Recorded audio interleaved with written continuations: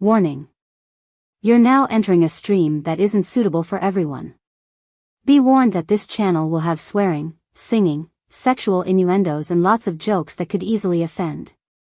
It is advised that you must be a little bit weird yourself to enjoy this channel, as those that thrive and enjoy the stream are weird in their own little ways. The chat is called El Chatty and is a wonderful community. It really is. However, again, it might not be for everyone. We want to hear everyone's opinion, no matter what it is. We encourage debate as long as it's done respectfully. If you're easily offended or don't like differing views, then again, this channel is not for you. By entering this stream you do so at your own risk. If you want to try it out, that's absolutely fine, but if you don't like it, no need to announce your departure, you can just leave quietly, as this isn't an airport.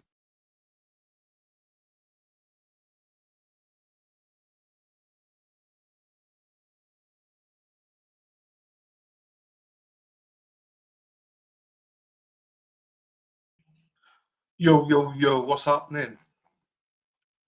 What we doing, people? What is appertaining today? I can't get to my media stuff. I was going to play the hack song, but I can't. I can get to all those other stuff, but I can't get to that.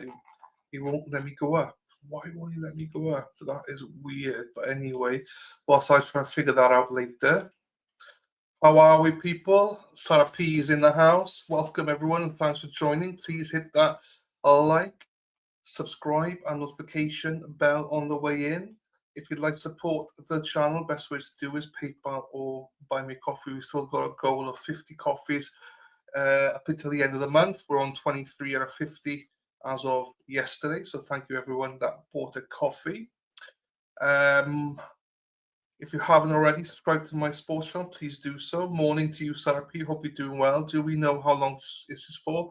No more than 2 weeks is what I've heard, but by sounds of it, it might be over early next week. So the judge covers a little bit of it now, so we'll see in a little bit here. But how are we, sir? Hope you're doing well on this fine afternoon. Marky, how are you? Hope you're doing well. Erin Cole, she's ill. Erin Hack's ill. Hope you get better soon, Erin Hack. What else we got here? Anyone else here? Rhonda, morning, my darling. Hope you're doing well. Lady Di, morning, my darling. Hope you're doing well. Bex, how are you, my darling? Hope you're doing well. Mark is there. Your hair fell out. It did. I shaved it. It's boiling. I shaved it so I can go out in the heat to walk, but then I got 2 big blisters, so I can't walk yet. But they're getting better, though. They're getting better. There you go. We've stressed him out, Aaron. That too as well. Yes. Give us a current status on the coffees is 23 from 50. It's all on the bar below. Based on yesterday. Yesterday we got 23 coffees. So thank you, everyone, for the coffees yesterday. We still got a little bit to go. I might do with a monthly go with coffees, to be quite honest with you. That's the best way, I think, with everything. Let me think about it. What's over? Dave, our favourite Dave is here. How are you, sir? Nice to see you, buddy. Hope you're doing well. Who else? Am I missing anyone here? No. Don't think I'm missing anybody. Oh, how are we? Hope you're all doing fairly well. I hope it's not too hot wherever you are. It's not too hot here. We had thunderstorms last night, so that's cooled it a little bit, which is fine.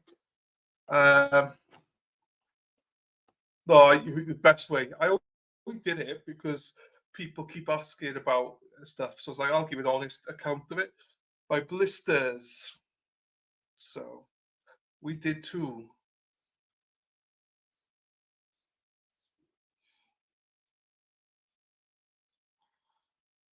I'm not sure what that means. We get them at... Oh, you got thunderstorm. Sorry, we got them to where? Yeah, when I went to bed about 1 a.m., I saw lightning, the lights. But yeah, we had some during the day as well. But it was worth it because it's nice out there right now. It's not like it's cloudy but nice, if that makes sense. I just can't walk at the minute. That's all. Not long distance anyway. There you go. Yeah, the trouble is, there's so many things going on in chat all at once, so sometimes I get confused what we're talking about. Also, I do realise people are behind as well, so I get that. Court is in session, has been in session for about 45 minutes or so, 50 minutes.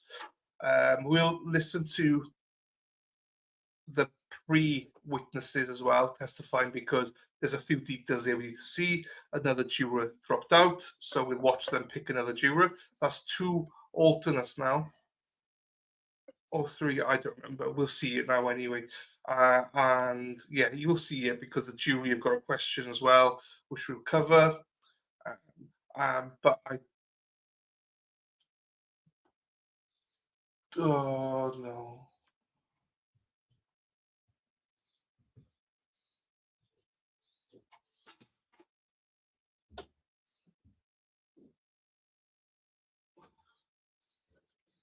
Okay.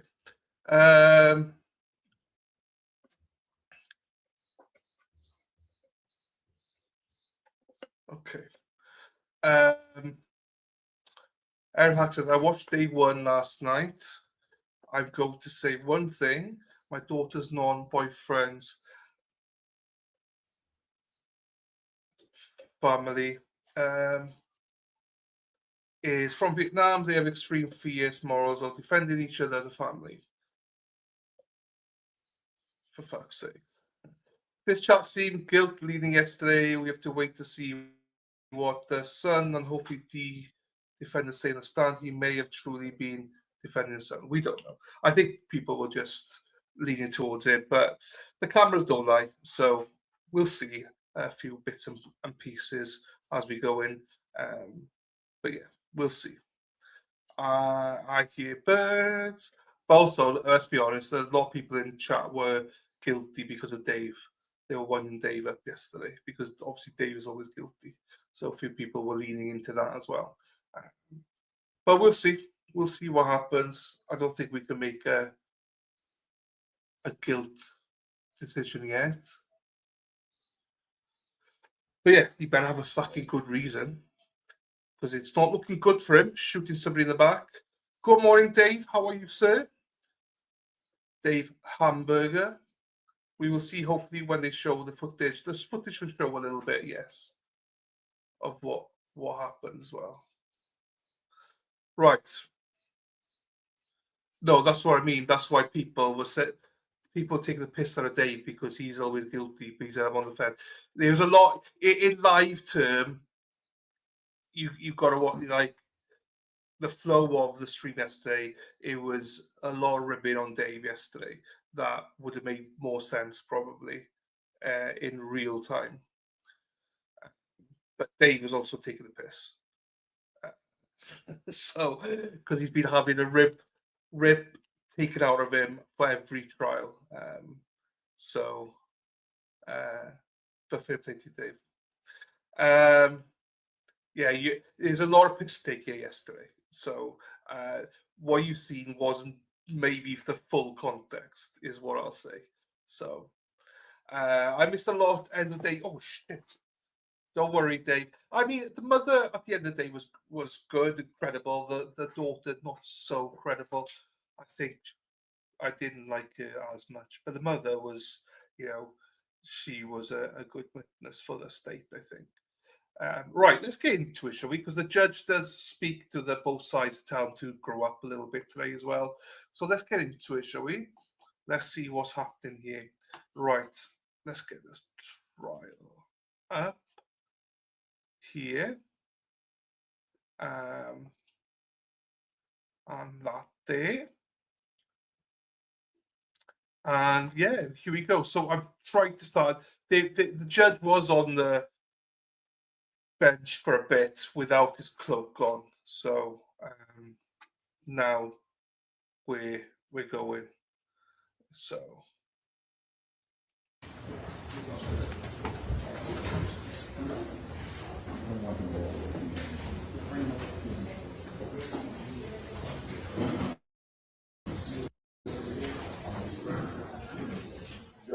Are you all right if I sit over here?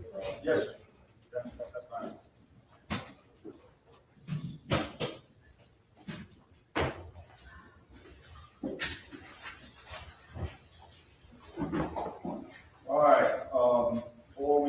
started, anything from the state, housekeeping wise, I need to address? No, sir, I don't think so. How about from the lieutenant? Nothing on behalf of us. Okay.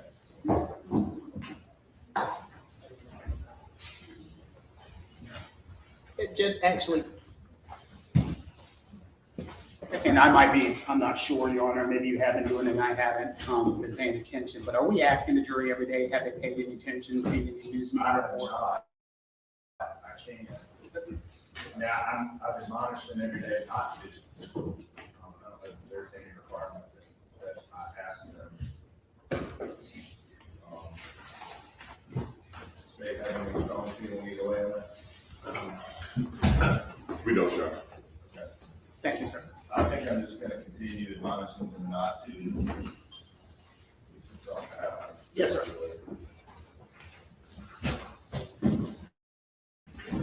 And nothing else on behalf of Mr. Chow. Okay, all right, first, we have lost another girl. The illness. So, number 22, which was the first selected juror. My clerk has prepared and the numbers of the other alternates, which I will draw from as required by statute. So, our replacement will be juror number 232.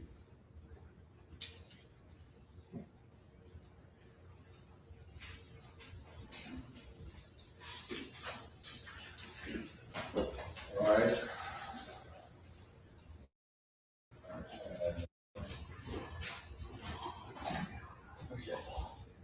All right, so we will replace and juror number 22, just to the record there, juror number 22 called in today, indicated she was sick and would not be able to make it, so she will be replaced about random drawing for the statute by juror number 232. All right, have another note from the jury, and they are obviously sentencing the pace. This trial is going because I said, Judge, we have a juror that has an important doctor's appointment that must be kept. The appointment is for June 3rd. So if we are still here, then we'll work around that. Doctor's appointment. That's Wednesday next week. I think that's it. I thought so too. So, just in case you didn't hear that, there's a juror who's got a doctor's appointment or operation or something next Wednesday, and then the jury concerned that this is going slower than what they were led to believe, and the prosecution are hoping to be done before next Wednesday, and the judge just said, so was I. I was hoping that as well. So it seems like early next week we'll be done, hopefully. But the pace of this trial is very slow. Very slow at the minute. As courts exhibit 16. All right, a couple other things, just housekeeping wise. I thought about addressing this yesterday morning after Monday's arguments when things started getting a little chippy, and I didn't, and it started bubbling over yesterday. And I don't know what or why there's this dynamic in this courtroom. I don't know whether it's TV cameras, media cover, I don't know. But there's way too much acrimony, bickering back and forth, sarcasm, eye rolling, disparaging opposing counsel. That stops right now. I didn't practice that way. I don't like preside over cases that way. And I'm not talking to one person, I'm talking to every person. So that stops now. You are all great lawyers, and I've worked with every one of you as a member of the bench. I've known many of you personally outside the courtroom. I've known some of you for the entirety of my career. I respect every one of you, but this needs to stop. Just be the great lawyer you are, try your case, and let's move on. And from here on out, we're gonna have one lawyer, one witness. We're gonna have one lawyer, one argument. Also, happened a couple times yesterday, the lawyers need to stand when they're addressing the court, with the exception of Mr. Swirling. He did address that with me. He had an issue with his knees, and his birthday is Saturday. So, Stacy. Don't say I won't go there.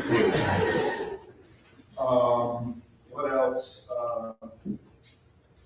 Just caution you also as to the redundancy, especially on direct. 611D allows me to permit some of that. But I know Ms. Taylor may remember the last trial, I was with you. Juror sent a note, or the jury sent a note requesting that counsel limit their repetitive questions to 2 or 3. So y'all keep that in mind. Just everybody take a glance back at Rule 18 of the Criminal Rules of Procedure. Also, in pretrial matters, we dealt with the issue of today being the anniversary of the event which we are all here for. I'm told there may be some lapel buttons or things of that nature. In pretrial, I ordered that there not be any mention of the anniversary today. So if anybody has anything like that on, it could be reviewed by a juror. I'd ask that it be removed. Mr. McCullough, you were the point man on the subpoena for Mr. Rutherford. What's the status of that? All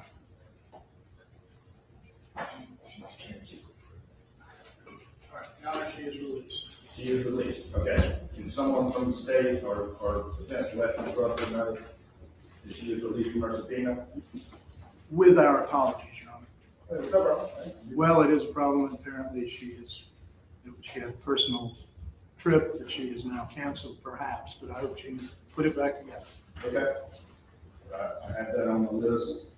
I think that is everything. Just wanted to follow up too on the issue yesterday with Deputy English, Deputy Carter, the statements, the Rule 106 issue. Based on, just to clarify, I did have the opportunity to look over the exhibits. I will stand by that ruling on the rule of completeness, but just with a finding that the statements or the body cams consisted of 2 separate statements. There's some case law that basically two statements don't satisfy or aren't required. If they're 2 separate statements, they aren't required to be both submitted basically per the terms of the rule of completeness. So I will stand by that ruling, but again, I will find that the statement of English and the statement of Carter are 2 separate statements. Anything else? None from the state. Just per your ruling, we understand completely. Just let the court know, court's written instruction and the solicitors. Carter has been subpoenaed and will be testifying. So it's just so we know that we've done everything that the court has required under the extradition. And based upon some other cases I read, and it does, if there's any error I may have made. He is subpoenaed and he will be testifying to the remainder of the statement based on the state's request in the court. All right, Mr. Tolbert, can you let your number 232 know that she is now part of the town? I will, yes. Thank you, sir, and bring him on in.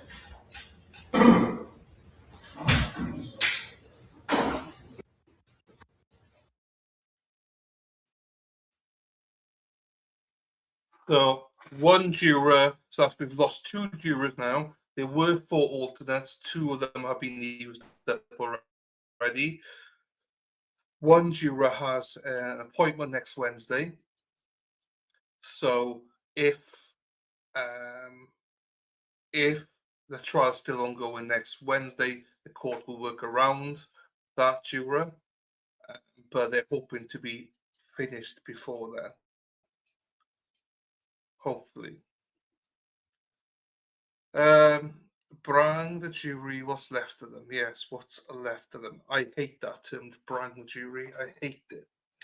I said yesterday, I'm not I think Judge Newman is okay. I'm not a massive fan of his. You should be funny like Dave Delan. What, Boston Dave, you mean? Boston Dave is funny. Dave Hamburger's not funny. Right, come on.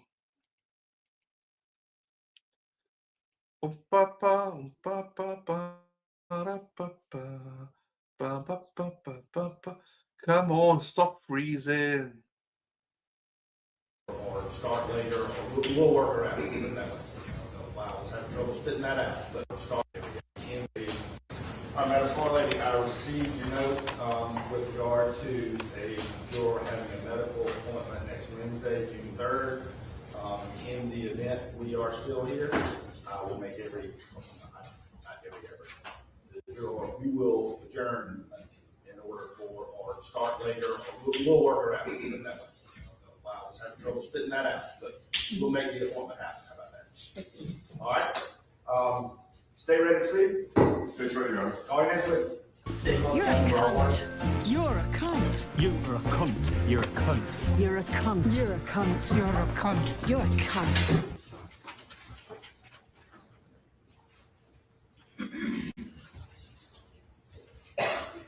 Hey man, just want to let you know that sometimes you gotta shut the fuck up. And this current time is just one of those times you gotta shut the fuck up. I don't think you're a bad person. I just don't want to hear you talking anymore. You gotta shut the fuck up. In this case, with the truth, I'll take enough truth to help you out. Thank you, discussing the witness stand and state your name for the record.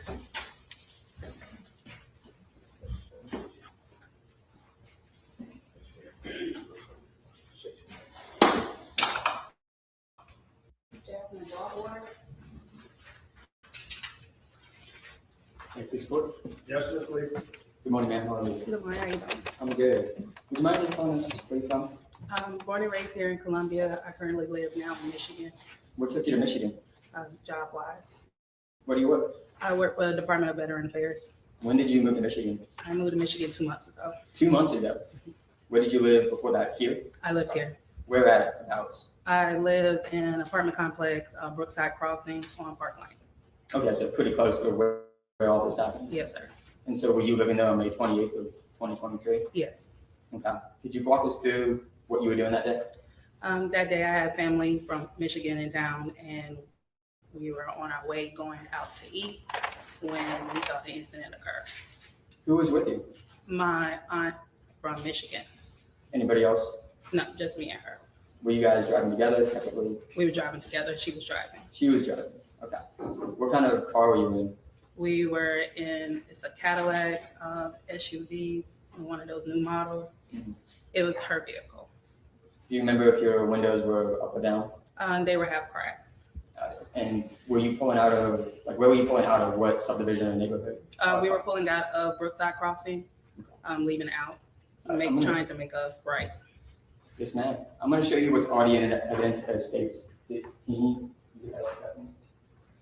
Now, Ms. Broadwater, I am unfortunately lacking in the height department. So even with this great piece of modern technology, I may not be able to point exactly to where I'm indicating, but if you need me to specify, I will let you know. Or you let me know. So could you tell us roughly where your neighborhood was? The neighborhood is right there. That's considered, yes, that's considered Brookside Crossing. Okay. And were you pulling out of this area? Yes, we were pulling out, making a right. Okay, so you're coming this way. Yes. All right, and then this is the gas station, so. Correct. Okay, so whenever you were pulling out this way, did anything draw your attention to the right? No, we were just pulling out. When I turned my head to the right, me and my aunt, that's when we saw the incident occur. Okay. Stephanie, can we do 26? I'm going to show you what's also in evidence of states 26. So this is, with what direction is it? Is it towards where you're coming out of or away? This is towards, so as you come, this will be my right, so it's coming out up there where the tree is at. Okay, so you would have been down over here, far into the photo, right? Correct. Okay, perfect. Do 27, 70. Is this the same rough? Correct. Where that truck is at, that's where we were coming out. Okay, perfect. And can you just let me what direction is this pointing on Springfield? So with the car being this way, it would be to my right. Okay, so this would be This would roughly where you were coming out of? I was on the passenger side, so that's to my right. And you said you were on the passenger side? Yes.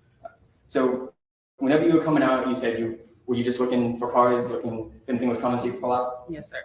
And whenever you looked to the right, what did you see? When we looked to the right, I seen a young man running. I heard a pop sound, and my aunt, we looked and said, "What is that?" We saw the young man go down to the ground, and we saw the older man had a gun in his hand pointed in a gun stand. All right, let's walk through that just a bit slower for the jury, okay? So you said you saw a young man running. Do you remember what he was wearing at all? Yes, he was wearing a red hoodie, black basketball shorts, white long socks. Okay. Do you know how close everybody was? Were they pretty close, pretty far away to each other? They were pretty close. Pretty close, okay. So whenever you looked over there, did you see the young man carrying anything? No. Okay. You said you heard a pop. Did you recognize what that sound was? Not at first until I seen him hit the ground. Okay.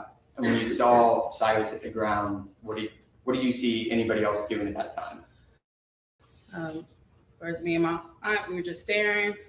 We saw the older guy had his gun pointed still, and I believe his son was running behind him. He came to a stop as well. You said the guy was holding the gun. Do you know who that guy was? The store owner of the Shell gas station. Okay. The man sitting over at that table? Yes. Okay. Compared to Cyrus, how big were Mr. Chow and his son? Are they bigger, smaller, same? Mr. Chow, he's pretty small, and he kind of got a little weight on him. Okay. So after you realized that a shot had happened, what did you guys do? We stopped. My aunt said, "Jazz, he just shot that boy. You need to call the police." We're both about to call them, so we both put on our cell phones. We called. My aunt said, "I just want to make sure we're seeing what we see." So we drove out real slow, and we still see Cyrus on the ground. Looked like he was trying to push himself up, like how somebody's doing push-ups, but they're shaking really bad. And he propped back down on the ground and started banging on the ground like in pain. So at that point, were you still sitting at this intersection that we have right up here, or were you moving? We were moving real slow because we wanted to make sure we saw everything. And that's when I got on the phone with 911 and explained to them, like, "Hey, we just saw the gas station owner shoot a young boy." And then my aunt, she said, "We need to get out of here." So we drove up to an empty parking lot near where the old Columbia Mall is at. And 911 had me on hold for a long time. So we hung up and we called again. Okay.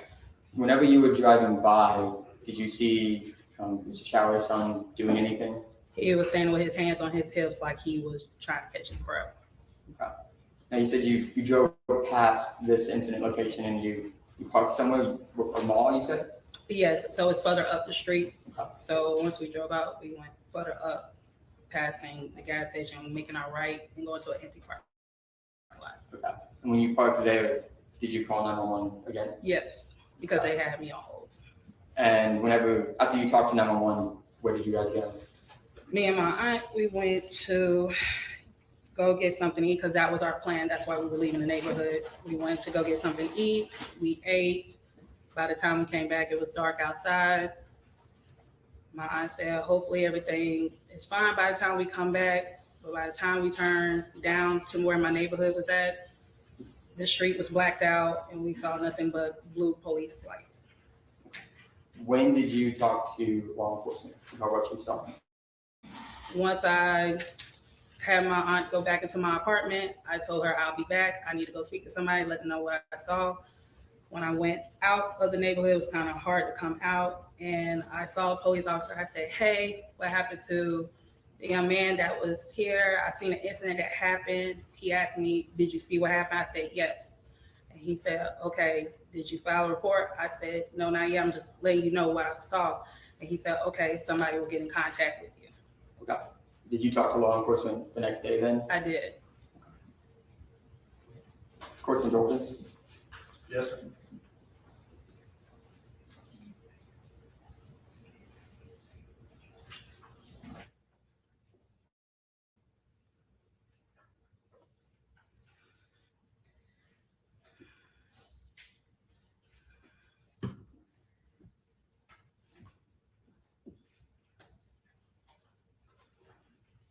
Just two more questions for you, ma'am.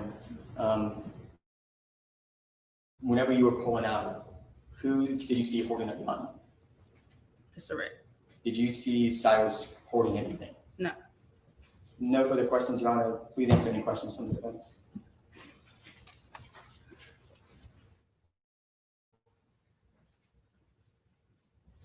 Yes, sir. Thank you. Ms. Brower, how are you? I'm getting yourself. You gotta get some pleasantries. The two of us have never met. Is that a fair statement? That's correct. Madam Court Reporter next to you is taking down every word that you're saying. I always go through this with everybody. And she can't take down head nods and shakes and things of that nature. You understand that? I understand. Two, she can't take down if the two of us are talking over one another. So if you'll give me the opportunity to ask my question, I promise you I'll give you the opportunity to answer. Is that fair? I understand. And finally, sometimes I've been known to speak way too fast. And if I speak too fast and you cannot understand my question, if you ask me to repeat it, I promise you I will. Is that fair? That's fair. Okay, so I want to make sure I get a little background. What part of Michigan? I went to law school in Michigan. So what part of Michigan? I currently live in Clinton Township. How long did it take you to get there? Drive, fly? I drove. I've done that drive. It is not an enjoyable drive whatsoever. No. I know it's not. What is that? 15 hours? 10. Did you make it in less than 10? Or did you go to speed limit the whole way? Whole way. Whole way. Jasmine, I really don't have a lot of questions for you. I really want to talk about everything that happened that day. Do you understand? Understand. And if I'm not mistaken, you feel free to correct me where I'm wrong. This was definitely an emotional situation. Is that, remember the, is that yes? Oh, yes, I'm sorry. And if I'm going through your testimony correctly, the first thing you did was call 911. That is correct. And that's when emotions were still going high and heavy. Do you remember that call to 911? Correct, yes. And you talked to the 911 operator? Yes. You remember a conversation with the 911 operator? Yes. And that was as close to the time as possible. Is that correct? Do you mind if I call you Jasmine? That's fine. Okay. And that was close to the time as possible, correct, Jasmine? Correct. And when we talked to the 911 operator, do you remember specifically how you did not actually see the shooting? I stated in my 911 call, I said, I think I saw it. And then my aunt was behind me, as you can hear in the 911 call. She said, no, Jasmine, he did shoot that boy. And I said, yes, he did. Okay. And I want to go through some of that, and I'm not trying to track it. I want to make sure I understand it. And I think that is exactly what I heard on the 911. But when you were talking to the 911 operator, you initially said, I didn't see anything, correct? No, I said, I think I saw. You think you saw. You were not positive when you talked to him. Correct, because my emotions gone. Fresh to the incident as possible, close to possible, emotional situations. Correct. And then you utter what you remember to the 911 operator, fair? Correct. And then you said, I think I saw. Is that what you just said? Yes. And then somebody in the car told you actually did see. Is that what your testimony just was? Yes. Okay.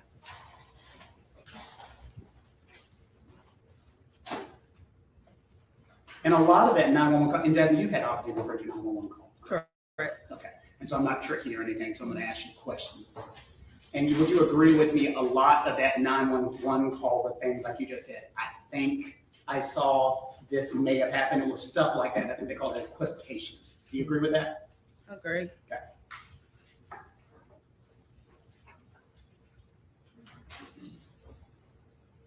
And then when the dispatch, the officer dispatch, whatever they call those 911 officers, they ask you a question. Did you see him shoot the boy, or did you just hear the gun go off? And your response was, we just heard the gun go off, and then we happened to see the owner pointing the gun at the boy while he was on the ground. You remember that? Correct. Okay. And so what you're telling them, and I think you had described, maybe you thought they might have been fireworks because you weren't sure what they were.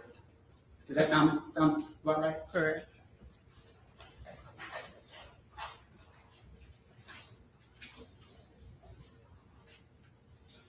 And then later, I think you gave two different statements. I won't say different because it's not like I'm accusing you. You gave two additional statements. Is that it? That's sorry. Yes. That's a yes. You gave two additional statements. Yes. And each statement after that first 911 call, would you agree, got a little more detailed? Yes. And this was after you had met with law enforcement? The next day, Yes. That's when I met with law enforcement. Yeah. And I want to make sure I understand, you also testified, you also gave the law enforcement, or one of these interviews that you gave, you specifically saw Mr. Chow toss the gun away? I'm not sure if it was a gun. I remember when my aunt and we was driving slowly away. Yes, ma'am. Mr. Chow still had his gun pointed at him while Cyrus was on the ground. He still had his gun in his left hand. He squat down. He grabbed something off the ground, tossed it, and then put his right hand back on the gun, still pointed at Cyrus as he was on the ground. So to repeat my question, you saw him toss something away, but you're not sure what it was. Not sure what it was. You don't remember if you told 911 or one of the other subsequent interviews that it may have been a firearm? No. Okay. And I'm not saying you did, I'm just asking the question. You understand, I'm not trying to trick you or anything like that, Jasmine. And Jasmine, do you remember doing or giving a diagram to law enforcement about where you saw the bodies? Correct. And they went through and you gave an identification where you saw everybody on the scene? Yes, that's correct. And you may or may not know, and don't answer the question if you do not know. Are you aware that the diagram and the identifications of where you put the bodies would have been after the shooting occurred? Yes. Okay. Which would have been consistent with you seeing the end of the shooting and maybe not the beginning or during? No. Okay. And possibly going in conjunction with your 911 call, which you originally told the 911 operator that you did not see the actual shooting, and maybe you just saw the aftermath of that. So I want to make sure I answer this correctly. Yeah, that was, remember those long questions I told you about? Yeah, I want to make sure I answer this correctly. Take your time, please. So, as I stated, when I turned my head to the right, yes, ma'am, we heard a pop. Your mom said, "What is that?" We saw Cyrus go down. That's when I seen Mr. Rich had his gun pointed. And that's when my aunt said, "He just shot that boy. We need to call 911." And we both called 911. That's when my aunt took her time to drive out slow to make sure that we saw everything. And we, as I stated, he still had his gun pointed in the back of Cyrus. I think you answered my question absolutely perfectly. Thank you so much. And are you going back to that? Yes. Right after this? Mm-hmm. I pray for your drive safe. Okay? Thank you. Take care. Thank you so much, Jasmine. I appreciate you. Thank you. Anything over there? Court's open, John.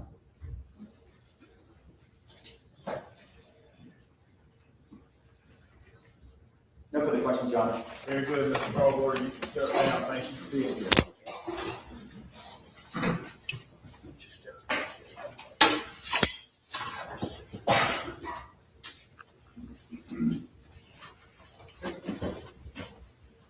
Ready to call next witness? Yes, sir. State calls Devontae Bryant.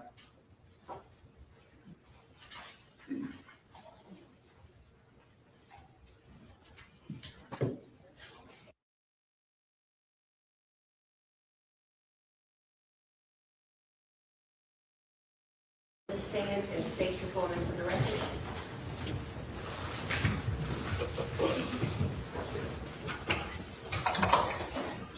My name is Devontae Bryant.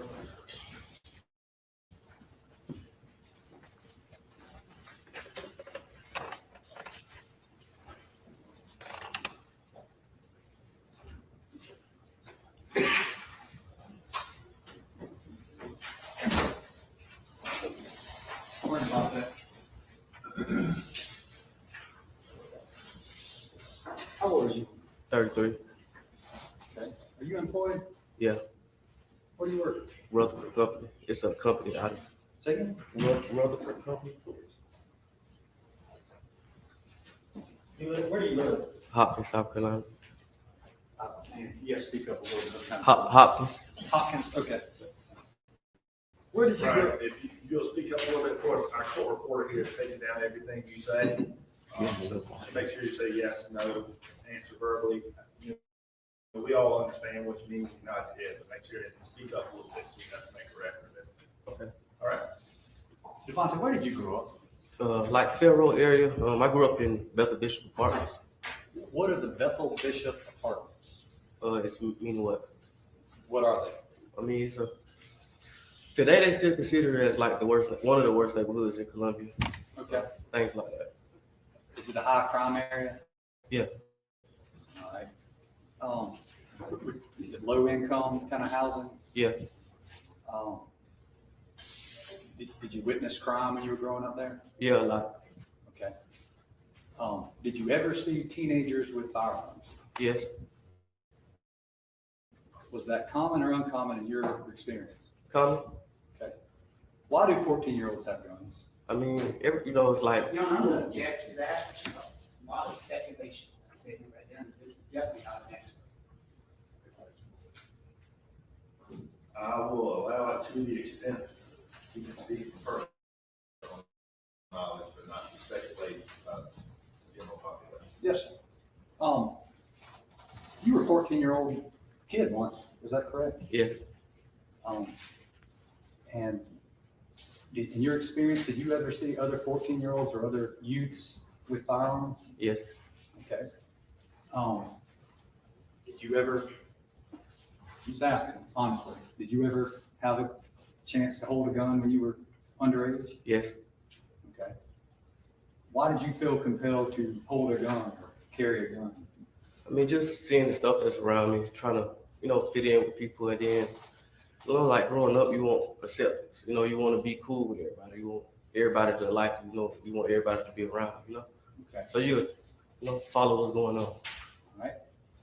So in your experience in the areas you grew up with, guns were cool. Yeah. And would you have certain cachet? You know what that means? Would it help your reputation sometimes? Oh yeah. Okay. Can you explain that? I mean, it's like I said, it's more like it's a acceptance thing. That's what it'll help with. Kids being cool to you, being cool with other kids, you having an influence. You just not being talked about in how they say, a lane way with kids. You want to be popular or things like that. Okay. So, in your experience growing up in the Bethel Bishop, was it common or uncommon to see people who were under the age of 18 with guns? Common. Okay.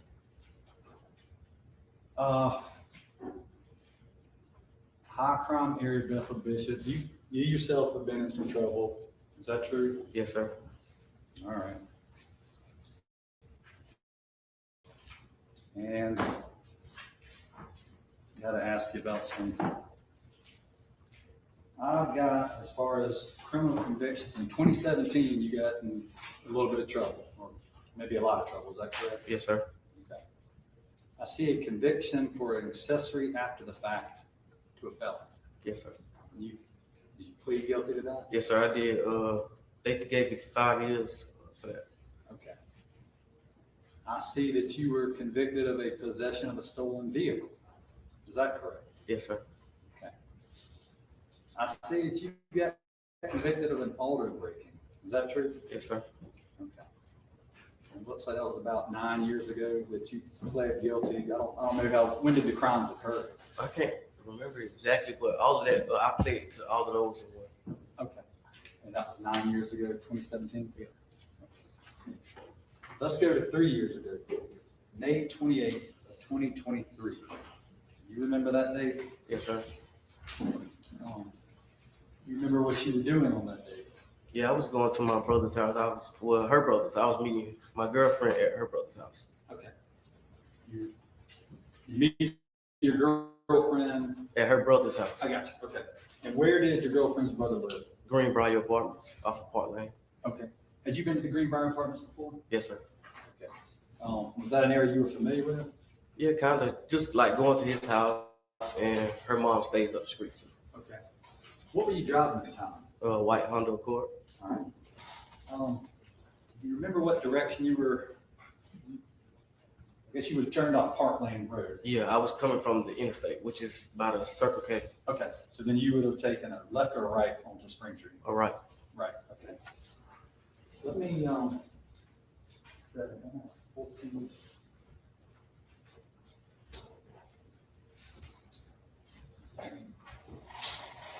All right. Do you recognize what we're looking at in Stage 14? Yeah.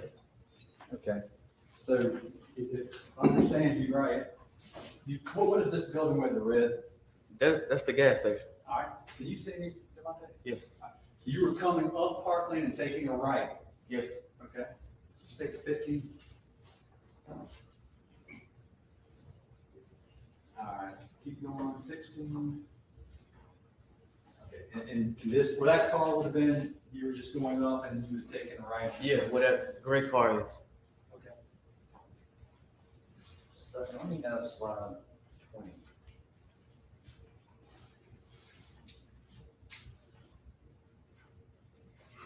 All right. You seen this video before, state slide 20?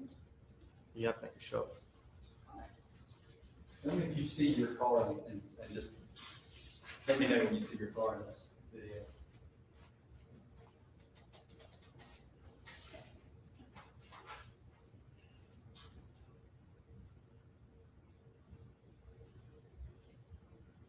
Right there. That's you up there, that white car? Yeah. Okay, play it. a second.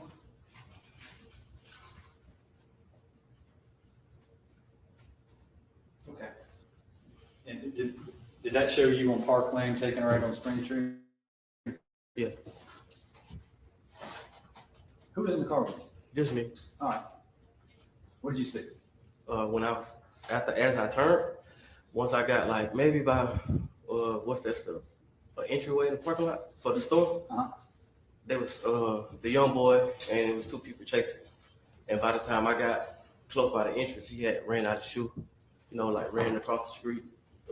They still chasing him. He stumbles and falls. He's trying to get back up. He's making up. Wait, let me stop you real quick. You talk about the young boy. Did you see the young boy you're describing in that video? Yeah. Stakes number 20? Yeah. Okay. What was he wearing? A hoodie. Okay. You said they were chasing him. Who was they? The man and his son. Okay. Had you ever seen any of these people before? No. Okay. The man and his son, do you know who that man is now? Well, yeah, now. Okay. And who was that man? His name Chow. Okay. Do you see him? Yeah. Okay. Where is he? Right there with glasses. So Rick Chow and his son, and Rick Chow's son were chasing the red shirt boy? Yeah. Okay. Did you see the boy in the red? Do you know him now to be Cyrus? Yeah, now. Okay. If I call him Cyrus, would you know him? Yeah. Did you get to see Cyrus's face when he was running? Just this side when they crossed the street. And yeah, the right side of his face as I was advancing up Spring Tree. Okay. What, if anything, did Cyrus have in his hand? A book bag. Okay. Okay. What else did he have in his hand? Anything? No. Are you sure? Yeah. Okay. And how close did Cyrus and Rick Chow and Andy Chow get to you while you're driving down Spring Tree? Real close. I had to hit my brakes because if I wasn't paying no attention, I could have hit one of them. That's how close they was to my car. Okay. So they ran in front of your car? Yeah. Okay.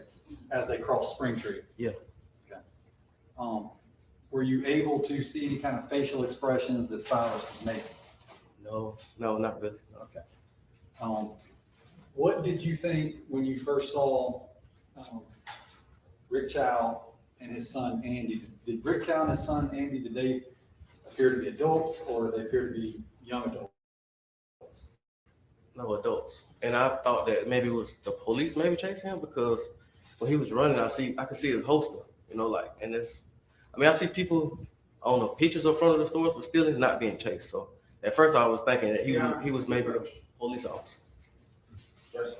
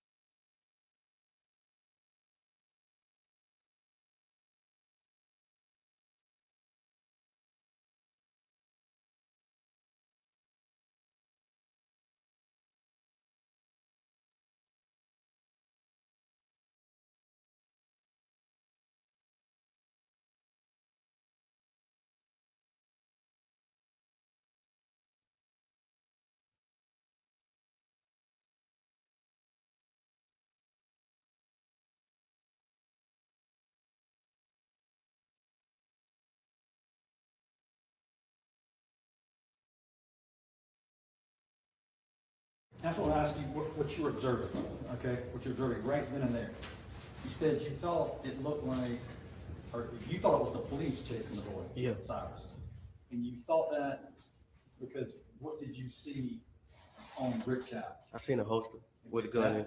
And that was in plain view. Yeah, like his shirt was flapping up as he was running. Okay. Did Cyrus appear to be an adult or? No, you could tell he was a kid. Okay. All right, where was I? Let me see slide 24.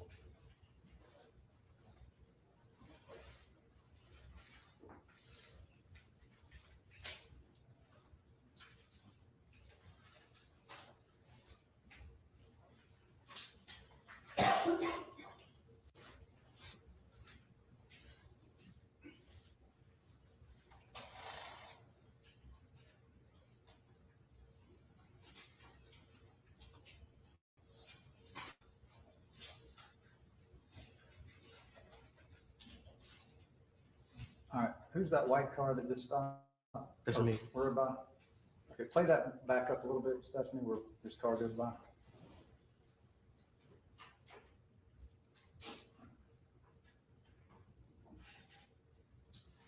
All right, play. Okay, what are you doing there? I'm slowing down because they running across the street. Okay. If you hadn't slowed down, what was your fear that would happen? I would have hit one of them. Okay. You're driving up Spring Tree, going to your girlfriend's brother's house. Were you expecting 3 people to run across the path of your car? No. Okay. Slow down, almost to a stop. Is that what we just saw? Yes. Okay. And then when you go out of view of this camera shot, this is States 24. What are you doing next as you're driving? Driving real slow, paying attention to the 3 people that's running. Okay. Did you drive behind them or did you sort of pace them? You know what pace means? Yeah, pace them. Okay. Or did you go on ahead of them? No, pace them. All right. Why did you pace them? They was chasing them, so I was really trying to see what was going on. And like I said, at first I thought it was like the police chasing somebody. Okay. Well, you're in the right lane of travel, I assume. Yeah. All right. And so are they on, as you're pacing them, are they on your left or are they on your right? They're on my left. Okay. And are you focusing on the road or are you focusing on these people that just ran out in front of your car? The people.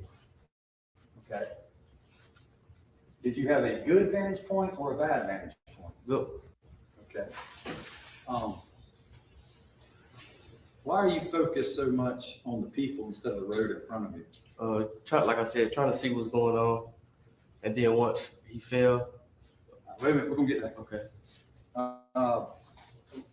From that vantage point, did you ever see Cyrus pull anything out of his pocket? No. Okay. Did you ever see anything? Did he lose any clothing while you were watching him? Shoe. You saw him lose a shoe? Yeah, he had a white Air Force going on. Okay. Did he stop to get his shoe or did he continue running? He kept running. Okay. Did you see him drop any other things while he was around the shoe? No. Okay. Did you see him throw anything? No. Okay. Stephanie, can you play slide 21?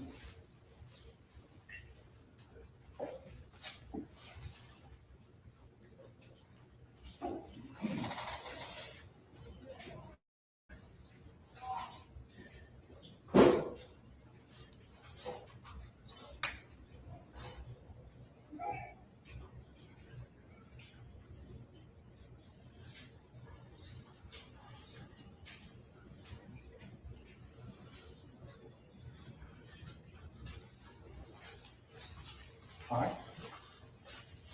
Is that what you're describing, what we just watched in that video? Yeah. Can you go back maybe like 5 seconds or so? Put the cursor here. All right, I want you to focus, Devontae, on this area. Okay. And I want you to speak up if you see your car or when you see your car. Okay. All right.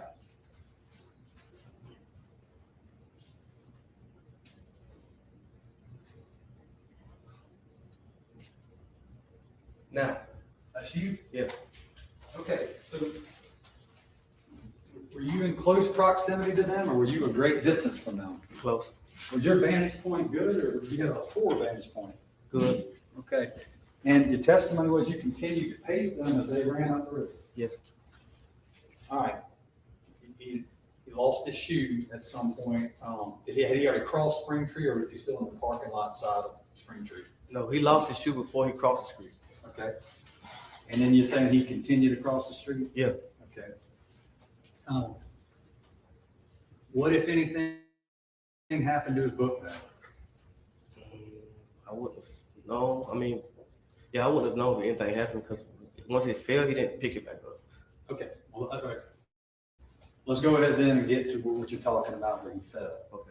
Tell us what you observed about him falling. Okay, so when he fell after he got across the street, Okay. it was something over there that it looked like he had to trip up over or something. You saw him trip? Yeah. Okay. And were Rick Chow and Andy Chow in front of him when he tripped, or were they still behind him? Behind him, but they was real close up on him when he tripped. Okay. So when he tripped, how would you describe the fall? He fell hard. The first fall was real hard. Okay. Did he try to get back up, or did he get back up? Yeah, he tried to get back up, but it was more so of a stumble versus him standing straight up. Okay. Did you see the book bag again after he got up? No, it was on the ground. Okay. All right. Did you see anything in his hand at this point? No. All right. Was he able to get back up on his feet? Yeah. Okay. Then what happened? It's like he stood up almost all the way up completely. He maybe took a step, if that, and that's when he shot. Okay. And then what happened? Like Cyrus fell. Once he fell, he was trying to like roll himself over, but I don't know if he could or not. But he was like putting his hands up as he was trying to roll himself over. Okay. But you could tell he was still out of breath. Like he was still breathing real hard.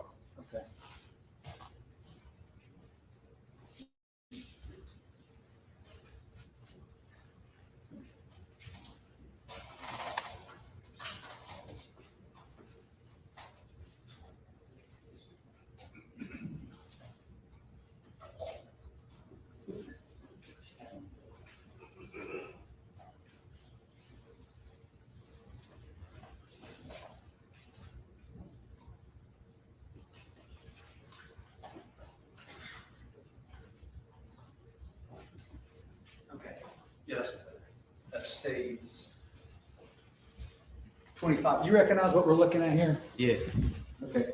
Do you see the spot where you remember him taking that first fall? Yeah. Okay. Judge, I think probably with court permission, if you want to take a step down and point out. Okay.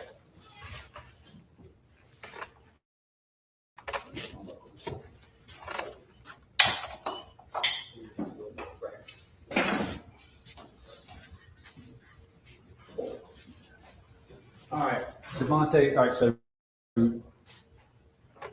this is, where, on States 25, is the gas station in front of us or behind us? Behind. Okay. And if we're right here, do you see the spot you were just describing where Cyrus took that initial fall? Yeah. All right, can you point to it with the pointer? Yes. He took that first one, she fell, he hit the ground real hard. Okay. And speak up too, so she Yeah, I said up there, he hit the ground real hard. That's when he first fell. Okay, point to it again. Okay, so he was in the road and then he falls into the grass, or he falls into the road? No, he was in the grass and he fell into the grass, like on the side. He never got back in the room. I got you. Once they crossed the street this way, he never went back towards the right. Okay. All his movement was on the side of the road. I got you. But he's running up the road, and does he trip over the curb, or did you see what he tripped over?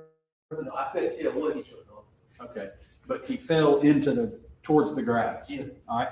And at this point, when he trips, where's Rick Chow? Can you point to where he is? He's like right behind. So if Cyrus trips up here, Rick Chow. All right. Can you say about how far behind him he was? Maybe 2 feet, if that. So he's right up here. Yeah. Okay, and if you're Cyrus, he's about this close? Yeah. All right, where is Andy Chow? Rick Chow's son? And when Cyrus fell, he's beside. Okay, these two, Rick's behind him or to the side of him? Beside who, the son? Yeah. No, they side by side almost. But they're right back in 2 feet or so is what your testimony is? Yeah. Okay, so about the distance, maybe give or take? Yeah, give or take about this distance. Yeah. Okay. Did they do anything to him while he's on the ground? No. Okay. Did you see anything in Cyrus's hand at that point? No. Just the book bag had filled. Okay. Did Rick and his son Andy allow Cyrus to get back up or attempt to get back up? Yeah. Okay. Then what happened?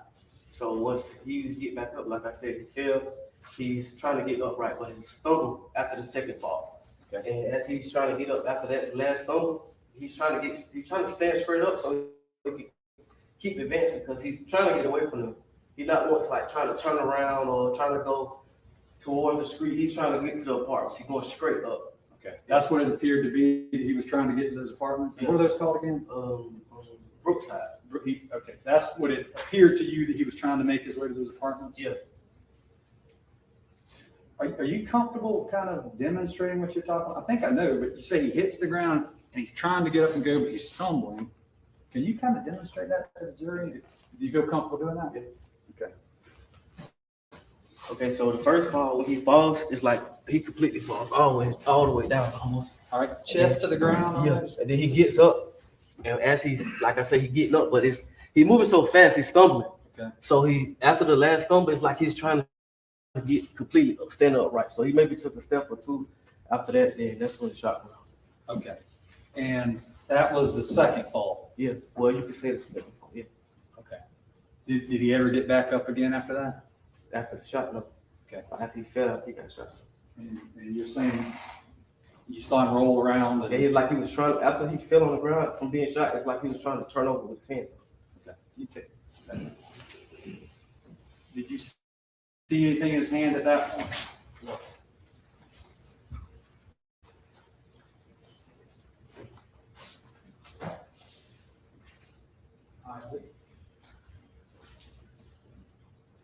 Do you recognize this little area behind these trees to be where Cyrus came to rest? Yeah, like on the left side of those trees, yeah. Right here. Yeah. All right. Zoom back out a little bit. And we're still looking at stage 25. All right, so I just want to be clear, correct me if I'm wrong, but you say the first time he fell was somewhere in this area. Yeah.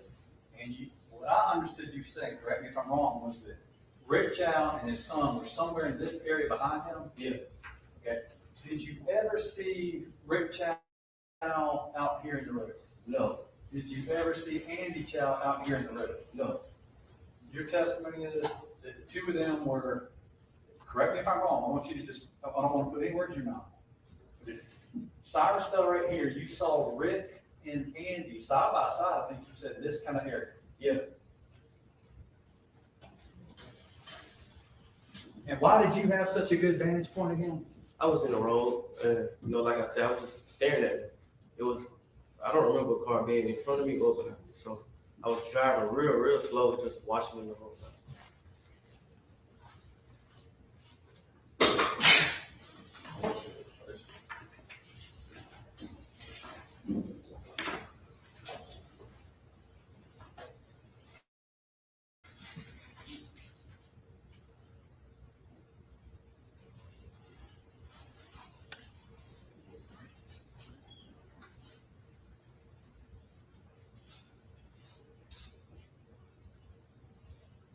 Devontae, did you stay on scene after this?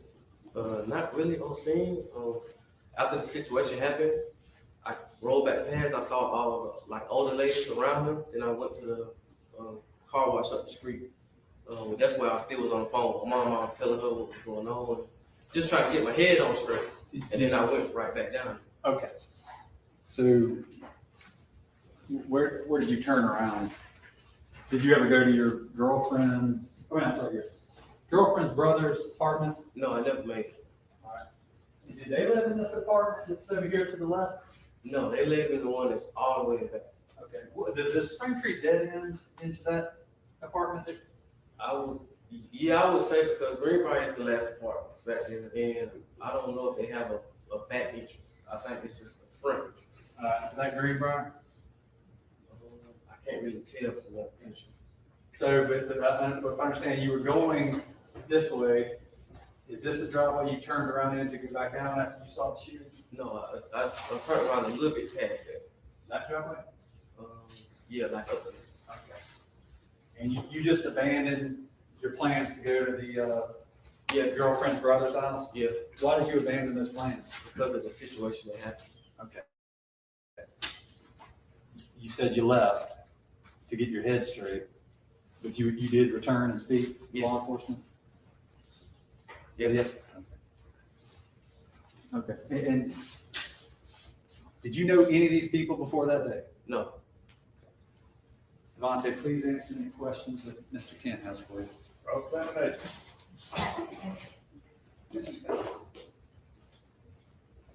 Yeah.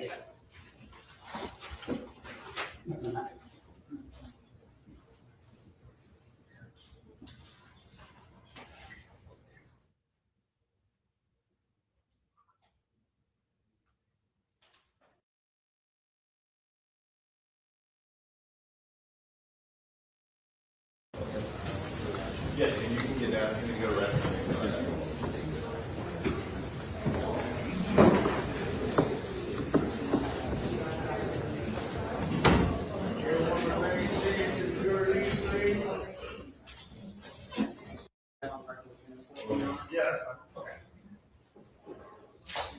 Go ahead. Thank you, Your Honor. First, we appreciate you giving us a break to make sure we are ready to get proper for cross-examination. Secondly, at the bench, I made an objection, which was consistent with the court's pretrial ruling. During the pretrial ruling, the state of South Carolina argued that they should be able to put a wall of shame up in front of the jury. We asked that it not be put up. And subject of compromise, the court asked the solicitor's office all they're going to put it up and not make any discussion about these were people who had not been chased before. When this witness testified, I think it was spontaneous, it was not elicited from the solicitor's office. However, this witness gave the same exact language that they said they would not be giving into. The statement on the record was, this was a wall where people who had not been chased before, something of that nature. I don't want to quote, but it was something of that nature. We had immediately made an objection. The court at the bar basically gave us a choice. Did we want a curative instruction or did we want to move on? I was at the bench with co-counsel Swirling and McCullough. At that point in time, we thought it would be best to leave it alone and not to bring any light to it. The court gave us an option if we wanted a curative instruction. As a strategy decision, we chose against it. However, we were very concerned that this not come out again. Again, we agree it's not elicited from the solicitor's office, but it still is a concern of ours because that's something that the court considered. Thank you, sir. Yep, I think that accurately reflects the next conference. I did give you all the options of curative or simply move along so as not to draw further attention to it. And I'll just let Mr. Bryant know, Ms. Bryant, and you are privy to that, so it's not your fault, you're not in trouble, nobody's fussing at you. But we, as far as the photos and things, you may have knowledge of what those photos mean on the wall and in the store, but we're not discussing any of that as far as what that means or whether or not folks were ever chased or not chased. But we're just staying away from that so we don't prejudice any of the parties. So again, you didn't know about that. You weren't here for pretrial motions. And things like that happen.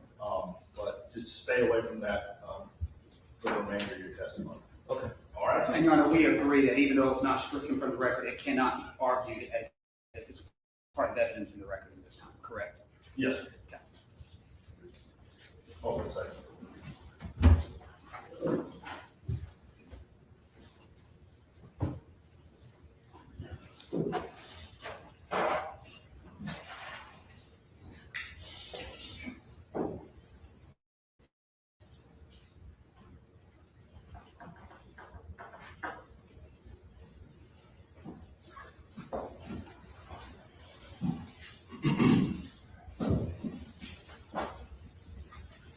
All right, just from, I guess, the media standpoint, I know we only have the one camera in here, but the clerk's office just got an email from a alleged concerned citizen in Washington DC watching the trial and says that, I don't know if the person is a lawyer, knows something about the procedure, but said they were able to see one of the jurors on camera. Didn't happen. Okay, well, I The just. deputies, probably the top of the deputy's head. It said a blonde lady, and maybe they don't know whether the court reporter is a juror, I'm not sure, but I just wanted to address it and make sure since it was sent to the clerk's And office. I can tell you it didn't happen. Okay, but just, we have. I'm very cautious. I know you are, and, but I just want to make sure since it was sent to the clerk's office. It probably, the court reporter said, a blonde hair with a pinkish outfit sitting close to the witness. We're probably talking. Make sure they know what I am. That's an expert. Yeah. Wanted to address it for the record, be sure. All right. I think that's circle. You're in the way, right? Ready for cross? All right, Mr. Tolman, bring in the jury, please.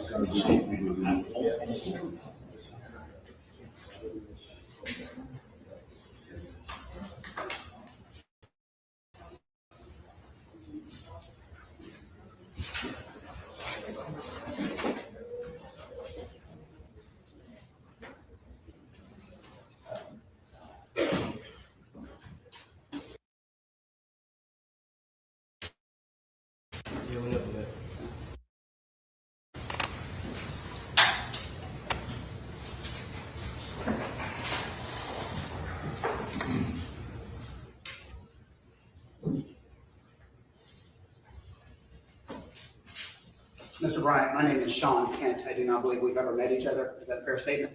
Yeah, we never met. And I'm going to go over a couple of rules so we can be on the same page as I'm asking you questions. Is that fair? Okay. And I do this with everybody. Just make sure we're both on the same page. Madam Court Reporter is taking on every single word that you are saying. You did a good job from the state, but she cannot take down head nods and shakes and things of that nature. So make sure you answer yes, no, and so on so she can get every word. Is that fair? Okay. 2, she cannot take down if the two of us are talking over one another. So if you'll give me opportunity to ask my question, I'll give you opportunity to answer the question. Is that fair? Okay. And if at any point in time I speak way too fast, and I've been told I do that, and you do not understand my question, if you simply ask me to repeat it, I will repeat it so you can have it read again. Is that fair? If I can remember the question I asked. Okay. Is that fair enough? Yeah. Okay. Do you prefer Mr. Bryant, Devontae? What do you want to be called? I'm going to give you a proper title. Either or. Okay. Is it fine if I call you Mr. Bryant? Yeah. Mr. Bryant, I want to go through first the testimony that you offered the state of South Carolina just a few moments ago. Do you remember what you testified to? Yeah. And I want to first start at the beginning part of your testimony that you were giving to the jury when they were asking you questions about guns. So remember that. Yes. And when they were asking you questions about guns, they were asking you about the prevalence and the amount of guns in the community of children, 14-year-olds and so forth. Remember those questions? Yeah. And you remember saying that it was basically normal that a lot of kids have guns. Yeah. And it is okay for them to have guns because it's a sign, a status or something of that nature, right? I'm not saying okay, but. It's not okay, is it? It's not okay? I didn't say that it was okay for a child to have a gun. I never said that. And then let me follow that up with that question. It's not okay, is it? I mean, it depends on what point you come from. I don't. Please explain. What point would make it okay for somebody under the age of 15 to possess a firearm? I mean, I wouldn't. Well, you do know. You just said it depends. So let the jury know, based upon the questions from the state and your answer, when is it okay for someone under the age of 14 or a child to have a gun? I mean, I wouldn't know. I mean, everybody had their own viewpoint of it. That's why I say it depends. And I'm asking your viewpoint, based upon your testimony, based upon what you offered to this jury, when is it okay? I mean, protection-wise, if you ask me. Go on, please. I did ask you. That's it. What do you mean protection-wise? Depending on the area you grew up in or the area you stay in, maybe. And so when the state of South Carolina put you on the stand, they understood that you felt it was okay to break the law for protection. Objection to the question. I'm ready. All right, ready. It is your testimony that it is okay to break the law for protection purposes. No, I'm not saying. I never once said that. Okay, tell me what you said. I don't want to put words in your mouth. I don't remember, but I didn't say that. No, you just said it a few seconds ago, that it would be okay for protection purposes for someone under the age of 14 to have a firearm. Is that what you just said? That's what I said. Is it legal for someone under the age of 14 to have a firearm? No. So would it be breaking the law for a person under 14 to have a firearm? Yeah. And so would your testimony not have just been, it is okay for someone under the age of 14 to break the law for protection? Isn't that your testimony? Yeah, I guess. Yeah. I guess? Because that's what they put you up to justify and say it's okay. So is that your testimony still to this jury? Objection to the question and the implication.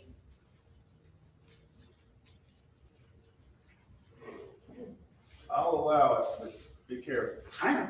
Did you understand my question? No, sir. Well, let's move on just a bit. We'll go back to that. Do you own a firearm? No.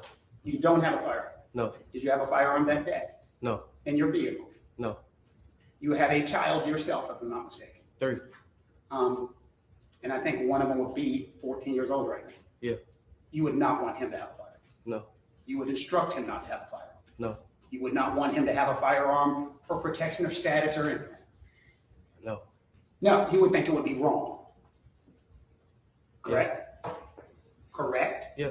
It would be dangerous. Yeah. And you would not want your child in the community carrying a firearm. No.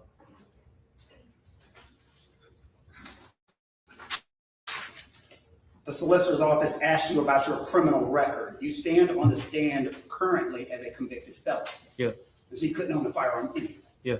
And so you stand over there convicted of 3 separate offenses. I'm not sure how many. I'm not sure. Not sure how many felonies you have? No. Were these all in Richland County? Yeah. And so were you prosecuted in this courthouse? Yeah. And so they are familiar with you? I don't know. Okay. When you talked to officers on the scene, well, let's go through this. You actually gave 2 separate statements to officers. One on a body cam on scene. Do you remember that? Yeah. And then separately, you talked to another officer. Is that a fair statement? Like you sat down and met with an officer and gave an actual recorded interview. Remember that? Yeah. And I'm going to go backwards. I'm going to talk about the second interview first, because this was with a member of the Richland County Sheriff's Department who interviewed you. They both were. Okay? Both were Richland County officers. Yeah. They interviewed you, right? Yeah. They asked you what happened. Yeah. They asked your details. Yeah. They let you give the story. Yeah. And you gave them this story, and after you gave the story, you remember one of the officers telling you, don't embellish, that doesn't fit the evidence. I don't know what that means. Yeah, I don't know what that means. When you met with them, did they think you were exaggerating the story? Objection, Your Honor, speculation of what somebody else believes.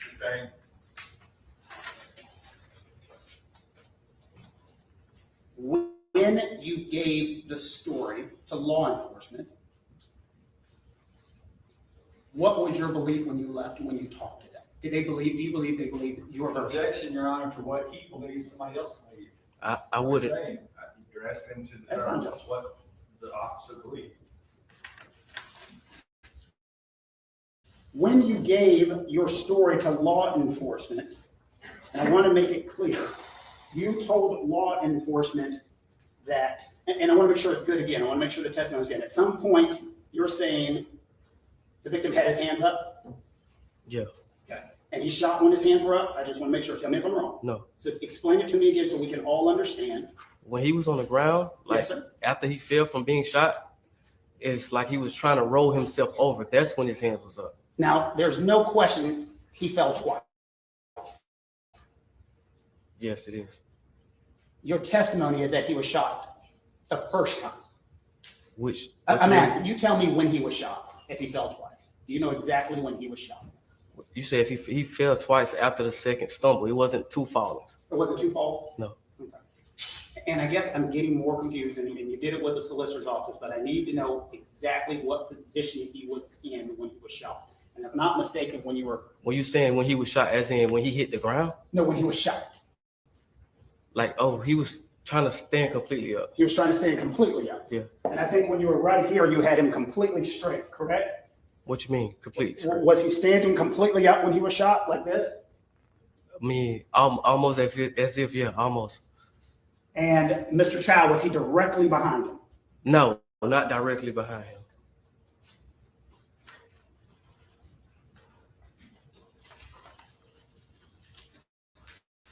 If you can come down again for me and just put your body in the position that you saw, and I want to make sure I say this correctly, the position you saw Cyrus in when he was shot. Does that make sense? I'll make sure you understand my question before you do. Do you understand my question? Yeah. Yeah, can you come down from the stand and just show the jury the position, the exact position his body was in when he was shot that you saw? Yeah. He was almost like completely up. Like he was getting up like this. He wasn't here. Yeah. Okay. No, he was like here, but still trying to move and get up at the same time. You get what I'm saying? I do, and I'm just confused because I thought with the solicitor's office you said he was straight up. So you're not saying he was straight up. He's trying to get straight up. He's trying to get up like how I'm standing like this. He's trying to get to this point, but he never could get to this point. He's still stumbling, trying to catch his movement. That's what's going on. That's what you saw. Yeah. Okay. And then after he was shot, what happened from that position? He fell. He fell completely again. Right there. Yeah. Didn't move any further. It's like maybe a try to turn over type of thing, maybe. So where the body came to rest is where he was shot. I don't know where his body came to rest because it was so many people gathered around him.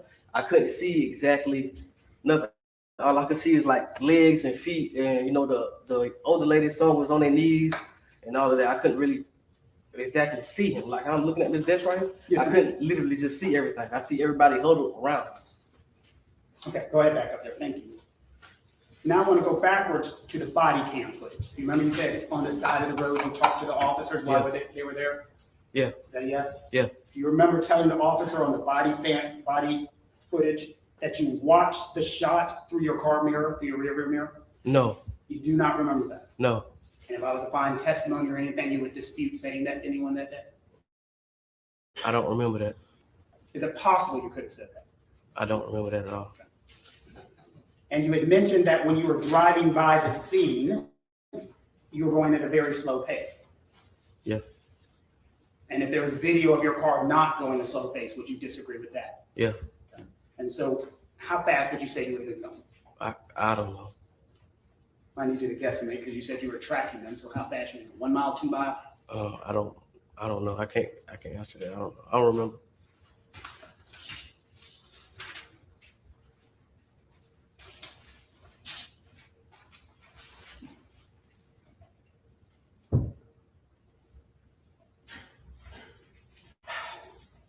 You had mentioned in your testimony that you did not see anyone throw anything. Is that correct? Yeah. And you said you saw the book bag laying directly on the ground? Yeah. And it just had fallen? When he fell, the book bag fell. The first time. Immediately at the same spot? Mm-hmm. Well, no, I wouldn't say the same spot. I can't remember exactly where, but I wouldn't say the same spot. I think it kind of fell down, so I can't really remember. Well, you testified to it. And so that's why I want to make sure, because you testified on direct that it fell right there. So if you want to correct it now, please. I mean, can you explain what right there is? It could be here, it could be there. You're saying right there. I don't know what right there is. Well, I need to know because that was your testimony. Where did the book bag fall? On the ground. Where? I mean, I have to look or something. I can't just say where exactly it was on the ground. You saw the book bag? Yeah. You saw the book bag on the ground? Yeah. It was not down a hill in some grassy area. You personally saw it? Yeah, it was on the ground. Okay.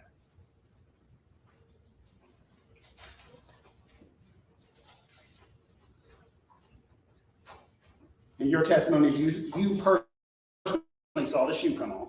Yeah.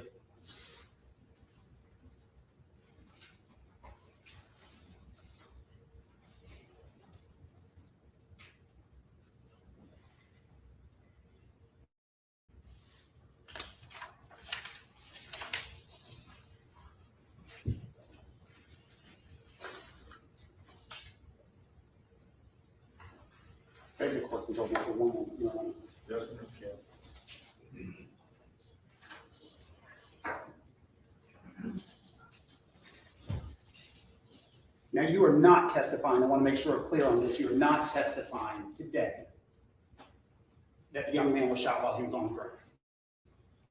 No.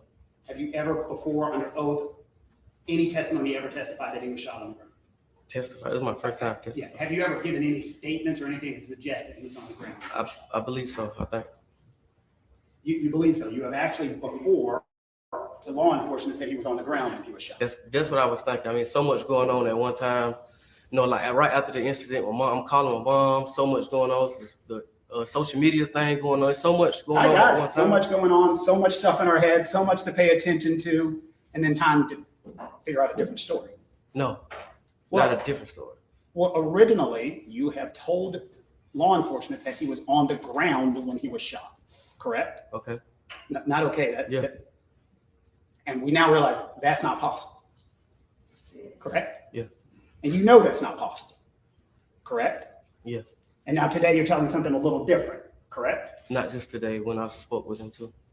When you spoke with who? Officer.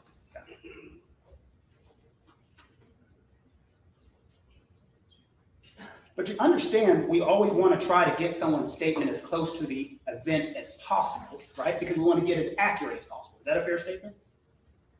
No. You don't want to get someone's memory as close to the event as possible? I mean, yeah, but that's not fair because, no.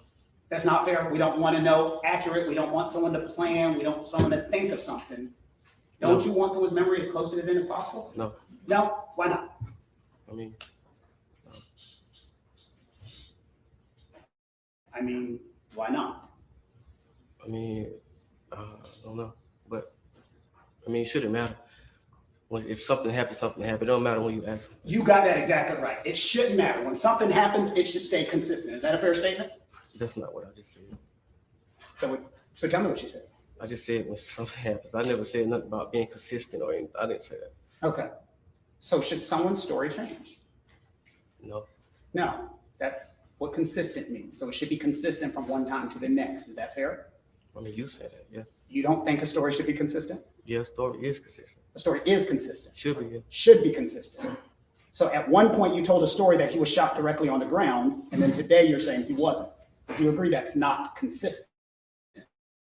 Yeah, but I think there was a misunderstanding because I don't think the officer was really understanding what I was saying. So I think he kind of misunderstood my explanation. That's what I think. That's what you think? Yeah. And a few minutes ago, I asked you, you specifically stated that you said he was on the ground when he was shot, and there was a bunch going on in your head, and you were incorrect. No, I didn't say that. I said the women was around him on the ground as I was passing back by the scene. So I couldn't see. When I directly asked you about telling an officer or giving a statement that you said originally that he was on the ground when he got shot. That's what I asked you. Yeah, but you just asked me something totally different for clarity. You didn't ask me the same thing. What? What you asked me prior to the question that you just asked me. Do you remember? Let's make it very simple. Do you remember at some point in time telling an officer, anybody, that Cyrus was on the ground when he got shot? Yeah. That's a yes. Yeah. Okay. That's not a confusion. That's not a trick question. That's a yes. Yeah. Today, you're saying that's different, correct? Yeah. You have met with law enforcement, solicitors, everybody in between those two times. Yes? Yeah. And we realize the first thing that you said about shot on the ground is not possible. No. Yes,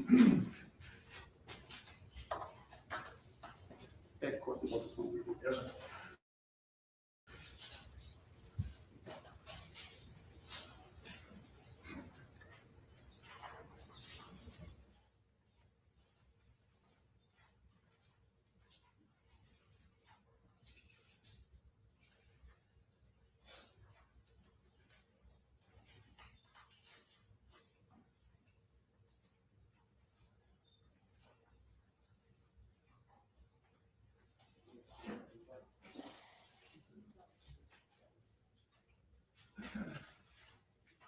A moment ago, I was asking you if there would be any video or anything of that nature of your car going at a fast level, and you said there would not be. Is that a fair statement? Yeah. And you do recognize your car? Yeah. And you know what it looks like? What type of car is it? Honda Accord.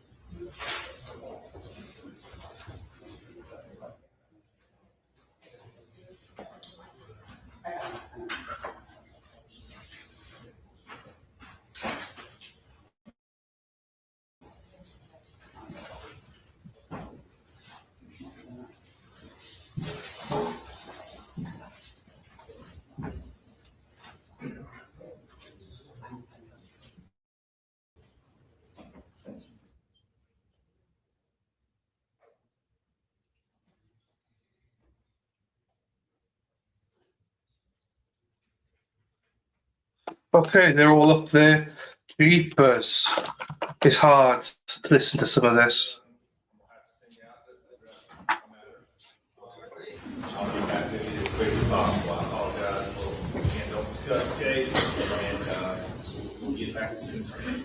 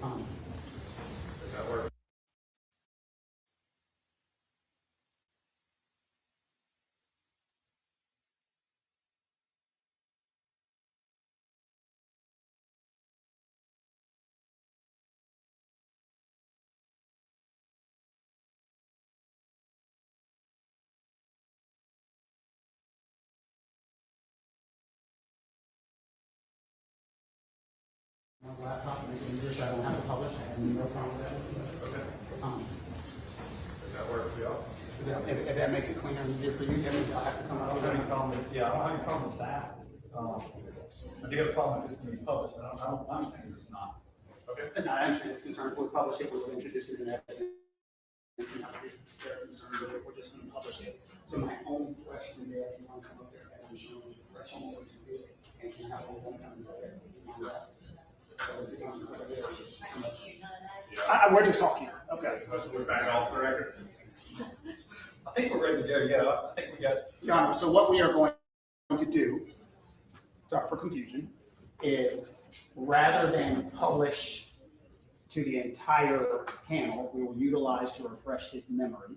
Okay. There will be no objection. They have no problem with someone from our team showing him the camera, so it speeds it up a little bit. Okay. And we go from there. Very good. And we're trying to get our technical staff here, this poor lawyer. Well, just let you know when you're ready. They're just arguing about some video. They don't want it to be published or something. So imagine this video from the day that they just don't want to be shown.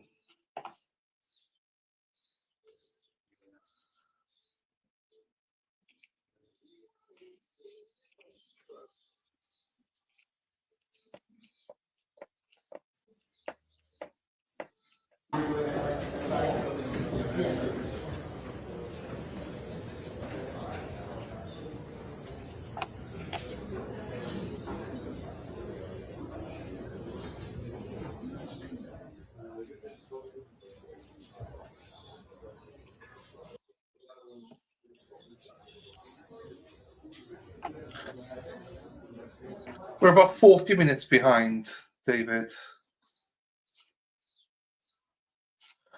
So unfortunately, that business cost us about 20 minutes.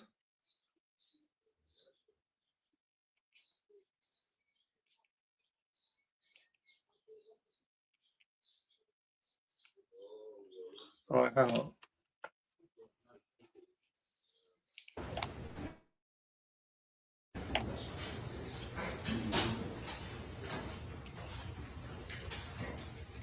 Jewish President, John. Thank you, Mr. Tolbert. Thank you. Mr. Bryan, I promise I'm almost done. When we took a break, I was asking you about your car, you know, things of that nature? Yeah. And the direction of travel. Yeah. the speed your car would have been going, Yeah. and what direction you would have been looking at the shooting. Yeah. Is that all? You remember all of that? Yeah. And then there was a question if you remember the speed and things of that nature, and I talked to you about a potential video. Yeah. If I was able to show you a video, would it help refresh your memory as to what your car was actually doing that day? Yeah. Okay. At this point in time, Your Honor, I'd ask one of the lawyers from our table to show the video just to him. Okay. And now, what we're gonna do is we're gonna show you two videos. I don't want you to talk about them. I don't want you to say anything about them. Just watch the two videos that I'm gonna show you. Is that a fair Okay. statement? Yeah. Okay. Mr. Scott's gonna come up there as well. Look at what you want.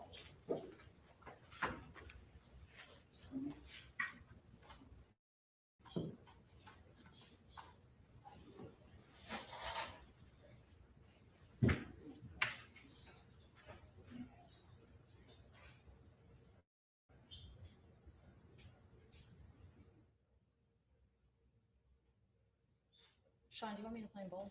Both of them, right? Just both of them. Just let me know if they both have to make both of them. Make sure no one on this. I know. I'm trying to. All right, let me restart this one.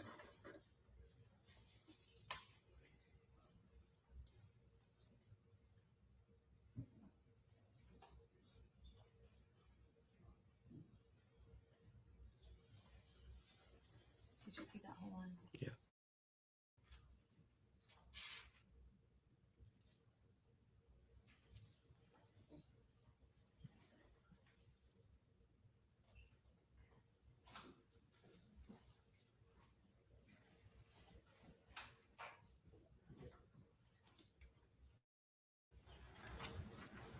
Devontae, have you now seen both of the videos? Yeah. And a little louder, so make sure she can. Is that a yes? Yeah. And the videos, that's your car in the video? Yeah. And that car shows the direction you're traveling? Yeah. And it shows the speed you're traveling? Yeah. And you are the only one inside of your vehicle? Yeah. And that car shows both directions that you're driving? Yeah. It goes the same way. Yeah. Yeah, it's different angles. Yeah. And one of the videos shows your car in one position that will be an opposite side of the chute. Is that a fair statement? Going past the chute. No, you can't explain that to me, brother. How about you explain it? So I'm not the one asking the bad questions. What did the video show you? It showed me going up Spring Street. Okay. Away from the chute. Yeah. Is that a yes? Yeah. Not really away from it, but it's still like right there. I mean, that's the entrance of the apartments. And the entrance of the apartments are past where the incident happened. Yeah. Okay. Yeah. And that's what we see as your car going past where the incident happened. Yeah. Okay. And that would go along with the question which I asked you from the body cam that someone that you said on scene, I was looking at it through my rear view. No. Okay. But you do remember that question Which one? about looking at it through your rear view? No. You don't remember me asking that question earlier? No. You don't remember me asking a question about what happened on the scene and you telling an officer that you had looked at it through your rear view? I don't remember that. But you remember that question? Yeah. And you understand what I'm saying about that video that shows your car past the scene, right? Yeah. And that would make sense that you're looking at it through the rear view mirror. No. Okay. And two, the other thing that we're showing is you're not going 1 or 2 miles an hour in that video. Would you agree with that? Well, the first one, it looks like it, yeah. Is your position that the video that we showed you were going 1 or 2 miles an hour? I wouldn't say 1 or 2 miles per hour, but very slow, yes. Very slow. What is your definition of very slow? I mean, it's just exactly what I said. What speed limit would be very slow? I don't know. I don't know. Well, I need to know because that's a big deal. How fast you were going there. I would just be guessing. I don't have a direct answer, like a direct speed limit answer. I don't know. And I just showed you a video showing you how fast you were going. That refreshed your memory. You Yeah. say from that video, you can't tell how fast you were going? No. Ask, objection, asked and answered, Your Honor. Several times, sustained. Thank you, Marty. That's all the questions I have. All right. Redirect.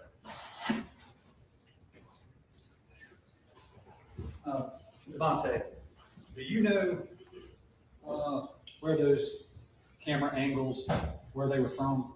Those look like the apartments he tried to make it to. Okay. So Your testimony, from what I remember, was that you were driving. At some point, you do pass the scene where Cyrus came to arrest. Yeah. Okay. Is that correct? Yeah. Is it your testimony that at some point after you drove past, you were still looking over your shoulder? Yeah, looking over my shoulder, yeah. Okay. And I think your testimony is you turned around and went back out. Yeah, when I got a little bit past what he showed me, I turned around in the middle of the road. Okay. But did you almost stop in those videos they just showed you? Yeah, that's how slow I was going. Okay. Now,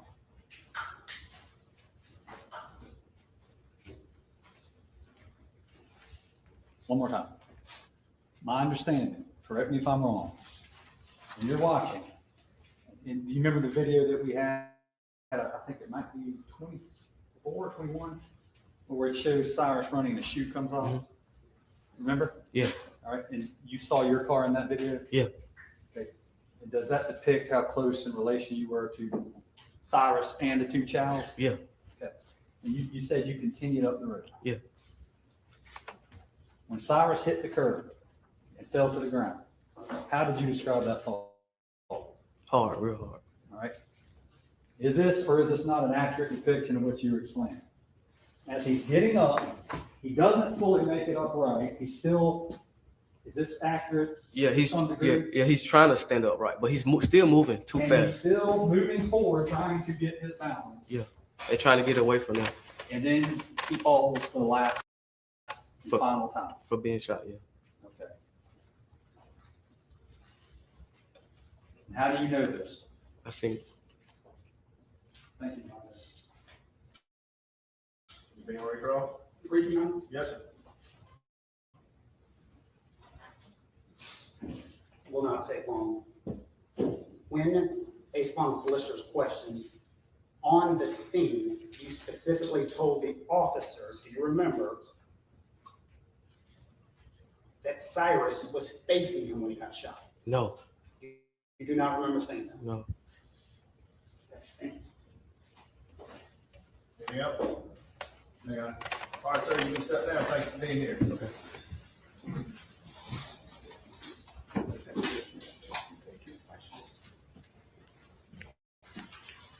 Everybody talking next witness? Yes, Your Honor. State President Greg Walker. Yes.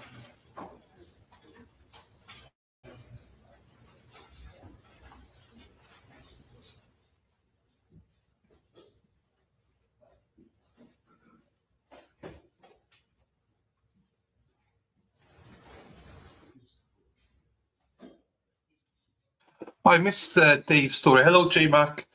Hope you're doing well. I missed Dave's story. I saw that he fell, but I need to go back. Cruise overbird. 4 stories in an elevator shaft. Woof. Shit, Dave.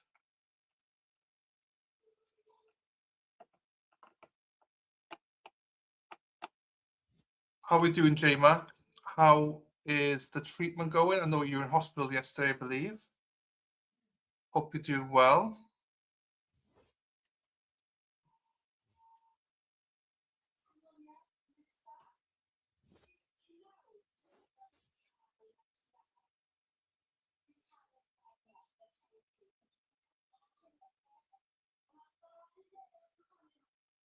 Oh, fuck's sakes. Let me forward this a little bit then.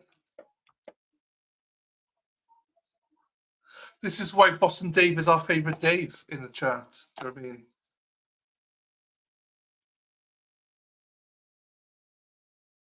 Ah.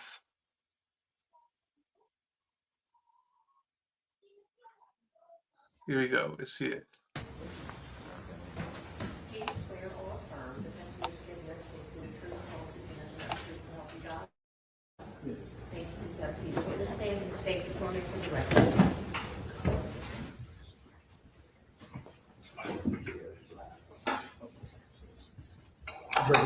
Gregory Walker. May I please go? Yes, sir. Good morning, Mr. Walker. How are you? How you doing, man? I'm good. So I just want to introduce you to the jury for a little bit. So could you tell us where you work? Columbia Fire Department. How long have you been with the firefighting department? 26 years. 26 years? Yes. What's your current position? Battalion chief. How long does it take you to get to that position? Depends on how you hit it. If you hit the promotional right, you can get it. Some guys making it 15 years. 15? Yeah. It takes a minute. Yeah, pretty much, yeah. It's not, they just hand it to you when you walk in the door? Nah, you don't get it.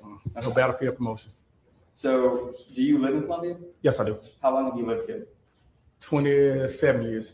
27? Born and raised or no? No, I'm from Birmingham.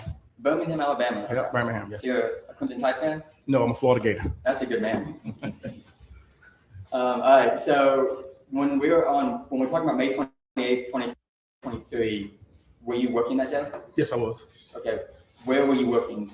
Like either were you on the road, were you at a station? I responded from my station, which is North Main. Off of North Main, yes. Do you know roughly ballpark it, how far that is from where this happened? I don't know the exact mileage, but it's not right off at all. Okay. How about whenever you were notified that something had happened, how long did it take you to get to the location? Roughly 10 minutes. 10 minutes, okay. So you're there pretty quickly? Yeah. Okay. When you get there, what do you see? Can you kind of describe what the scene looked like? I get there, my guy was on scene, I think EMS and the Richland County cop. The crowd was getting kind of big around there. So as I always do, I get out my battalion, make sure the scene is secure. I talk to the captain that was on scene, ask what he needed. And then I always try to talk to people that's around if I can gather as much information as we can. When you say your guys are on scene, do you mean an engine? Engine company. How many guys are in an engine? 4. 4? Yes. Okay. Do you guys respond to these kind of calls all Yes. the time? Okay. Yes, we do. So when you get on scene, you see your guys, do you see any other emergency personnel? Yes, EMS is on scene. Okay. Deputies, officers Yes. on scene too? Yeah, deputies on scene. Are there a bunch of lay witnesses around or lay individuals, regular Yes. people? Regular people, and Yeah. EMS in Richland Okay. County. So you talk to your guys? Right. And then you kind of mill around, and do you talk to anybody else? Yes, I did. You saw on that day? Yeah. Yes, when I got finished talking to my guys, I seen another guy that was standing back. I asked him, do you know what happened? And, And don't tell me what he said. Okay. Without getting into anything that he actually said to you, did anybody on scene, your guys, this guy, whomever, tell you about a gun being involved some way, shape, or form?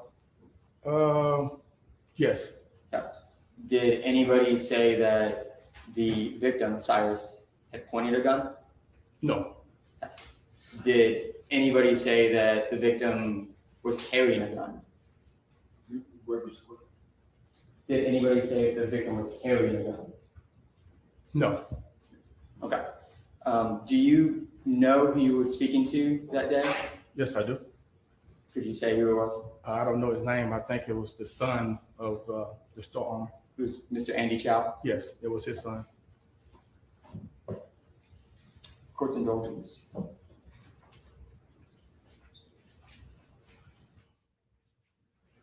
No further questions, Your Honor. Please answer any questions from the defense. Yes, sir.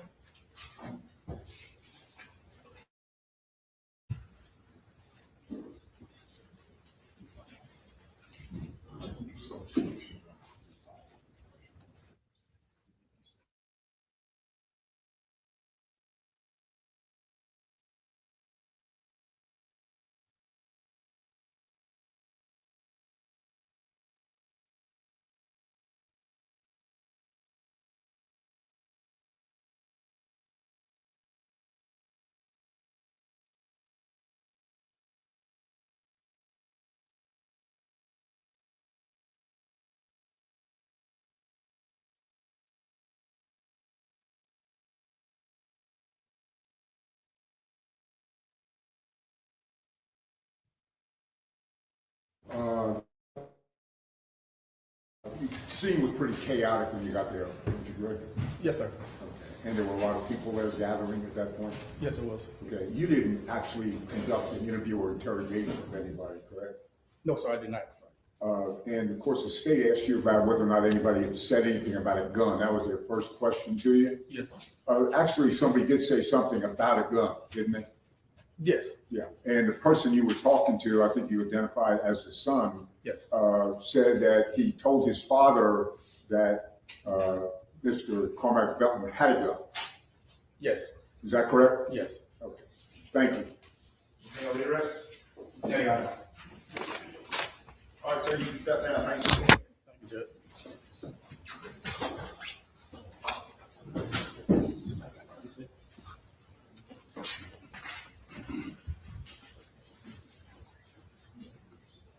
Stay ready to call your next witness? Yes, the state called Brian Metz.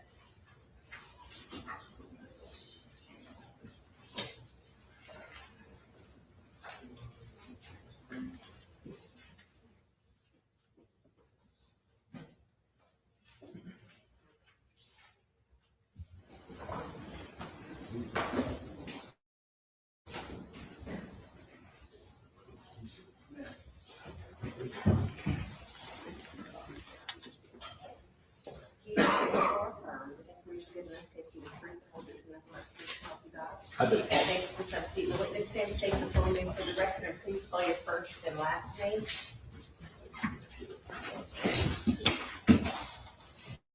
Brian Metz, B-R-I-A-N-M-E-T,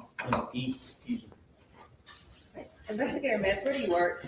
at the Richland County Sheriff's Department. And how long have you worked there? Next month will be 44 years. It's a long time. And what is your current job there? I'm an investigator in the digital forensic unit, which is part of the criminal investigation division. How long have you worked in that role?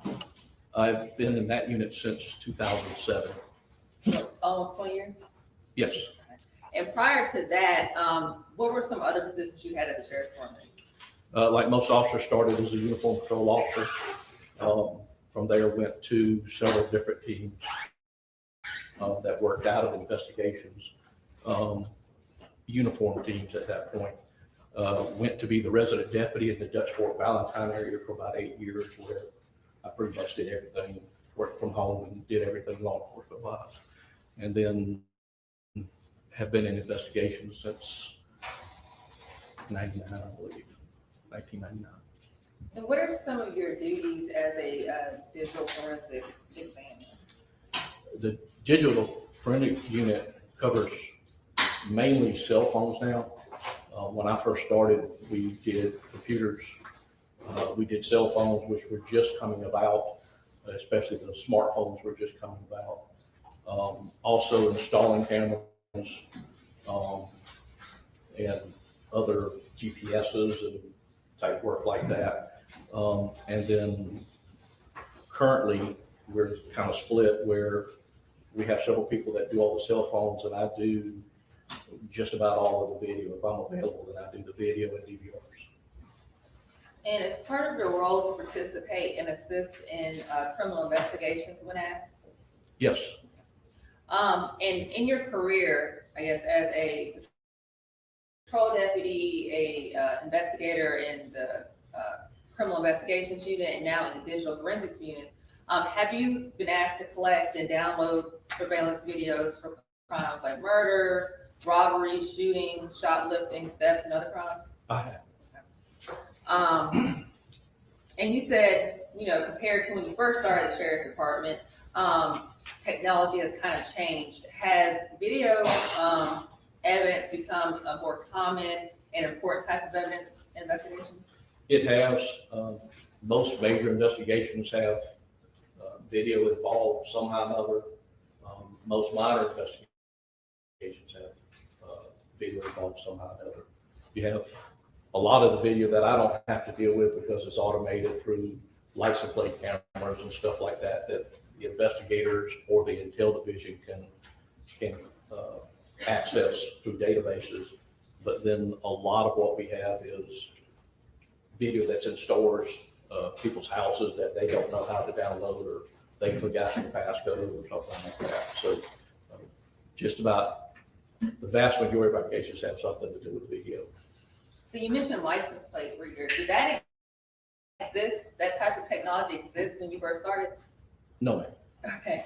And so in your role, have you had to learn and become familiar with advances and updates in digital technology? Yes, ma'am. It's constantly changing. You have to keep up. Okay. And back in 2023, or May 2023, did you work as a digital forensics examiner? I did. Okay.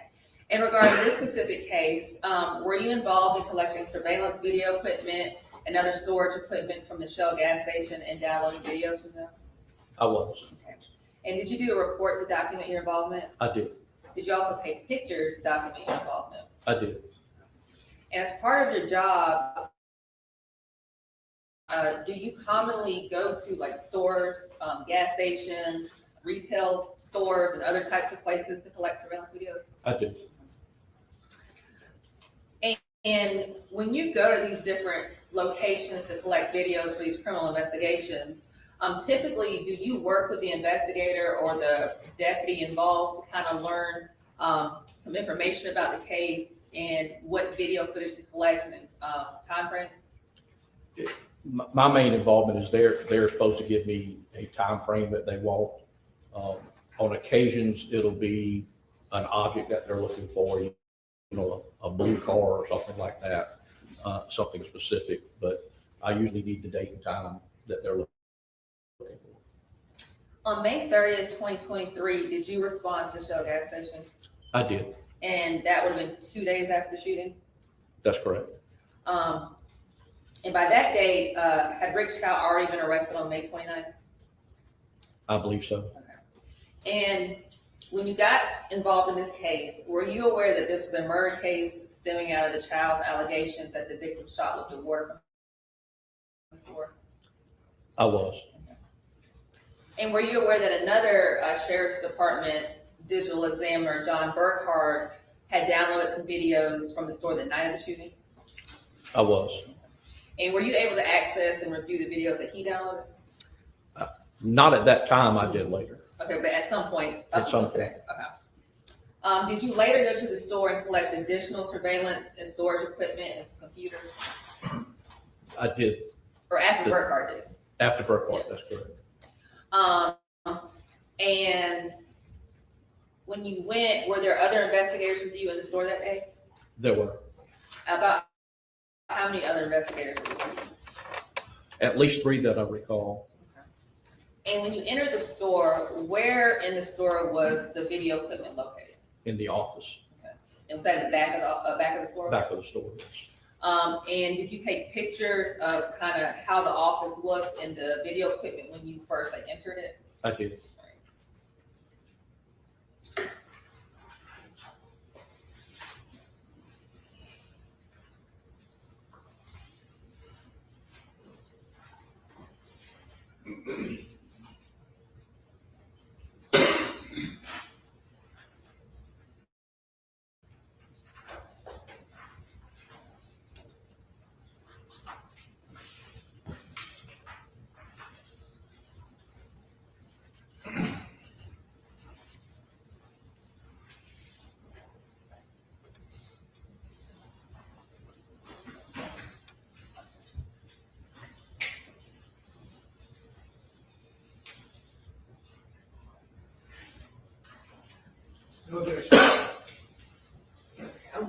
I'm going to show you states 57, well, 58, 59 first. You tell me if you recognize some of these pictures.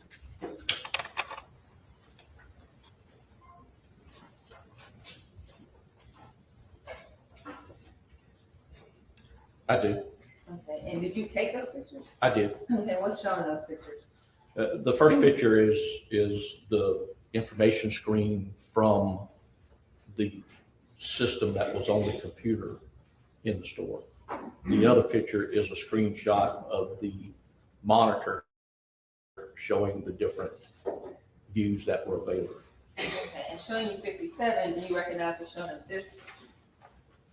I do. Okay, what's shown? So that's several of the computers that were in the store and the 6 servers that were in the store. Your Honor, the state requests to enter number 57 through 59 into evidence. Without objection. That be admitted as states in 78, 59 without objection. So let's look at state number 57.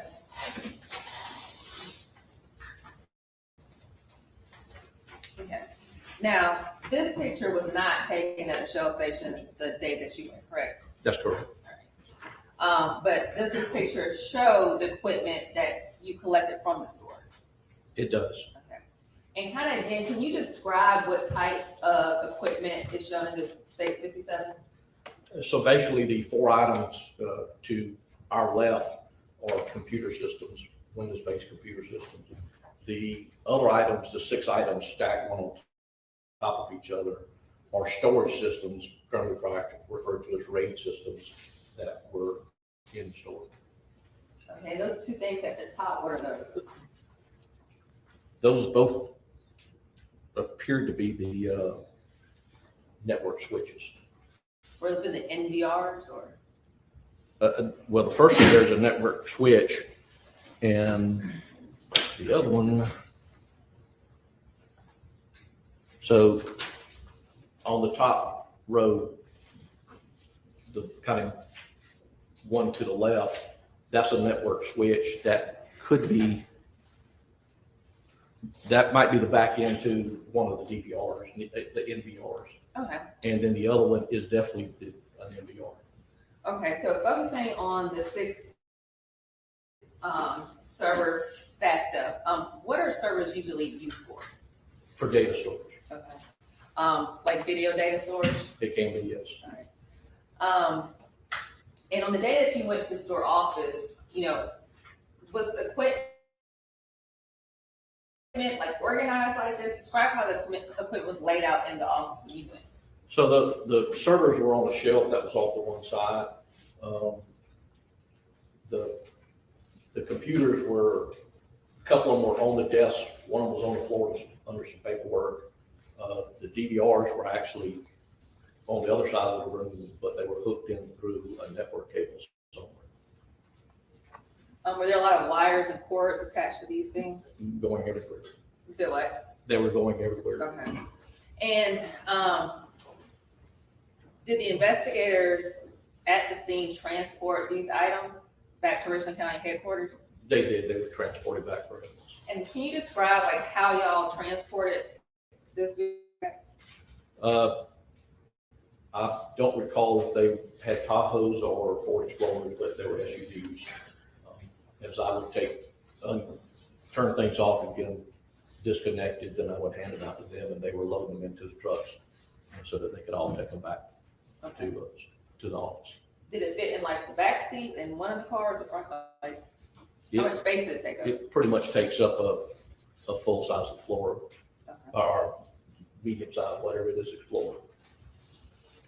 And when you analyzed this equipment, when you got back to your office, were some of those servers and devices used to store surveillance videos recorded from Rick Chow's cameras? Yes, I was able to get video from the 2 NVRs. Okay. Now, were you able to gain access and download video from all of those servers in this picture? I was not. And why weren't you able to do that? I did not have the correct passwords. Okay. And what were the names of the, I guess, systems that you were actually able to access and download videos from? So there's the Hikvision NVR and the Dalhua NVR. And were you able to download and access videos from those 2 devices? I was. Okay, and why were you able to do that? I was able to get access into them, and their NVR is another name for a DVR that is networkable. And so if you could get access, then you could download from a DVR. Were any of them password protected? Would you like to see your report to refresh your memory? I better look at that. Okay.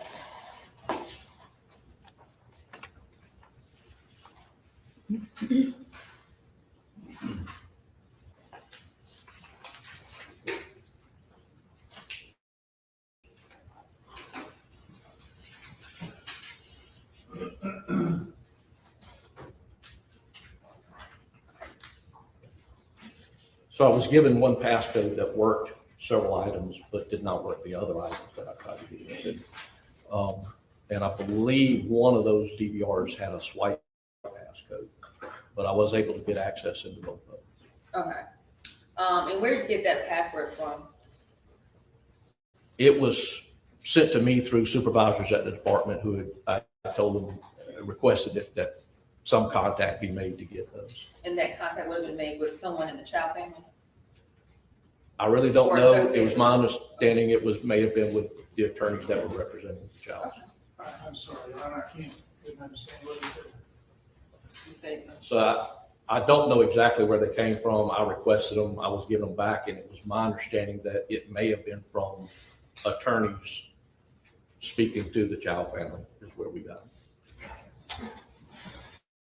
So let's look at state 58. All right, and what is this?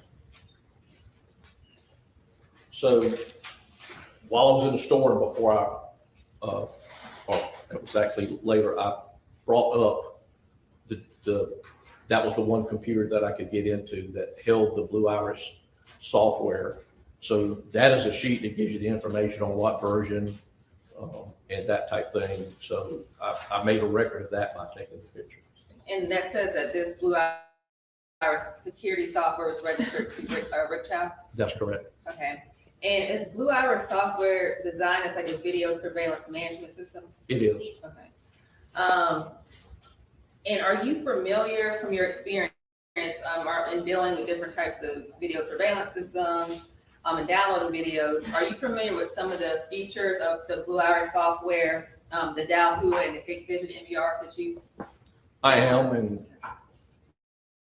depending on the cost and how high line it is, there's a lot of different variety in what you can get. Okay, so let's just talk about some of the general features of these things. Do these camera systems have the ability to customize or add features? Some do, yes. Okay. Do they only allow you to operate one camera through the system, or can you have multiple ones? Multiple cameras. Okay. Can you have like an audio feature in these types of camera systems? Audio, like do they record audio in some of these video systems? I'm not hearing what you're saying. Do these video systems record audio in the video? Some do, yes. And that's usually, you'll have the option to either hook a microphone, or a lot of times that comes off a camera that has a microphone to it. And then you can select and have it come through. And it's usually only done on one channel. Okay. And do these camera systems, can they offer some type of remote access? Most do, yes. And does that mean that you don't have to be in the actual store or on one computer to access the videos and stuff? That's correct. Do these camera systems have the ability to have remote access to like a cell phone too? Yes, most manufacturers will have an app that you can download and then access it through that app. What about the ability of the camera system to take screenshots and save them? A lot of the systems, even the basic DVRs, you can select a screenshot of the video that you're looking at, and on some of the higher line ones, it's able to download it and put it to a computer that you're using. And speaking of these, customizable features that you talked about and the added features, can you add any facial recognition features to these cameras? You can on many of the systems nowadays. Okay, so let's look at 59. All right, can you bring me a little bit? Okay. So looking at 59, did you take this photo while you were inside the Chow store? I did. Okay, and are all the cameras on this screen maintained through the Blue Iris software system? They are. And is each camera labeled by different names? They are. Okay, and do these angles show either inside or outside the store? They do. Okay. And at the bottom right, it says May 30th, 2023. That's right. All right. Looking at that, I guess, let's see. If you look at like the different screens, do you see some of them have like little bells on them? I do. You're talking about the.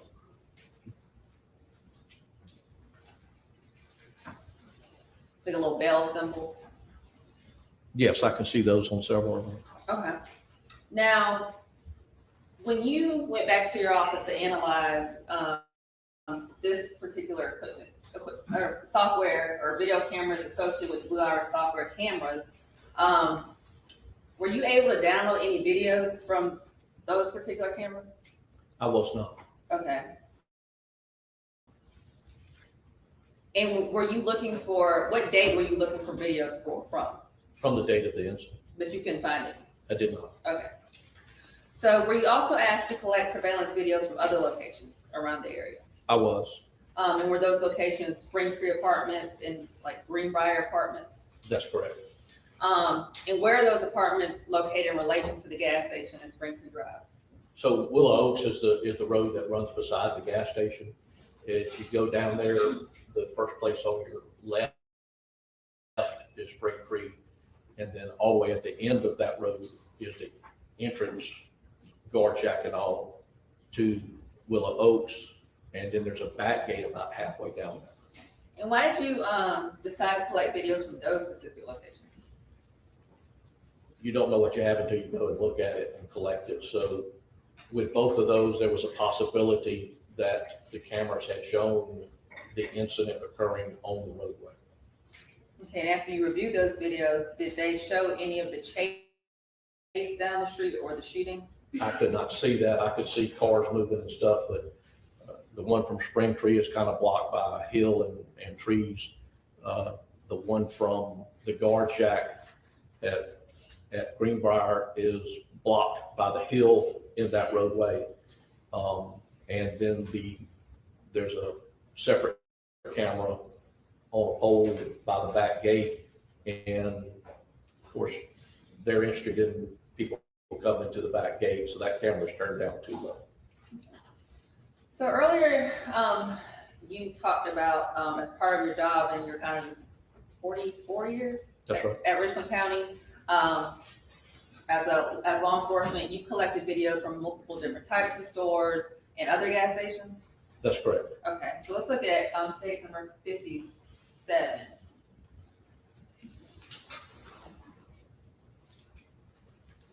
Okay, so how would you compare the amount of video surveillance systems, the amount of storage servers that the Chow has in their stores compared to other stores that you've been to? An objection, we have no foundation to establish that he has that information, with the ability to make it.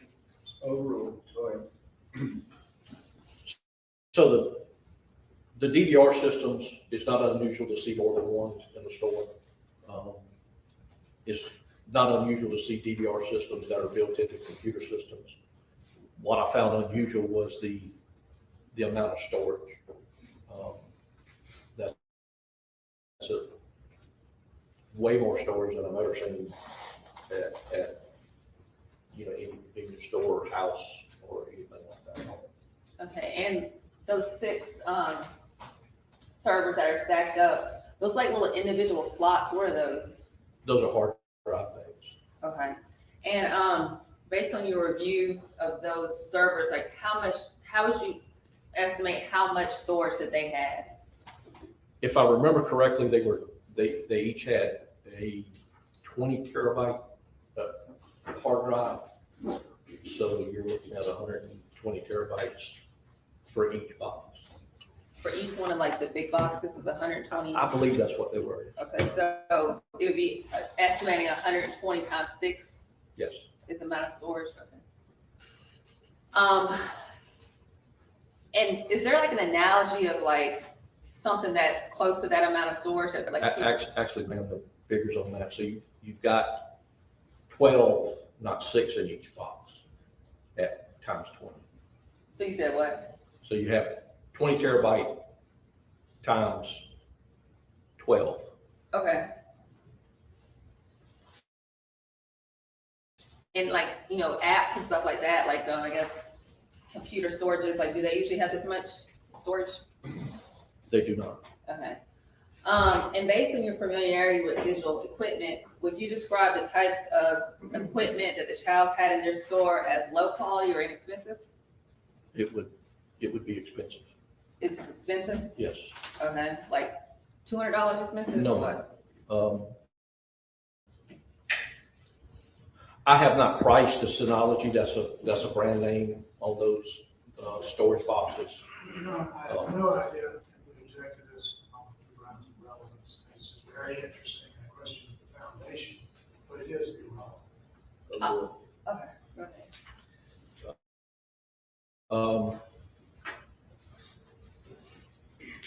Just the hard drives nowadays would be very expensive. Hard drives have gone up tremendously. At that time, you were probably looking at several $100s per hard drive. Boxes like that are, I would be safe to say, in excess of $5,000 a piece. The one that I have in my office is nowhere near as robust as that. And it's at least that much. So it's fair to say they made a large investment in their security and storage equipment. Yes. So you said earlier, as a digital forensic examiner, you have to learn about advances in technology, correct? Correct. And are you familiar with facial recognition software technology? To some degree. Okay, can you just generally explain what your knowledge of that is? So facial recognition basically uses biometric points on a person's face. It's science type thing where you pick out so many points that are in the same place. It then basically makes a mathematical algorithm out of it. And then with the newer DVRs and cameras, there are actually some cameras that will do the facial recognition itself, but you can compare that to a known picture and it could tell you whether it's the same person, or it will give you a probability rating as to whether it's the same person. Is facial recognition a method that law enforcement can use to identify people? It is. And typically to use facial recognition technology, you have to have a photo of that person's face, right? That's right. Okay. And can that photo come from a screenshot of a person's face from a surveillance video? It can. All right. And are you aware of Richland County Sheriff's Department investigators using screenshots from surveillance videos to identify potential suspects through facial recognition? I am. We have an intel unit in the investigative division, and they usually handle that, but they also have software to do it with, where they can take pictures from a lot of different places and use it to compare. And are surveillance videos a useful tool and source of evidence that can assist in criminal investigations? They are. Okay. And even in non-criminal investigations, let's say like a missing person investigation, are you aware of surveillance videos being used in that context? Yes. Okay. And I think you kind of mentioned this earlier, but surveillance videos can show people. They can even show cars of interest, right? So yeah, most of the systems that do any type of recognition can be set so that it will recognize whether it's a person that it's seeing, whether it's a car that it's seeing, whether it's a small animal, dog, cat, something like that. Have you personally ever been asked by an investigator at the Sheriff's Department to take a screenshot of a person's face from a surveillance video for a criminal investigation? I have. Can surveillance videos help identify potential suspects in crimes? It can. Can surveillance videos also be used to eliminate people as suspects in crimes? It can. Can surveillance videos be used to prove that someone did not commit a crime? It can.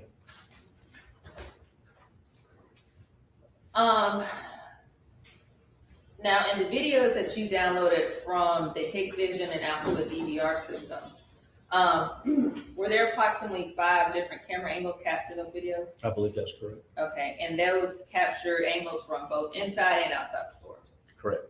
And were those videos in color? They were. All right. And when you reviewed those videos, did you see any videos that showed the victim inside the store? I did. And how well were you able to see the victim's face in those videos? It was pretty clear. It's very clear video, actually. Okay.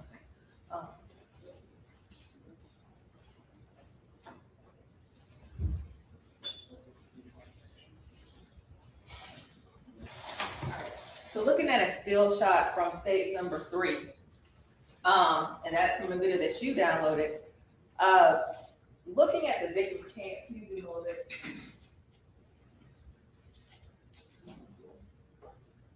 All right, so you're able to zoom in. Looking at his pant leg, are you able to tell what that symbol is? It appears to me to be the Nike swoosh. So just got delivery. My new walking socks arrived. I've got 3 of them.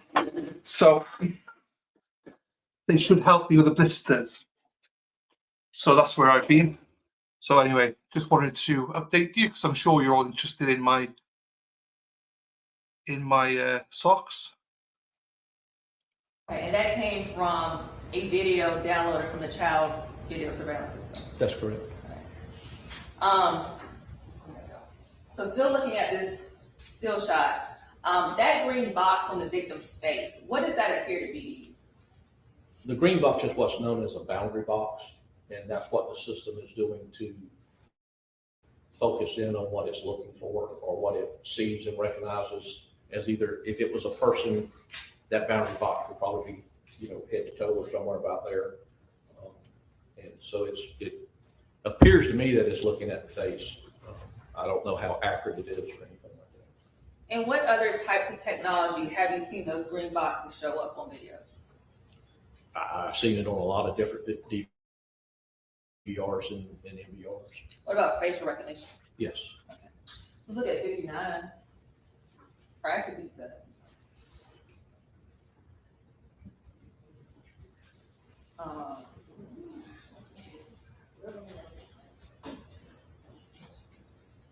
So looking at these, say 59 with the camera screens that you already testified about, when you looked at this picture before, how many different camera angles did the defendant, Rick Chow, have set up in his store solely maintained from this Blue Iris camera system? I believe there are 39. 39? Okay. No further questions. No questions. Step down.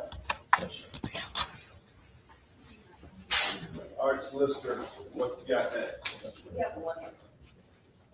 I just did, how long? Fairly short, I think. Okay.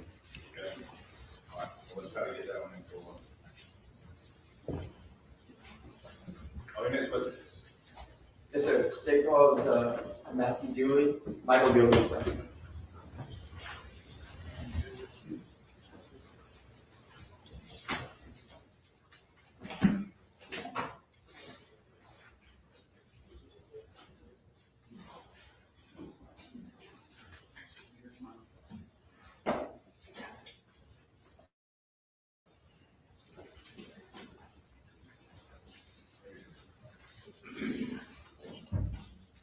Swear or affirm the testimony in this case with the truth, the whole truth, and nothing but the truth, so help you God.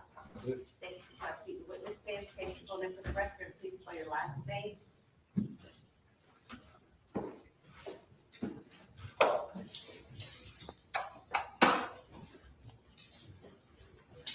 My name is Investigator Michael Dooley Jr.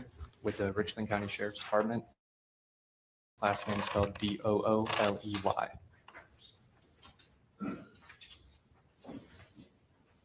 Please, court. Yes, sir. Good afternoon, sir. How are you? Good afternoon. I'm well. How about yourself? I'm good. So you told us that you work with Richland County Sheriff's Department. Could you tell the jury what you do there? I am a crime scene investigator and a DNA serologist in training.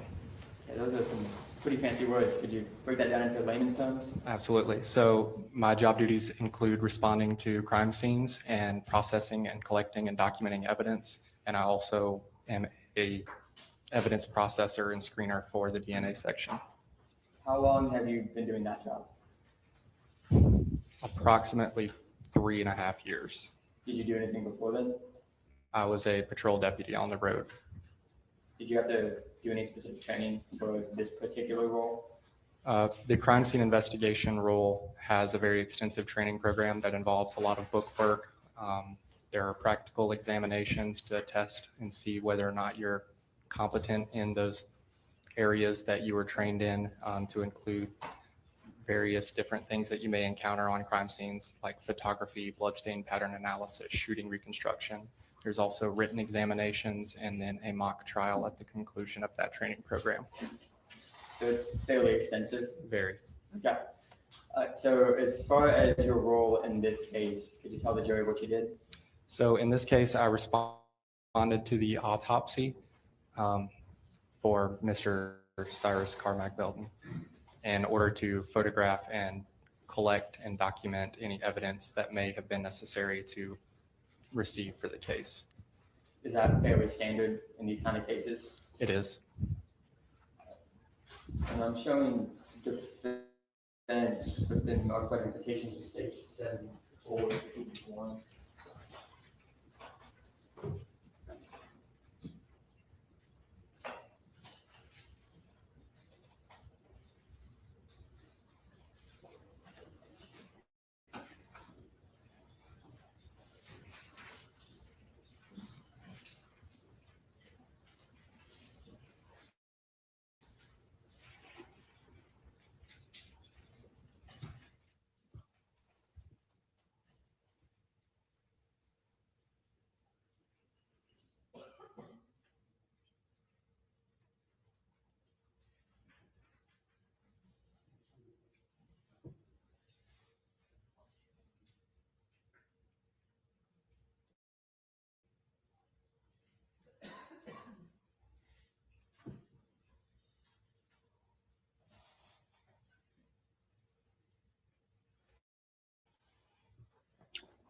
How old is Sherry now, Jonathan? You're 30, so how old is Sherry? Is she 55, 56? So she's too old to carry them, basically, yeah? Is that what I'm hearing? Jonathan is deaf. 62 years, there you go.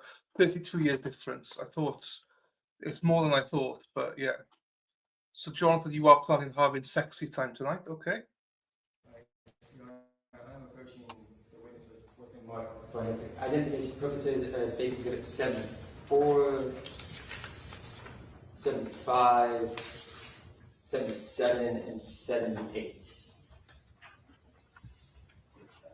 Without showing them to the jury, could you look through those and let me know if you recognize what those are?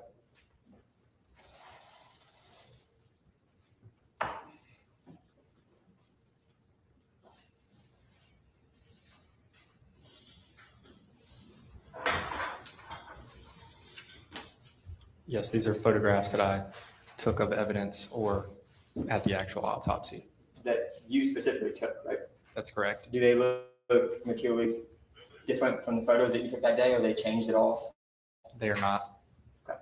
And at this time, the state would offer into evidence states 78, 77, 76, 74, and 75. No objection. Article United States 74, 75, 76, 77, 78. Permission to publish now? Yes.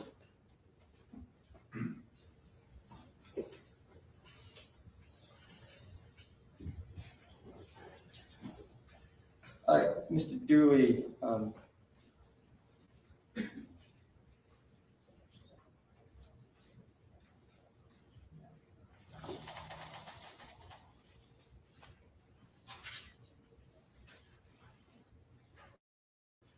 court's indulgence, Your Honor.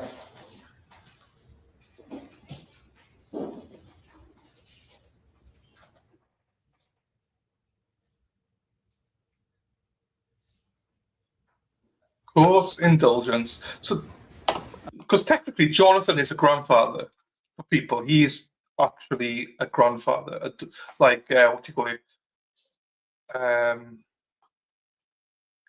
He has grandchildren through her, through Sherry. I don't quite agree with her. I think certain things can sometimes maybe. I don't know. I disagree. Nothing better than an older woman. All right, Mr. Dooley, could you tell us what we're looking at in this photo? This would be a photograph of the projectile that was collected at autopsy. Okay. And there was, you got it from, where'd you get it from? Who'd you get it from?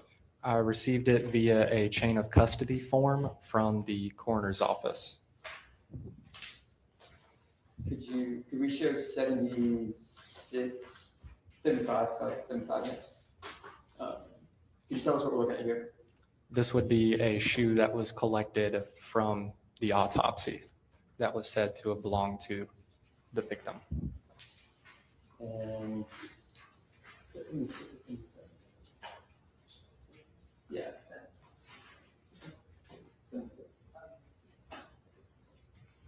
And is that the same item, just a different angle? That's correct. And can you show 77? Can you tell us what we're looking at here? If I may refer to my notes so I make sure I tell you correctly.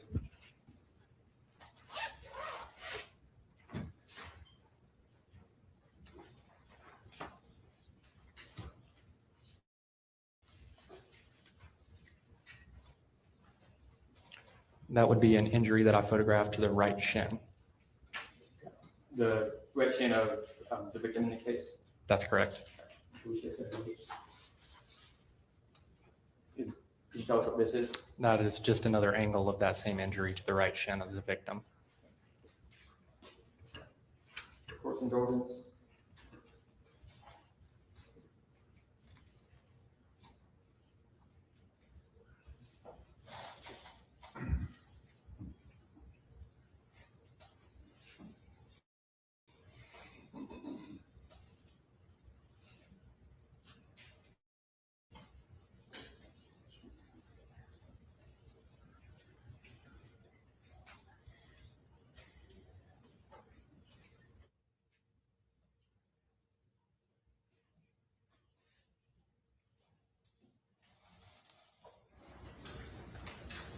While you were at the coroner's office, did you notice anything on the victim's body? Did you notice anything on him at all, as far as on his, did you notice anything? Do you mean like clothing items, injuries? When you got there, was he clothed or was he unclothed? The victim was nude at the autopsy.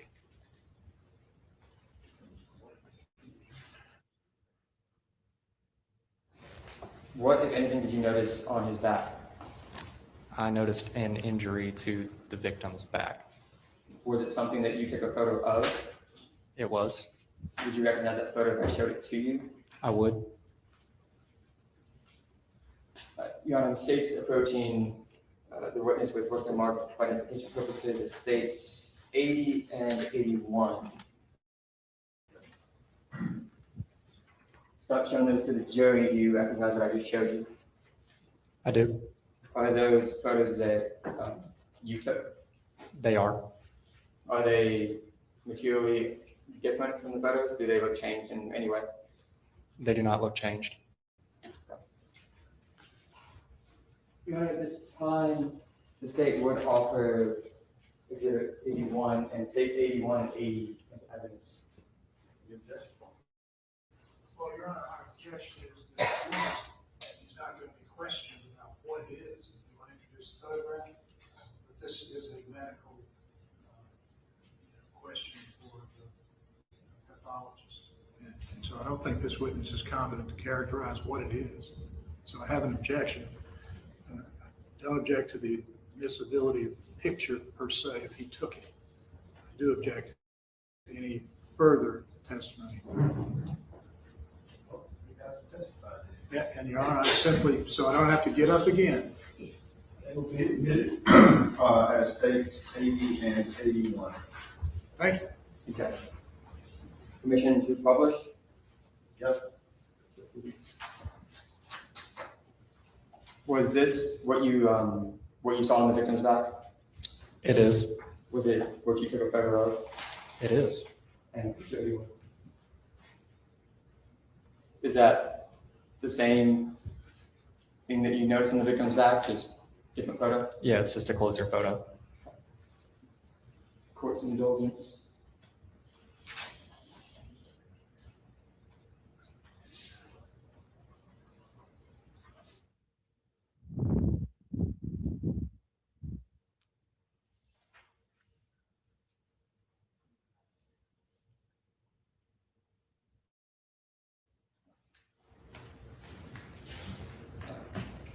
When you were there, did you observe any diagrams for the victim? The pathologist produced a diagram of the victim's injuries for me. Okay. Did you observe any scans of the victim? There was an X-ray performed on the victim. Would you recognize a photo of that if I showed it to you? I would. Your Honor, the state's version of the witness report's been marked by the state's exhibit 79. And Your Honor, I have a slightly different objection, but the same objection. This is a photograph he didn't take. It's a photograph he saw. He can't. Oh, did you testify to that yet? Okay. I'll remain standing. Do you recognize what I've handed you? I do. How do you recognize it? It is a photograph of the X-ray that I took. It's a photo that you took. That is correct. My objection is he didn't take it. He saw it at the autopsy. That's for the pathologist. You said he took a photo of. He did take a photo, but he didn't know what he was taking a photo of. That's my point, Your Honor. He thought, didn't get him the photo overall. So it's a photo that you took. That is correct. Does what I handed you, does it look substantially similar to the photo you took that day? That is correct. Okay. At this time, the state would offer state 79 evidence. All right. It'll be admitted as state 79, subject to whatever that objection was. Permission to publish, Your Honor? Yes, sir. And what are we seeing right here? That is the photograph I took of the X-ray. And lastly, Your Honor, I'm approaching the witness with what's been marked for identification purposes, the state's exhibit 9.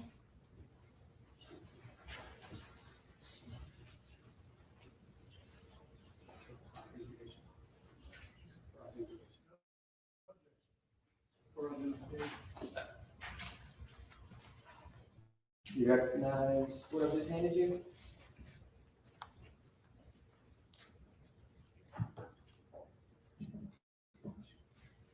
I do. How do you recognize it? This would be the package I submitted to evidence containing the projectile collected from autopsy. Was it something that you who collected it from this one? Yes.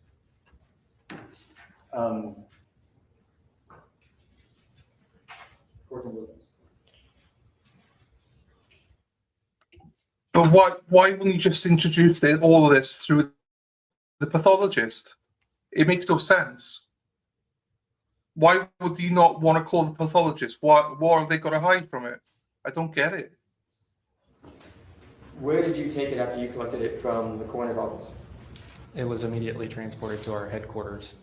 Did you do anything with it between the coroner's office and your headquarters? I did not. You just took it from the coroner's to Richland County? That is correct. Okay. Your Honor, this time the state would offer State's Exhibit 9 in evidence only for identification purposes and projectile. No objection, Your Honor. Being moved to state's marriage without objection. No further questions, Your Honor. Please answer anything from the defense.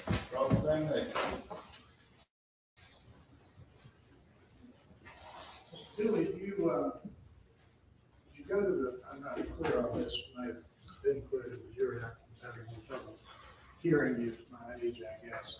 Did you go to the scene of this incident? I did not. Okay. But you did go to the pathologist's office where the autopsy was held? That is correct. So your job was, as you've said, to just take some photographs, collect some evidentiary evidence, is that right? That's correct. And among those items, you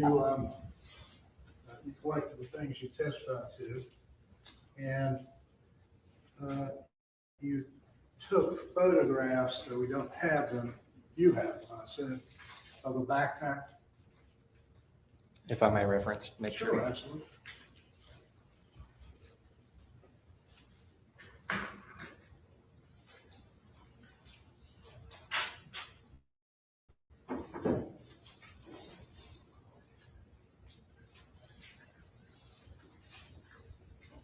I did not have a backpack.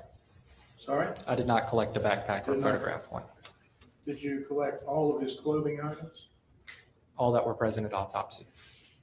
Did they include a hoodie sweatshirt, They did. red, Yes. with a picture on the front?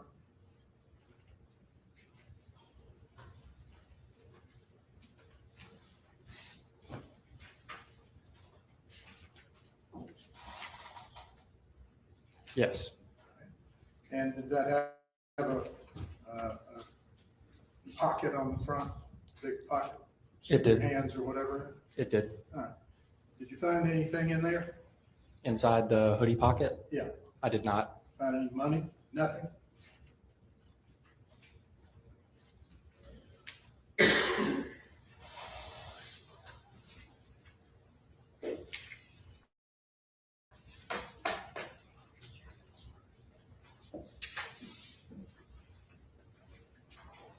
I did not.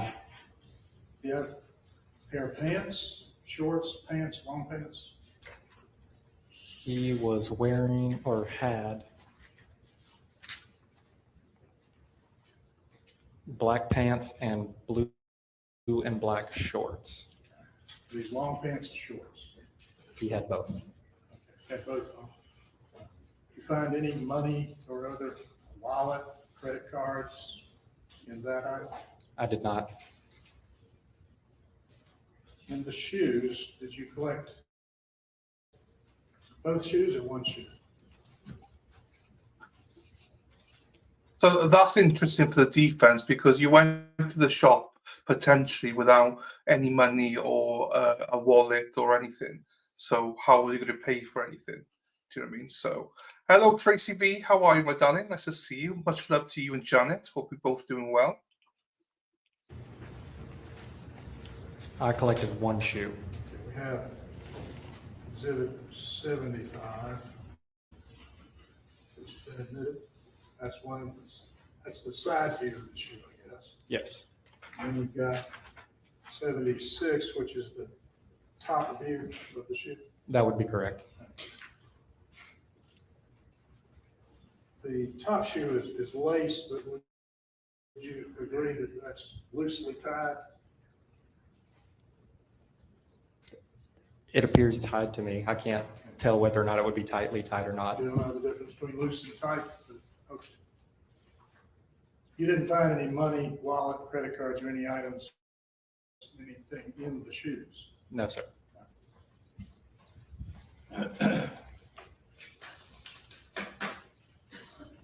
So, of all you collected at the autopsy in his personal belongings, no cash money,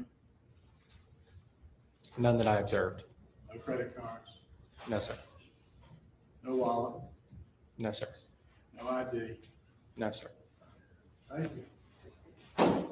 Anything over here, Rex? No, Your Honor. All right, sir, you step down. Thanks for being here. Thank you. So, in my opinion, that's fairly big. You know, you don't normally. Oh, I suppose he could pay on his phone. I suppose they could argue that he has Apple Pay, but does he have Apple Pay on his phone? I don't. You know, I don't know. I don't know.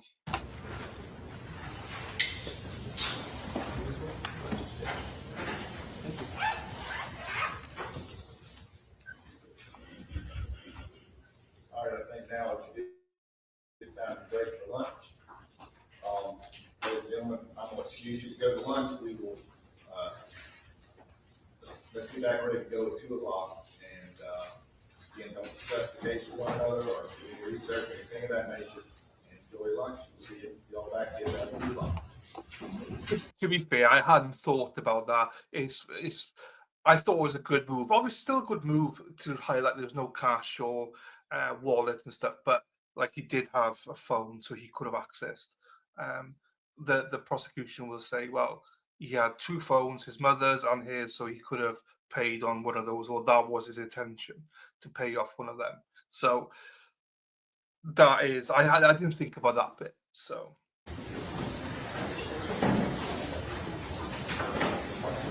Everyone remain seated to the jury.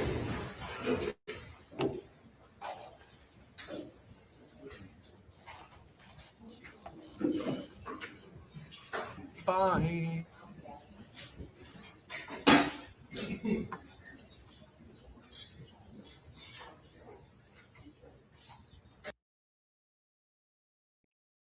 Okay.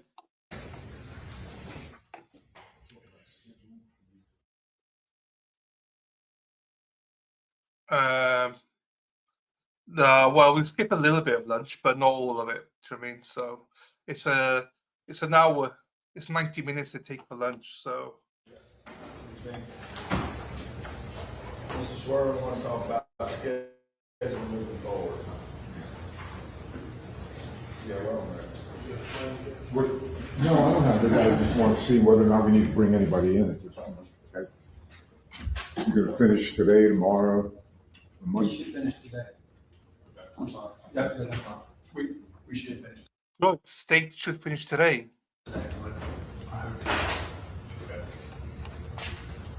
We'll have witnesses ready for tomorrow. Sounds good. All right, you enjoy your lunch.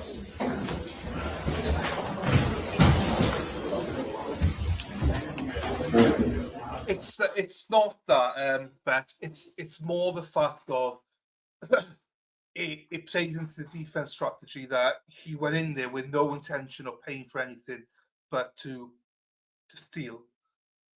You know, so they were chasing after him because he stole something. That's what the defense trying to say is that he stole. That's why they ran after him, allegedly. So that's why it's important, if that makes sense.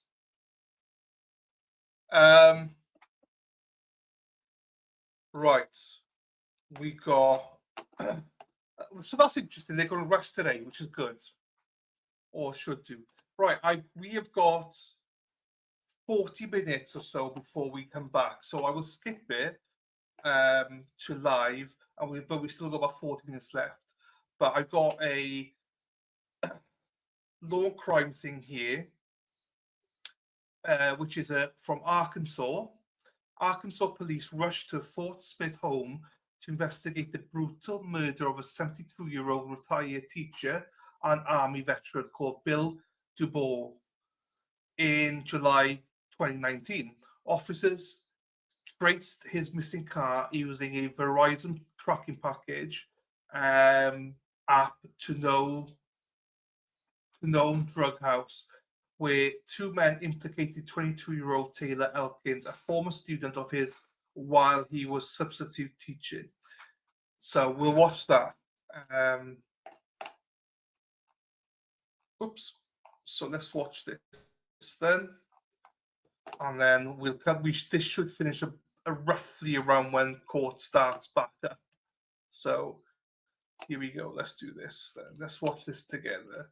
You and me were meant to be, walking free in harmony. One fine day we fly away. Don't you know that Rome wasn't built in a day? Hey, hey, hey, hey, hey, hey. Right. Here we go. Strap her in or strap her on, ladies. Whichever way you like it. Let's go. A quiet neighborhood, a beloved teacher brutally beaten to death, and a discovery that shocks police. I didn't even notice his TV's missing too. TV's missing, no wallet, no phone. There's no forced entry to the apartment. There's blood splatter near his chair. Suspicion mounts when a former student is found with the victim's car. Where'd you get the car? No, I already told him. You tell me. I did, okay, boardwalk, it's just like a friend. That's it. A friend let me park. Who's the friend? His name's Sean, but I don't know his last name. As her story begins to fall apart, an unexpected witness comes forward, turning the case upside down. I said, Taylor, I said, you can't. I said, that's an overkill. Like, you got mad. I said, did he ever hurt you or force you? She said, no. I'm Elizabeth Milner, and welcome to this episode of Female Criminals. Fort Smith, Arkansas. That's where we meet William DuBois Jr. William, or Bill as he goes by, lives a quiet life. The 72-year-old spent decades teaching for the Fort Smith School District, a job his wife Susan says he loved. Bill, however, is on to his next chapter, retirement. Retirement means more time to tend to his health needs. The former teacher suffered a series of violent strokes. So his family made the difficult decision that Bill should get his own place, but still live close by. Because of Bill's health challenges, even short periods without some form of contact can be concerning. It prompts a welfare check on July 11th, 2019. Officer Hendricks with the Fort Smith Police Department is dispatched to Bill's home after a neighbor reports not seeing him for days. Hello. Good. Him? He's not answering? He's not answering, but I was laying in my bed the other night, and I can't remember what time it was because, and I heard something fall, sound like. Does he have a car? Yeah, a car, but. Where's his car? His car's been gone for 2 or 3 days. Well, maybe he's gone. Okay. He would told us. Okay. He would told us, ma'am. Okay. What kind of car does he drive? He drives a red Ford with Army plates on it.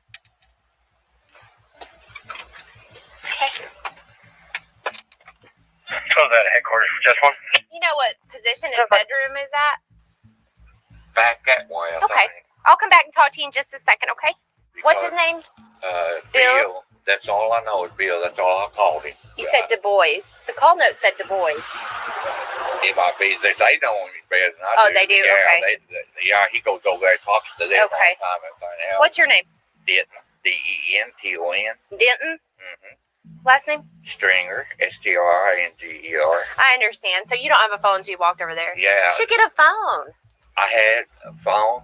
I got my phone, and my daughter, when she left, she stole it. Bill's neighbor Denton Stringer couldn't shake off that strange noise he heard the other night. To him, it sounded like a thundering crash. But what I was trying to tell you, I was in bed, and I heard a big boom. What day was this? Oh, that was a couple days ago. And So today's Thursday. Well, okay, Thursday. Yeah. Tuesday. Okay. Yeah. Tuesday. What kind of car does he drive? He drives a red Ford. Red Ford. A red Ford. Passenger car? It was 4 doors. Okay. He just bought it. It's brand new. It's not an SUV. No. Okay, so passenger car. Yeah, passenger car. Bill's red Ford Focus is a crucial clue, but there's a problem. It's missing. Officer Hendricks digs deeper, but soon an unmistakable odor raises an instant alarm. His car's not here. However, I have one piece of mail. He said 2 nights ago he heard a really loud boom. So it's not like him. It's not like him to be gone for 2 days. There's an odd smell when I open the door. No flies up here. When I rounded the corner, you only get it every now and then. I saw one fly in the window as if it was trying to get out, but it's a whiff every now and then. I was trying to get them to find a cell phone number for him. He says his bedroom's in the back corner.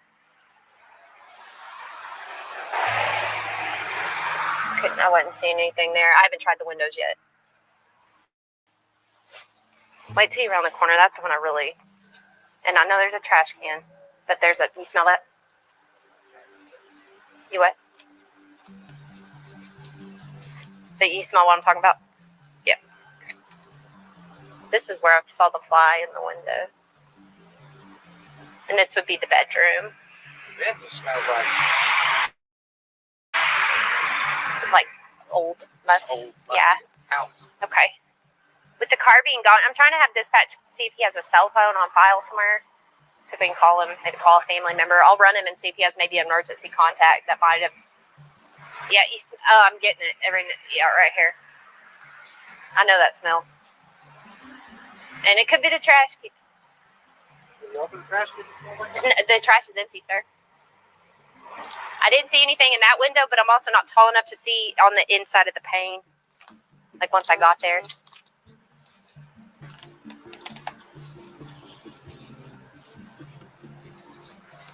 It's only whiffs.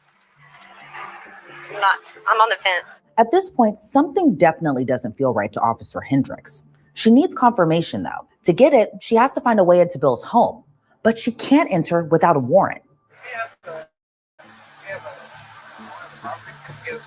That's a good question.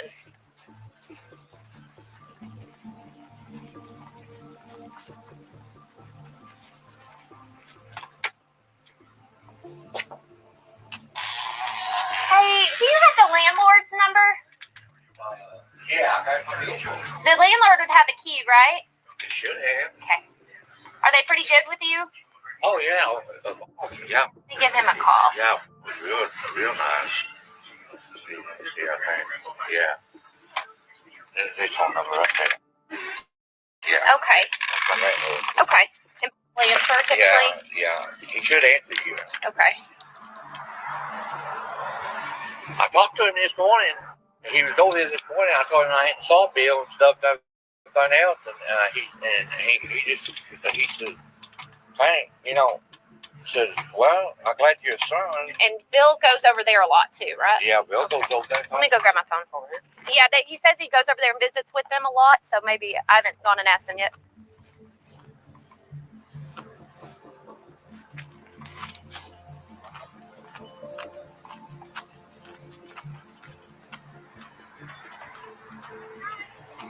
I'm about to come in there in just a second, so you don't have to stand out in the heat.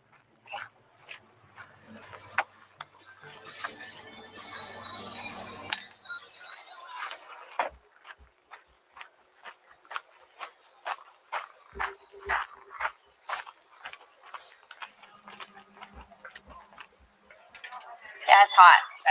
With no way to access Bill's home, Officer Hendrick turns her attention to a resale shop across the street. Okay, so the neighbor over there says that man sometimes comes over and talks with y'all. He does, Bill. Is it a regular thing that he comes over? Well, not a regular thing, but we chase with us, or we'll buy a little something, and he works at the McDonald's right down here. Okay. And so the one all the way at the on Grant. Yep. Yeah. And he's just kind of one of those good that he just watches. Used to be an old teacher, right? Yes. Okay. He kind of watches our shop. When's the last time you saw him? Yeah. When's the last time you saw him or his car? She just said. I don't know. I've not seen it probably 2 days, but that's what he's saying. I'm not sure when the last time, but I know it's been 2 days that it has not Okay. been out there. There's some cause for concern. That's why I'm asking. But let me call McDonald's real fast. Yeah, because he'll even tell us sometime we're going to be gone, or something, or. But he didn't say anything like that to us, and he just watches.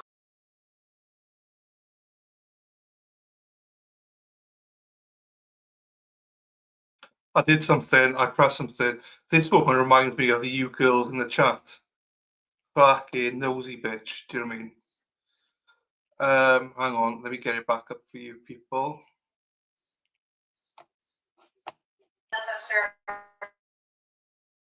They fight out there, but Bill's always been really great. Right. To watch our place. Could this shop owner be onto something? Yes. So I've said if anybody did anything, it would be them. I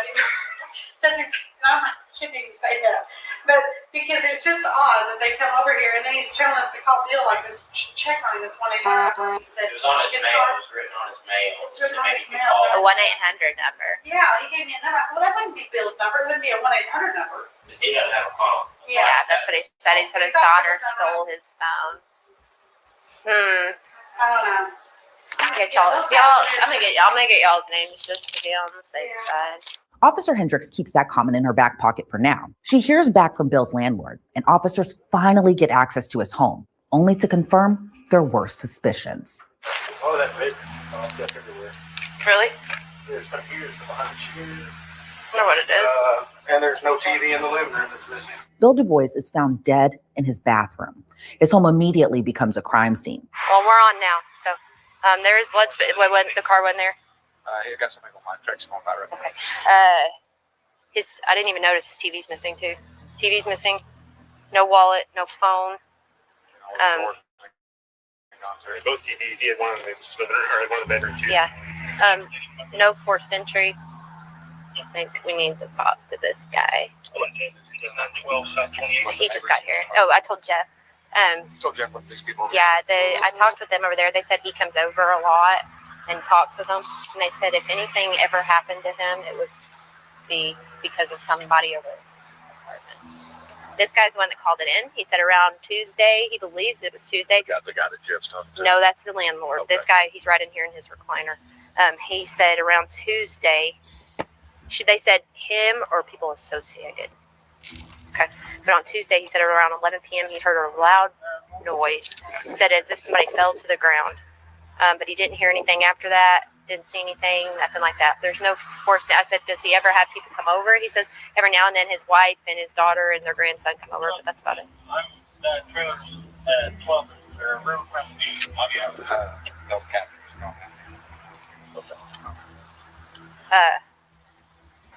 Yeah, I'm so glad I went with my gut on that one.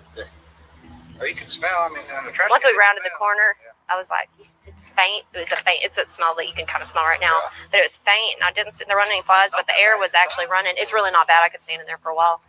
The air's been running real good and stuff, but all the drawers pulled out. The kitchen's pulled out. You notice there's some red fuzz all over the place. I'm not sure what. He's laying on the blankets that the fuzz I think came from. But there's fuzz in like the kitchen. There's fuzz on this couch right here. There's fuzz right behind the recliner. Blood drop. Just be like, it happens over time. Yeah. But it happens to be what he's laying on right now. It's random. All the evidence in Bill's home points to a grim conclusion: homicide. Investigators document the blood evidence. If there's a possibility Bill was attacked, the blood spatter might indicate where the attack began. All saturated.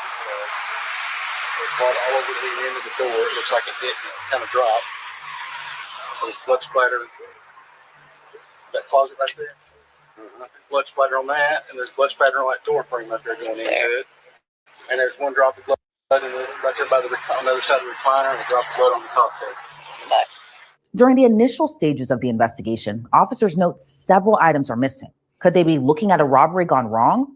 Oh yeah, both the TVs are missing. And I don't know if you went into the bedroom. That's where I cleared. All the doors are open, and in the kitchen. Yeah, I saw all the doors are open. Yeah, there's random drawers open too. Like I mean, it's like they knew for like file cabinet, only one of the drawers are open.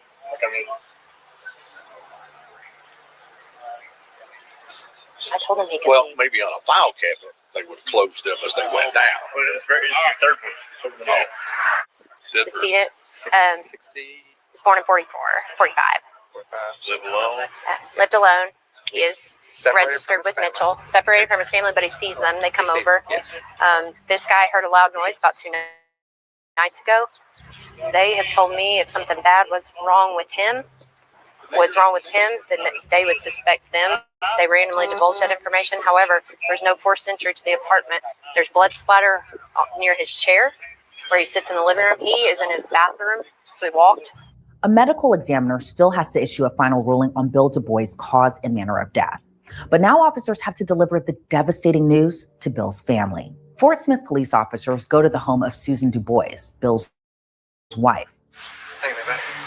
Hi, Miss Susan. I'm Officer Hendricks. I'm sorry meeting you under these circumstances. I know you. You know me? I've seen you at Northside Games. I have been there.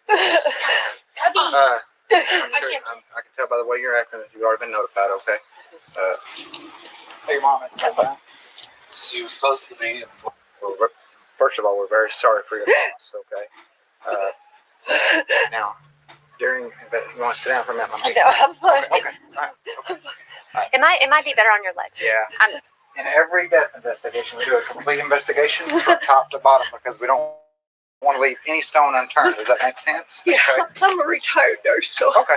Well, and we're not saying this is a homicide at this point, okay? No, he But- had a heart condition Right. and strokes. And he could have fell and hit his head, but there's some blood there that we're concerned about. Does that make sense? He probably fell. Okay. He And was now, acting so strange Saturday. Here's our Susan's completely destroyed by the news of her husband's death. Officers don't want to scare her by suggesting Bill's death might be a homicide, but they hope Susan can help to fill in the gaps, turning their attention now to Bill's missing car. Here's our biggest issue. He was acting strange Saturday. Okay. Here's our biggest issue we have right now is the car is missing. Oh, no. Yes. Yep. Where's your tracker? Do you have a tracker on that Yes. car? Yeah. Okay. Her phone, right here. No, that's Teresa's. Okay. Mine's in the kitchen or in the bathroom. Somebody run get her phone. If you can try to get me a location on that car, that's going to help. It's going to be tremendous. And it could be the fact that you left it somewhere. Here, I'll just give it to her. I got it. Yeah, I know it's under home. Oh, okay.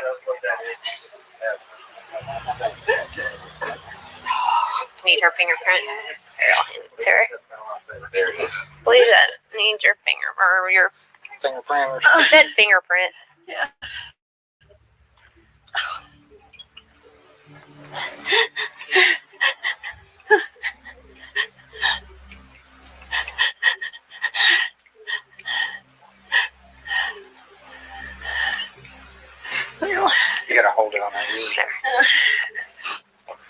Yeah. He'll snap at you, please. Good. I don't want him to hurt you. Oh, it's fine. Pretty quick on it. I want Teresa's. I want Yeah, I know you got more than one car on there. Florida station, used to be 2 next up records to my location. Off Kelly Highway. That's it. Pretty sure it's stationary. It's parked at a house. Oh, snap. And it's through JB Byrider too. The car is at JB. Who's north? Is through JB Byrider. What? Okay. Can I go over there, please, where he's at? Where he's at? Not at this time, because here's, and let me explain to you why, okay? There is a lot of detectives over there right now, so they won't let you in the house anyway, okay? I wanted him anointed by priest just last Trax, you got your 88 on you? And he came by. Here, I'm gonna step around. Because Justin and I couldn't go in either. We just typed it right there. I'm seeing a picture of where that location is. Susan Du Bois' tracker is a breakthrough. Officers find Bill's car. Portsmouth Police Department. Hey, come out with your hands up. We know you're in here. Come out. Portsmouth Police Department. Go ahead, hold traffic. Chow for 33. Hey, come out. Come out. It's okay. It's okay. Just come out on the side of the house. Who else is here? It's an investigation. We're going to explain that. We're going to explain that. Who else is in here? Come on. What's going on? Just walk out to that side of the house. Who else is in here? Is anybody else in here? Just walk out here, right here, to the right. Thank you. Taylor. Okay. That's Taylor. Okay. Who else is in here? Portsmouth Police! Portsmouth Police! Police know it's the victim's car. However, someone else says it's theirs. So the female we got out of here, the very next to the last one? Yep. It's her car. She claims or she's had it since yesterday. None of these people know. Listen, she's an avid liar too. Just FYI. Major. Yeah. Yeah.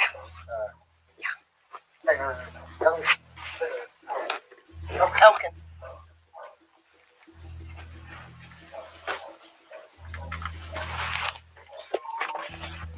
Keep her sister with her. Carefully. Why are they saying there's a white guy? There's no white guys outside. Channel 1 clear 1900. One more time. Come here. Just to satisfy my brain.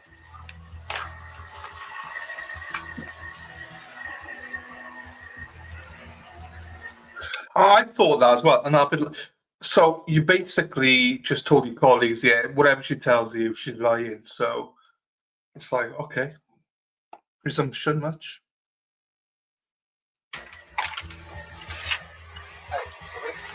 So this house is actually full of people. The actual homeowner is not here. She's in the hospital. Nobody will fess up to actually living here, although there's bullies stuff everywhere. But nobody will fess up to living here, so we can't really do a parole search. Here's the deal. One of the females that we got out of here, when I said, well, who's this car belong to right there? Everyone on one female. And I said, that's your car? She said, yeah, that's my car. I said, come on and talk to me. So I read her Miranda and all it was extra. This is where we meet 21-year-old Taylor Elkins. Taylor Elkins is from Van Buren, Arkansas, a small town with under 25,000 people, about a 15-minute drive north of Fort Smith, Arkansas. She reportedly attended one of the few high schools in Fort Smith, Northside High School. It just so happens to be the same high school where Bill used to teach. It's unclear if their paths crossed then. But did they recently? How else can Taylor explain having Bill's car? Officer Hendricks, obviously. Did he read you your Miranda rights? Yeah, he did. Like your rights to an attorney, everything like that. I didn't even know the car was stolen. Okay, it's not stolen yet. That's where we're at. Okay. Okay. But he read you your Miranda rights. Okay. Okay. You already talked to her. Today. I didn't do nothing. Okay. What's that? Why'd you say there was a white guy in there? There's a white guy in there. Did you say there was a white guy or the other girl? Okay, that must have been No. Okay. They're all black. Where'd you get the car? No, I already told him. You tell me. I just, okay, that boardwalk, it's just like a friend. That's it. Her friend let me park. Who's the friend? His name's Sean, but I don't know his last name. Now, Taylor claims this Sean person just handed her a car. If Sean is willing to hand over a vehicle, he might hold the answers to what happened to Bill DuBois. You're 21? Huh. Okay. I don't know. I thought you were older for some reason. I don't know. But my kids got taken from me and everything. You know what I'm saying? And I've been having to do, and I have no way anywhere. So he's like, here, you know, girl for. Sean, where is it? In a boardwalk. What But I number? don't know if that's where he lives. What number? Is 5-6. Number 5-6. Or 5 or 6. 5 or 6. So when you get to the complex, which entrance do you go in? First, but I don't even think he thought it was stolen. No, I didn't say it was stolen. No, I'm saying like I don't know. Okay, I'm just I really asking. don't know how he got it though. But Okay. I'm saying like I was like, dude, like You got your phone on you? no, I don't got nothing. I don't got Where's your phone. phone at in there? I don't got a phone. Come on, everybody got a phone. No. She didn't have a phone when I arrested her 2 Thank weeks you. ago. I don't. My daughter shattered She my had to use shit. her girlfriend's phone at the time. Yeah, I'm not lying to y'all. Okay, we just I saw a got lot of everything. phones. I got everything taken care of. Right. You know what I'm saying? So like, I'm not trying to get in trouble. I'm not on bond. Like, I can't. That's your cup in there in the car? No, it's There's water. like a 40, round That's 40. water. Okay, Yeah. that's yours. From Yeah, Easy Mark? Yeah, Okay. All right. it's water. Okay. So you got it from Sean in the first entrance off of Albert Pike to 4201 Kincaid. Boardwalk. Just the The first entrance. Yeah, like, oh, you making it long. No, the first entrance right there on Albert Pike. So number 5 or 6. I don't think dude, he's a crackhead. That's why Okay. All right. but I just needed it because dude, I lost my fucking kid. Horse to ACR. So he's like, look, you know, I was like, are you sure? And he's like, okay. I mean, he likes me, you know what I'm saying? Like that. Did you give him any money for it or No, anything? like he likes me like that. We're just friends. What's his name on Facebook? Sean, I don't know. I don't have a phone. I don't get on my Facebook no more. Taylor's statements don't add up. Another officer recognizes Taylor. He's familiar with her from past police encounters. That was that one I told you about. No, I've dealt with her several times, and then I saw her in the jail. Yeah, that's the one I told you about. Remember that wanted to fill a vacancy? Anyways. That's not bad. Hey, you know that's her grandparents' house, right? The South Greenwood address is her grandparents' house. Hers. 1802? Yeah, I swear to you. She's bonded out to that address out of Crawford County. She got like 10 felonies pending.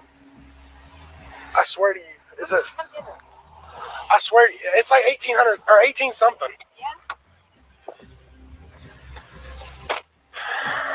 Is Lee 10-8? What's her last name? Elkins. Taylor.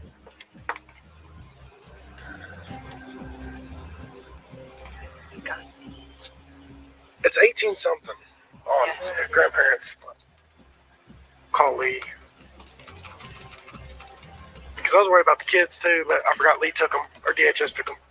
Taylor, exact spelling, T-A-Y-L. Hey, remember when you dealt with Taylor Elkins? Taylor, remember the chick you took your kids away from? When you went to her grandparents' house on Greenwood, what was the address? Was it 1802 or 1800? Was it 1800? He said it's on the corner right there by the school. Shut up. Did you tell Shelby that? I said, I think that's, yeah. All right, well, that I don't know if you noticed or not, but anyway, she's out here with the stolen car from that call that one I went on to on South Greenwood, that 1802 South Greenwood. 1800 South Greenwood. Is that where you were? Hey, Lauren, is that where you were? Oh, hey, I already told him. Yeah, it was, that's exactly where it happened. All right, that's all I was calling to check for. All right, bye.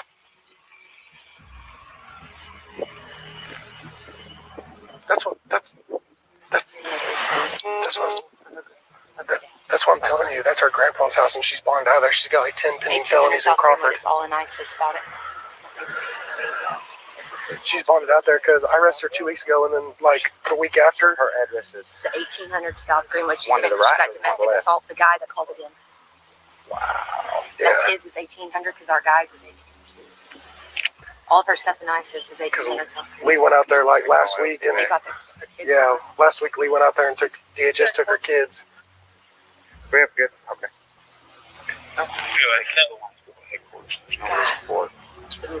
I give him a call back and give him that heads up. This is a huge revelation. It's the same address as Denton Stringer, the neighbor who reported Bill as missing. The pieces are finally connecting. Remember earlier when the resale shop owner mentioned a neighbor is known for causing drama? So I've said if anybody did anything, it would be them. He doesn't have a phone. Yeah, that's what he said. He said his daughter stole his phone. And remember Denton mentioning his daughter causing trouble? I had a phone. I got me a phone, and my daughter, when she left, she stole it. She stole When's it. your birthday? Well, the mysterious daughter is actually Denton Stringer's granddaughter, Taylor L. Okay. I can't get to the tune, mate. I need to go out the stream and back in, but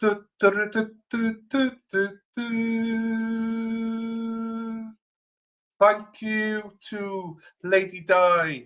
She bought 2 coffees and says, I was waiting for someone to get you to the halfway point, but doesn't look like nothing will happen. I need to claim you on my taxes, sir. You do.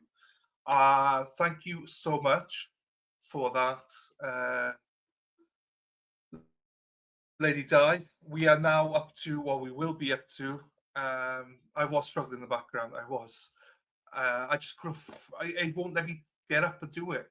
Hang on, let me just change this. We are now officially halfway through the target for the end of this month. If people don't know why, I had a big bill come in, so I need to pay it next month. So your contributions help towards that. So thank you everybody that has donated. We are officially up to 25 from 50 coffees. Thank you, Lady Di. I don't have SSN, but you know, if you need to put me down for something, just do it. Because I'm not in America, so if you can, is it fraud? I'm not sure. Right, we got a little bit more left in this, but 12 minutes. Let's go. Bum, ba-da-ba, bum, bum, bum, bum, bum. I can't get the tune, shit. Taylor is taken into custody. She's interrogated. Oh, hang on. I can get this stuff for Sarah P. Oh, thank you very much. What's this? Welcome. Oh. Whale, what? Welcome. Welcome. I'm sorry, honey. They're not serving so whale sorry, semen. baby. I've got it. Thank What socials? We do work things differently here. We have tax. I have tax, so I have to pay tax on all this. We have a limit of £12,000 a year. Anything above that, you have to pay tax. But last year I was way under 12. This year I'll probably be under 12,000. So it makes no difference. So no, we don't have social security, but we have like income tax thing. Even if it wasn't a bill, you should do with this monthly. 50 is bad for a monthly from us because we appreciate keeping. Thank you very much. I was looking at that because my question to people is: would you do this job, my job, or would you do your job for less than $500 a month? Genuine question: would you do your job for less than £500 a month? Or would you do any job if you sign up for a job and go, right, you're going to earn less than or say you're going to earn $500 a month? Would you sign up to do it? That essentially is what I do. So I do my free. You volunteer, you do. No, sir, I couldn't. Same. That's where I am at. That's where I am at. So without the coffees, my coffees barely basically cover my bills. I don't earn any money from streaming, just to put into perspective. So yes, I should be doing more of that, you're right, because I can't sustain this for sure. Right, let's get back into this. For more details about the Sean person who allegedly gave her Bill's car. For investigators, it's like starting from square one. She still can't recall Sean's last name, phone number, or even address. There's no way to reach him. Her alibi falls apart. She then reportedly changes her story. Taylor alleges Bill gave her the car in exchange for sexual favors.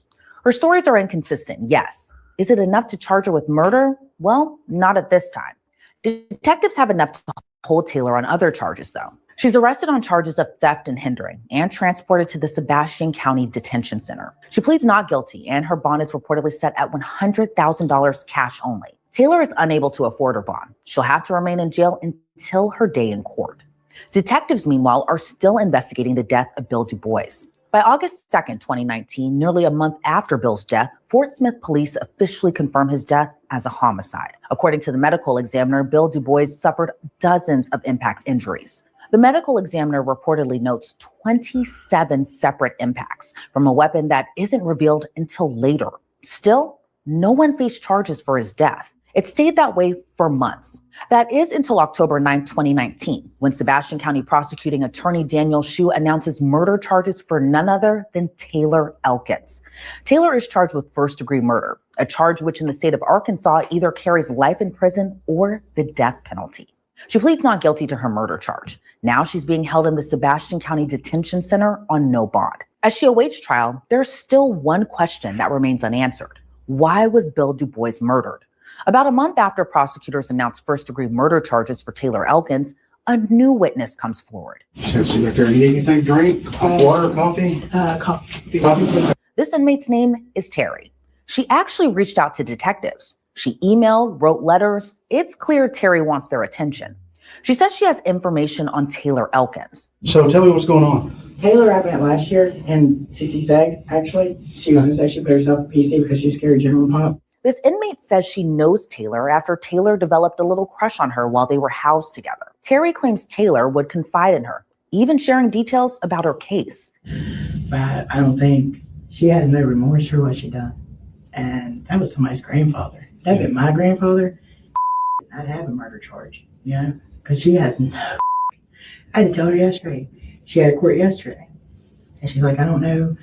Her lawyer told her because she has no emotion towards it whatsoever. She just wants to grin. You don't grin. So her lawyer told her to look at her the whole time, don't look at anybody, so she doesn't smile. And you can't. I asked her, do you feel sorry for it? No. No. That was my grandfather. Oh, that was somebody's dad, somebody's husband. So what did actually she tell happened? Before Terry reveals more, she wants to know what's in it for her. Here's what I need to know from you first. Okay. Before I give you all this. Look, I'm sitting here on a PV. I've already signed to go to SSP, and I've been signed for 48 days. I ain't trying to even get out of it, okay? Because the girl I got arrested with, she just got OR'd out. Everything dropped. I want to be able to at least finish out my 90 days here and not fucking pull from here and go to West Memphis, have to restart over, or get to a halfway house. I'm not even asking to be let go of the charges. I just can't just sitting here for 48 days signed. And my parole officer, I've written, all my family's 14 hours away in West Virginia. I have nobody out here to call for me or anything. I don't have money on my books. What is SSP? SSP is a something sanction program. It's supposed to be, because it's my first offense. I just got out of prison in March and absconded in May. I came from Newport to here because it's the only area I know. And it's supposed to be like, they call it snitch camp, I guess. Yeah, you go down there, you write tickets.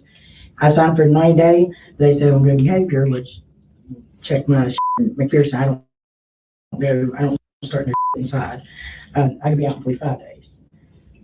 I've been signed, and I got arrested September 17th, and I signed the 20th, and I've been waiting this whole time. They haven't pulled no by. So basically, you just want to do your time over here. If I get, like, I've already set 48 days here on my PV. If I can either do it here or get it changed and go to Gateway or something, like, I'll be fine with that. But just sitting here on dead time, because none of this time counts towards it whatsoever. This is why investigators are sometimes wary of jailhouse informants. But Terry says she's willing to spill everything she knows if detectives can help her out. On the flip side, detectives want to make sure Terry's information is solid. Then Terry drops a bombshell. Well, let me ask you this. Give me a little something so I know that you know what you're talking about and that you know that you talked to her. Okay. It was not a lamp, it was a hammer. I don't know why they sent you to the sewer because her grandfather told her to take it to the dump. It's in 6 different locations at the dump. There was nobody in the house, nobody with her, solo, and it was no surprise. He let her in.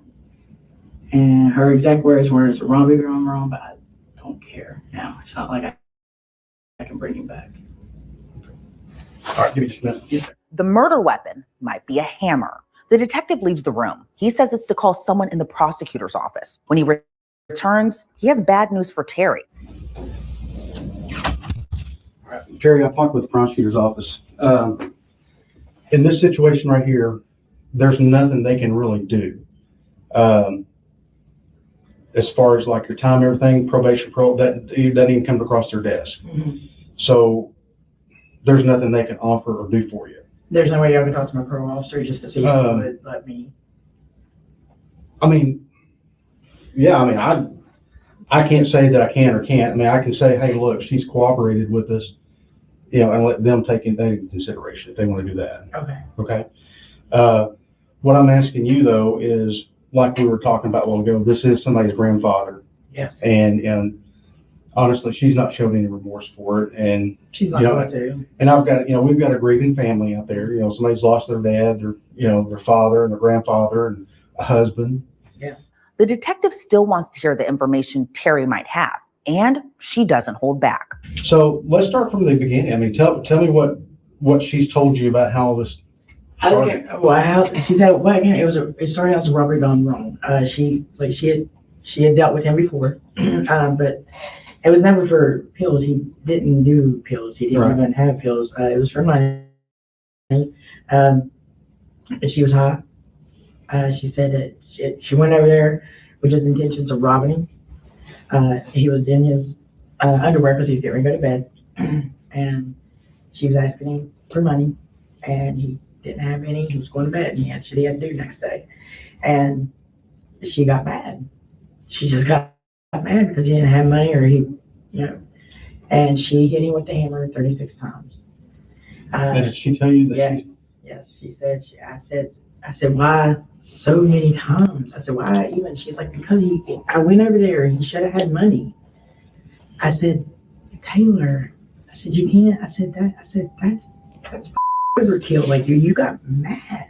I said, did he ever hurt you or force you? She said, no. I said, so this whole scenario that you fucking, he touched you and you didn't want to be touched and all that shit that you was telling people, that was just a lie. Terry alleges a lot more. Like Taylor's grandfather, Denton Stringer, may have helped her. You said her grandfather told her what to do? Yeah, like he came in after she done hit him. He's in the bathroom floor. Grandfather sees him bleeding and turns around and walks out. And then when she goes back to the house, he's like, well, TVs. Go get them pawned. And that's where Philip or whatever, Pete came in or whatever. But said that, I said, why did you fucking call her? Well, I need a way to get around. To take the TVs. Shut the up. Anything about where he was at? He let her in the door, and she followed, like he was going like to the bedroom, but somehow they stopped right there at the bathroom, and she found the hammer like on the way through the house, like it was just laying off to the side, and she just took it. And when he told her no for like the third time, I think she said that he wasn't going to give her money, she got mad because she was already high, and you know how Taylor's temper is any damn way. So she got mad and was trying to beat it out of him, and just went savage with it, man. You can't do that shit. No charges are ever brought against Denton Stringer in connection with Bill Dubois' death. Terry's information could be useful come trial. Taylor's case, however, never makes it in front of a jury. On January 16th of 2020, Taylor pleads guilty to first-degree murder. In the press release after sentencing, prosecutors say that Taylor Elkins robbed Bill Dubois and beat him with a hammer because he didn't give her money. Under Taylor's plea arrangement, not only does she avoid the death penalty, but a life sentence too. Taylor Elkins is handed down a sentence of 40 years in prison. She reportedly never apologizes to the family of Bill Du Bois or explains why she killed him. Online records show Taylor Elkins is serving her 40-year sentence at the McPherson Unit, a medium security state prison in Newport, Arkansas. Since being behind prison walls, Taylor hasn't exactly been on her best behavior. Online records with the Arkansas Department of Corrections show a number of disciplinary actions against Taylor in the years of 2020, 2021, 2024, and as recently as 2025. The disciplinary violations were for battery, sexual activity, refusing a direct verbal order, failing to obey orders, threats to inflict injury, insolence to a staff member, even self-mutilation. She seems to be staying out of trouble as of this recording. Her last reported violation was July 22nd, 2025. Taylor Elkins will be eligible for parole in 2047 when she's 49 years old. If she serves her full sentence, she won't get out of prison until 2060. Thanks for tuning into this episode. I'm Elizabeth Milner, and we'll see you back. Hey, hang on. Hey, CG, how are you? Hang on. Right, let me go out the back in. 2 seconds. I need to go out the back and see if that works.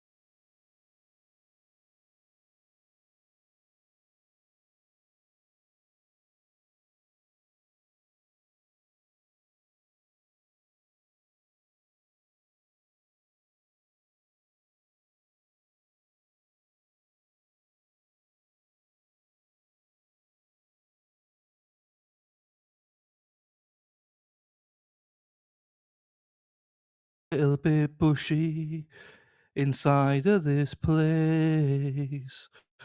We men, we are an absolute disgrace. We need to trim it, we need to trim it, we need to trim it now. We need to trim our bushes now. Zara-P, Zara-P, Zara-P, P, P, P, P, Zara-P, Zara-P, Zara-P is lovely. Erin Hatchie drives a bus, yellow bus, yellow bus. Erin Hatchie drives a bus all day long. Ole, ole, ole, ole, ole, ole, ole, ole. Erin hack, hack, hack, ole. Erin hack, hack, hack, ole. Let's go, Erin hack, hack, hack, ole. Erin hack, hack, hack, ole. Josie and Murph, they aren't as lovely. Fuck around and find out I'm joking, they're lovely. Press the like, press the like, press the like, please. press the like and subscribe. It would mean the world to me if you liked and subscribe. Like and subscribe, everyone. Let's fucking go. Here we go. Judge has just got off the bench there. Let me just get this to... We're live there. Judge has just gone in the back. Oh, no, he's coming back. So we are live right now. That did work. I could get everything back. I was able to get all the music back as soon as I came back in, so that's good. That's true. Oh, here we go. I'll be back. You're coming in, I think.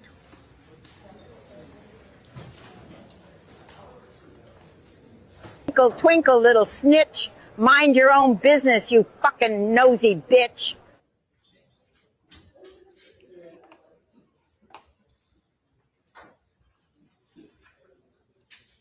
Objection, Your Honor. Lack of foundation calls for speculation. Unintelligible. I don't understand. Mr. Ready, call your next witness. We are on state calls Amanda Metz. Hello, Toots. Hope you're doing well. I'm just running Amanda Metz next.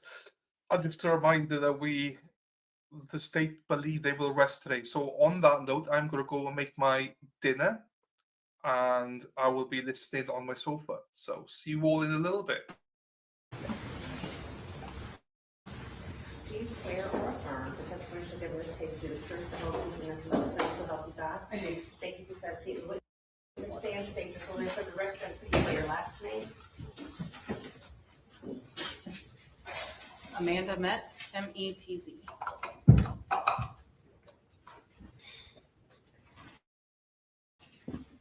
Okay. Investigator Metz, right? Sort of. It's examiner. Examiner Metz, okay. Where are you employed? I work at the Richland County Sheriff's Department in the Forensic Sciences Laboratory in the Firearm and Toolmark section. Okay.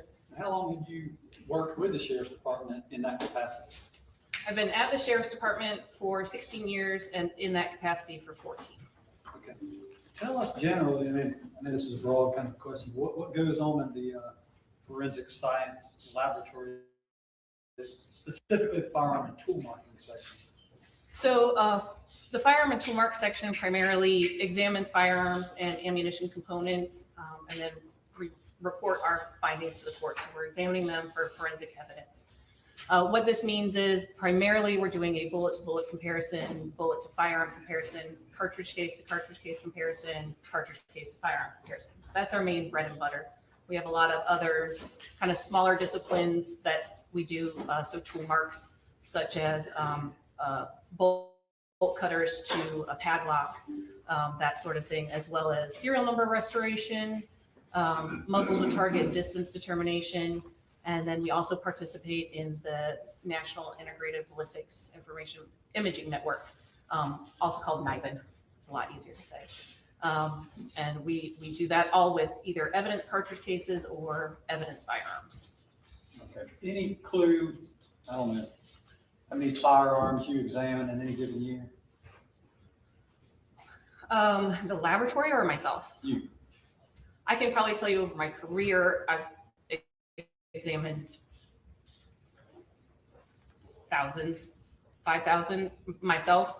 Yearly, we examine well over 3,000, 4,000 firearms each year in the laboratory. Okay. Are you ever asked to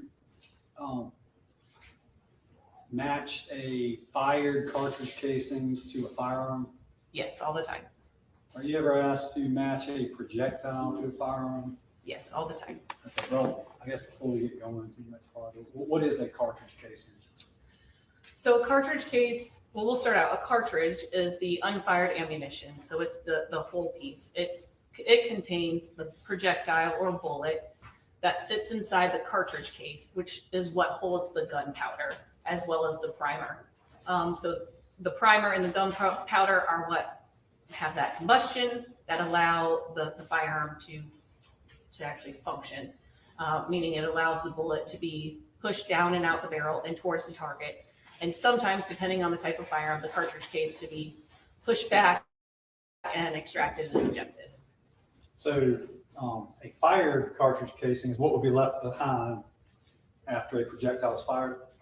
Yes, after a cartridge is fired, a cartridge case could be what's left behind. So in some situations, such as a revolver, the cartridge cases aren't extracted and ejected. They remain inside the cylinder. But the cartridge case and a projectile are what we call fired components. They're what happens after you fire the cartridge. They're the remaining components. So the cartridge case will no longer have the gunpowder and the primer's been expended. And then the projectile obviously will have passed through the barrel of a firearm. And so those are two fired components. So like this was an intact cartridge or unfired bullet. When it's fired, the projectile travels away and meets its target, whatever it may be, and what's left is this casing. Correct, cartridge case, yes. Okay, and the projectile, wherever it goes, you can sometimes recover it too and match it back. Sometimes, obviously, it just depends on how far it's gone and what it's gone into. Same thing with cartridge cases. Sometimes you can recover them and sometimes you can't. All right. Were you asked to, in this particular case, examine a Glock 45 and a Taurus 9mm pistol? I was, yes. Were you asked to examine a projectile? Yes. Were you asked to examine a fired cartridge casing? Yes. Have you been qualified as an expert before in firearm and tool marking ID? Yes, I have. All right. Approximately how many times? Approximately more than 20 times, 20, 25 times. Okay. Now, at this time, the state does offer examiner Amanda Metz as an expert in firearm and tool marking ID. Objection. No objection.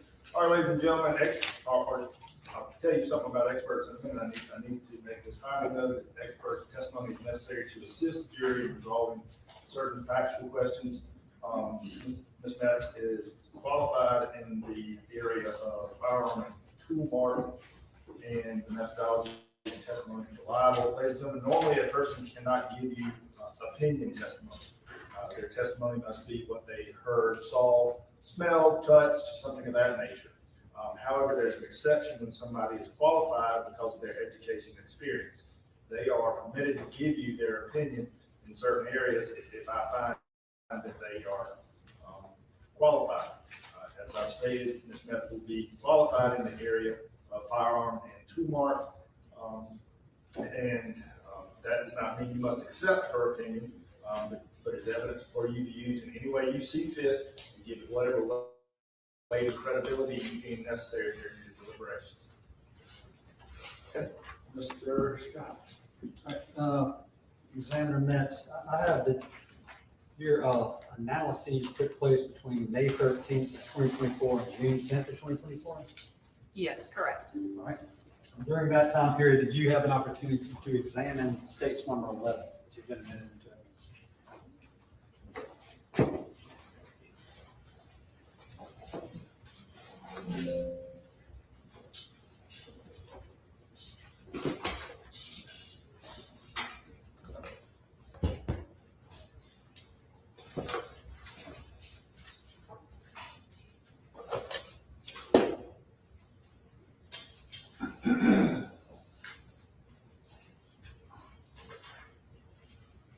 Yeah, so I recognize and identify States Exhibit 11 as my Richland County items 21 and 22.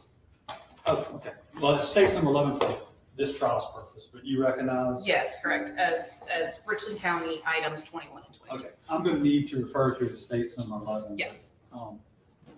What is states number 11? It is a Taurus Model G3 9mm Luger caliber pistol. The serial number is ADG 488788, and the other part of that, which is a separate item number for us, but still states Exhibit 11, is a Taurus 9mm Luger caliber magazine assembly and 10 unfired 9mm Luger caliber cartridges. Okay, so the magazine, you had not only the pistol, but the magazine and 10 unfired bullets. Well, yes, however, they're not in this box. Okay. They- For course safety purposes, we don't typically Yes, enter a gun. correct. But you received Yes. 10 unfired cartridges. That's correct, yes. And did you find states number 11 to be in working order?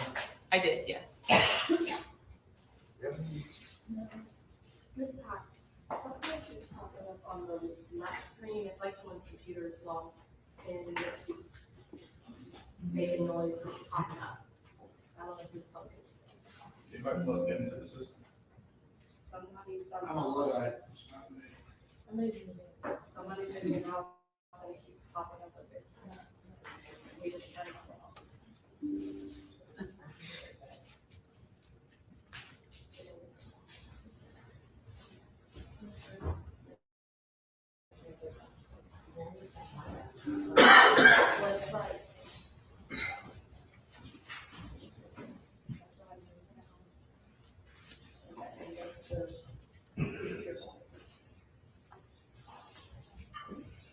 Somebody log it. We're not hardware. We're not hardware.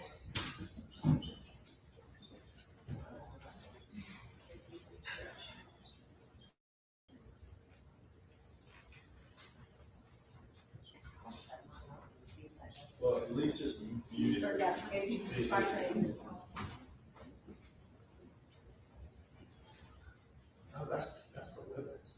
Nobody has to let that computer. We were, it was right there. Yeah. But that's the monitor we use for WebEx. Yeah. But it's in over this house. Ladies and gentlemen, we're having some technical difficulties.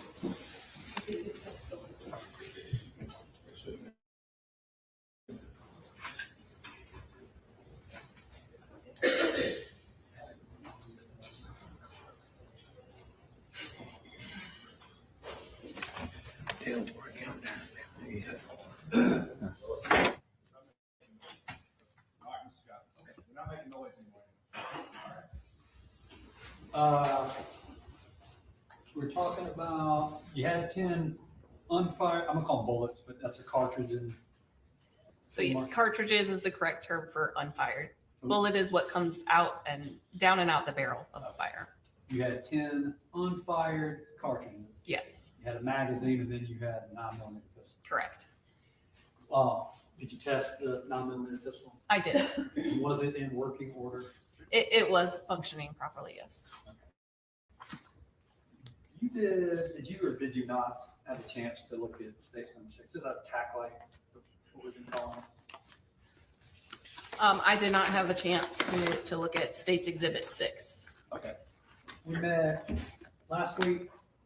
Week before that. Week before. And I showed you states number 6, the tack Yes. light. And we were able to put it on the Taurus, were we not? Yes. Well, this is a solo fish laser flashlight combination. And the way they design it is so that it has rails that can expand and contract. They're designed to fit most pistols, even compact pistols, as long as the firearm has an accessory rail. They could even fit a rifle, depending on, again, if it has a correct accessory rail. They're really universal. They're meant to go on quite a few different firearms. Okay.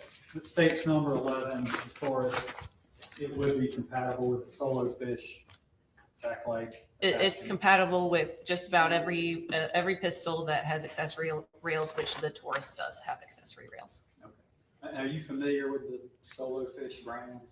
I'm familiar in that I've seen it attached to firearms and know how it works. Yes. Are laser pointers attached to firearms? Is that an uncommon thing? No. What about flashlights attached to guns? Is that uncommon? No, that's not uncommon. I mean, this is a very popular brand flashlight, and almost all of their flashlights are flashlight laser combinations. So you have the option of either having a laser or a flashlight or both at the same time. I mean, Could I buy one of those like at Dick's or Academy? You could get it off of Amazon if you wanted to. Amazon, okay. Did you have an opportunity to, well, you already said it, the Glock 45, that's state's number 10. Had an opportunity to examine that.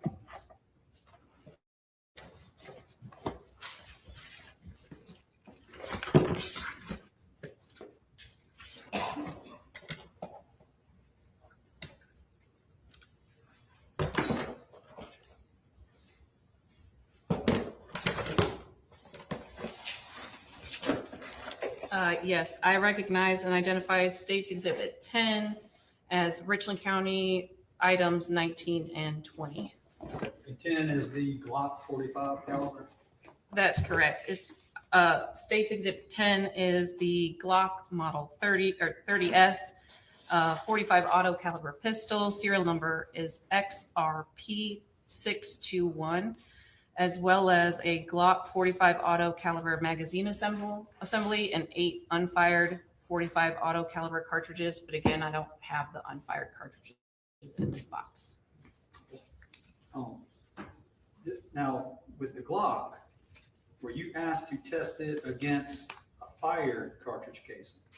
I was asked to do a general examination, which is when we get this evidence, we look at the fired evidence first, look at class characteristics. So class characteristics for fired evidence is the caliber, what sort of, for cartridge cases, we're looking at firing pin shape, ejector shape, any breech face markings. For projectiles, we're looking at the caliber again, as well as the rifling type. Once we determine that, then we would look at the appropriate firearms that we have. Okay, so the Glock number, state's number 10, was it in working order? It was working order, yes. You just described a general kind of analysis of. Yes, so we don't get fired evidence and only compare it to a singular firearm. Like that's not our main goal. Our main goal is to look at the fired evidence first, see what characteristics fit, and examine the firearms that could have fired it. So in this instance, we have 2 different caliber firearms, and then we would compare our fired evidence to which firearm has the correct class characteristic or caliber. Let me see if I can ask that another one. This is state's number 7. It's been admitted into evidence. It is a fired cartridge casing from a 45 caliber pistol. So did you examine state's number 7, compare it to state's number 10, the Glock pistol? Can I have some scissors, please?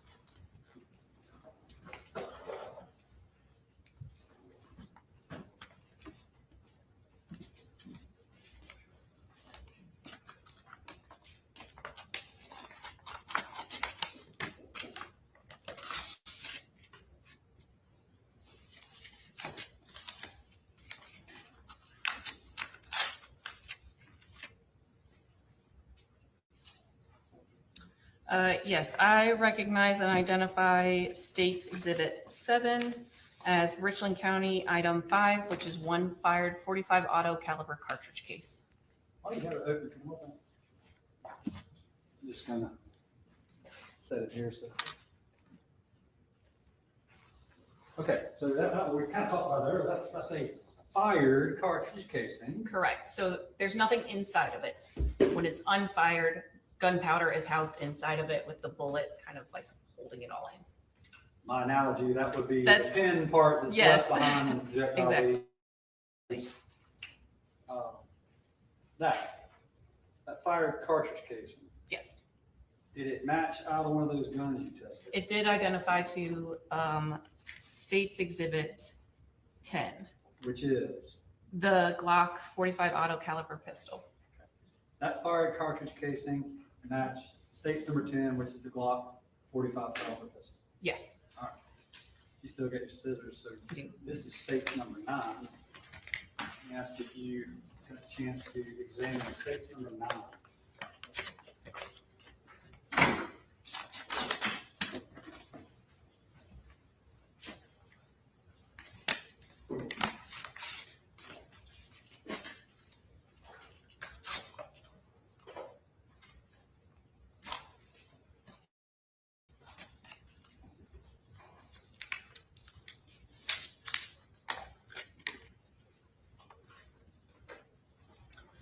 Yes, I recognize and identify State's Exhibit 9 as Richland County Item 16, which is one fired metal jacketed bullet. Okay. Do you want that too? What we got? Oh. Is that what this is? State's number 74? I have to, that's not my photo, so it looks similar, yes. Okay.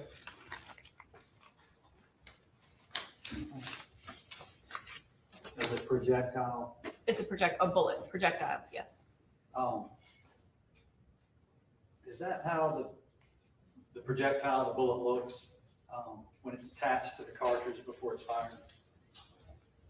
No, that's not how it looks when it's intact before firing. Okay. What causes a projectile?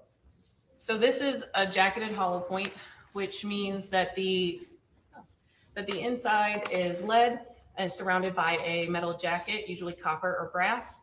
And jacketed hollow point means that the point, the top of the bullet, the nose of the bullet is open. And those are designed to, when upon impact, spread so that it doesn't travel through your target and possibly hit something you're not meaning to shoot at. Okay. So this is what happens. It expands into this pretty starfish. Okay. So State's number 9, projectile. Were you able to match that out of the firearm you tested? Yes, I identified it to State's Exhibit 10, the Glock 45 auto caliber pistol. So the Glock 45 fired this casing that we heard testimony about before, and it fired the projectile shown in State 74, but also what you got in front of you is State's number 9. Yes, correct. Okay, so is it your expert opinion the Glock 45 fired the casing, State's number 7, and fired the projectile, State's number 9? Yes, correct. Thank you, Ms. Holmes. Answer any questions that the defense may have to. Cross that way.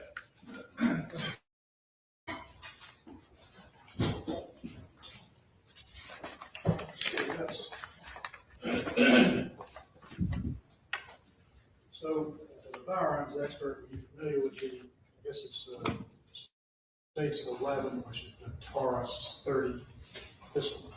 The Taurus G3? G3. Yes. I don't know where I got Taurus 30, G3. And you examined it. I did. And you testified that there were 10 bullets submitted to you, though they're not in the same box. Yes, 10 unfired cartridges. So you agree that this weapon, this 9mm pistol, semi-automatic, is that right? Yes, a 9mm Luger semi-automatic pistol. Yeah. 1 in the chamber. Yes. And 9 in the magazine. No. All right. How many in the magazine? Give me 1 second, because sometimes it can be submitted with extended magazines. 1 second, and I'll refer to. That would mean more bullets.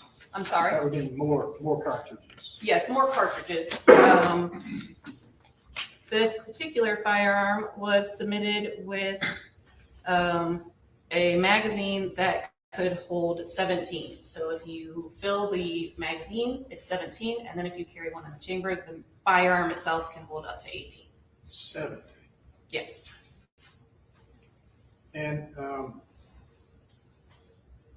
now you mentioned that this Taurus weapon was compatible with what you were asked about being a solo fish. Yes, the solo fish flashlight laser combination, it is compatible with the Taurus. It's also compatible with the clock. Both of these firearms could have that flashlight on them. Are you aware that your department concluded this weapon belonged to the young man Belton, who was deceased in this incident? I don't pay attention to the particulars. I just look at the evidence. Did you examine the Taurus to see if it had markings that would indicate that all this was attached to it? No, I did not. And what's the function? Well, we can assume a tactical light is a flashlight. Yes, it's a flashlight and a laser. It just has buttons. You can turn either one on. And this had also in combination, meaning one accessory that attaches to the Yes. weapon, and would attach to the bottom of the barrel of the car? It attaches to the frame. The frame has like kind of grooves cut out. That's called accessory rails. And it's underneath the barrel, but it's actually attached to the frame. As consistent with the Taurus, which had those rails. Taurus and Glock both have those, yes. And the red dot laser, is this a red and green or just a red dot laser? I did not examine this, so I don't know what color the laser is. What's the point of this accessory, a red dot laser? Well, it's not necessarily a red dot laser. So a red dot laser is actually a brand. So this solo fish flashlight laser combination, the point is so that you could possibly shoot in the dark if you needed to illuminate anything that you plan on shooting at. And then the laser can be used to help shoot what you're intending to shoot. So targeting. So the gun not equipped with a laser sight, is that fair? One not equipped with a laser sight, you have to look down the barrel and try to hit what you're aiming, right? You would look down the sights, which are on top of the firearm. Again, it doesn't matter really. It is helpful, but it can also not be helpful. It depends on what scenario you're in. If you're in a scenario What where... is it? I'm sorry. I'm sorry? I'm not sure what it meant. You said it. The flashlight laser combination? No, it's not my question. My question is, without that equipment of a laser sight, Yes. you're relying on your aim, Well, you're relying pointing on the your... weapon, looking down the barrel, and the two sights that are metal pieces on the top of the barrel. You're relying on your aim either way, I guess is what I meant, is it. Your aim is not necessarily made better with a flashlight laser combination. Aim is not, when you fire a gun, if you are anticipating firing that gun, you are going to usually miss what you're aiming for. Let me ask you to get back to my question, if you don't mind, Your Honor. That's not really responsive to my question, which was pretty simple. With a gun, I'm just asking that he's interrupted a couple times. Let her explain her answer. well, that's because her answers are not responsive to my question. Well, I understand sometimes you don't like it, but you need to let it finish, and then we can move on from there. Have a I'm sorry, I don't know where I'm at now. So I don't remember what I was saying. You can Let me rephrase ask your the question. Again. Can we agree that a laser sight fires a beam of laser light? Correct, yes. And the purpose of the laser light is to allow the person, whether it's nighttime or daytime, to put that light on whatever you intend to shoot to improve your ability to hit what you intend to shoot. Isn't that the purpose? It does help, yes. Okay, thank you. Only if you are competent with a firearm. If you are not competent with a firearm, it's not going to help you. And you don't know about the owner of this? I don't know who owned this and I don't know their competency, but having a flashlight laser combination does not make you suddenly a magically gifted shooter. Do you have a red laser or a laser sight on your firearm, your service revolver? I do not. All right. Thank you, Your Honor. Anything on redirect? You familiar with a Smith & Wesson Bodyguard 380 pistol? Yes. Oh, that little. Yes. I got one of those that came equipped with a red dot. Yes, it comes with the crimson trace laser. Yes. Your Honor, I don't think that's proper direct, and I don't know that it's relevant, but he owns it. Although I'd be happy to go into his gun collection if you deem that relevant. Overruled. You familiar with that gun? I am familiar. Yes. It's a mass-produced pistol. Correct. Yes. And it actually comes from the factory with a built-in laser. It does. Yes. Do you have any firearms with lasers? I don't know. Do they help you shoot any better? No. Okay. Thank you. Nothing, Your Honor. All right, you step down, man. Thank you.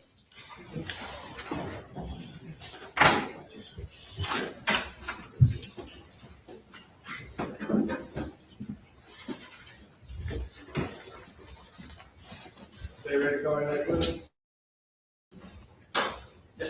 United States calls Ty Jordan.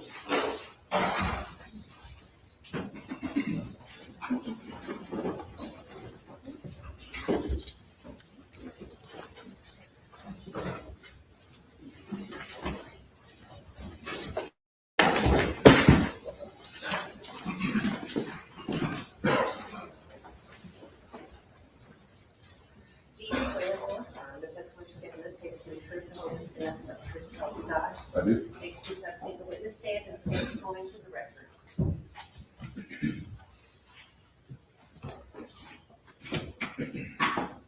Taima Jordan.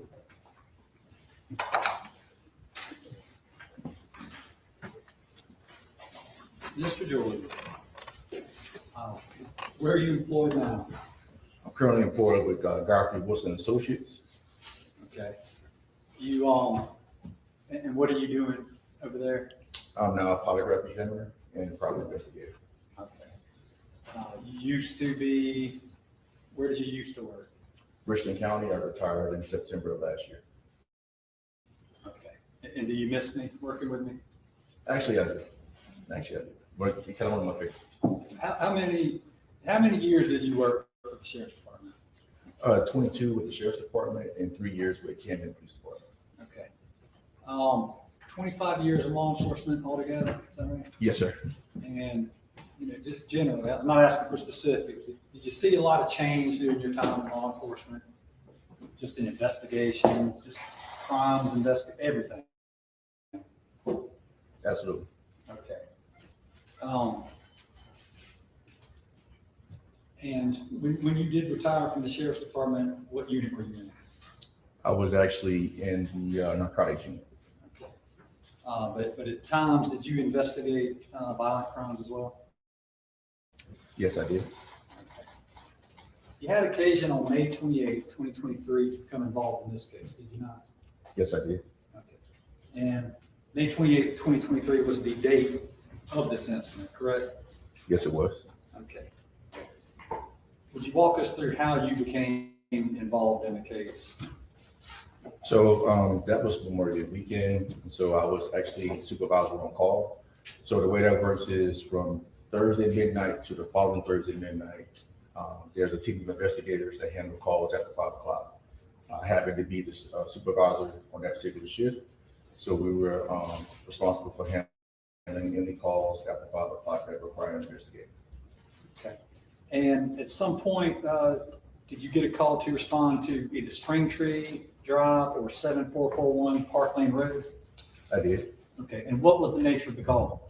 It was a shooting hit. Okay. Where did you respond first? Actually, I was on the way to Ranch Road. We were called there because they have found some juveniles in a vacant apartment with firearms. So I was actually headed there to help the other investigator at that time. Okay. So you were redirected, you're going to an incident involving juveniles and firearms. Is that what you just said? Yes, sir. While we're at it, you talked about a lot of changes in 25 years in law enforcement. In the year 2023, was it uncommon for the Sheriff's Department to get calls regarding people under 18 being involved with firearms? It was not. Being in possession of firearms? It was not. Okay. And that's illegal, is it not? It is. Is it your testimony and that's become something that has become more and more prevalent as time has gone on from when you started in law enforcement? Yes, over the years it has. Okay, so the call for service at Park Lane Road was shots fired, you said? Shots fired or someone hit from gunfire. And are you familiar with shots fired? Yes, I am. What is shots fired? So shots fired is a system that we use or that we did use before I retired. It's a system that's placed around the county with sensors, and those sensors are able to detect gunfire.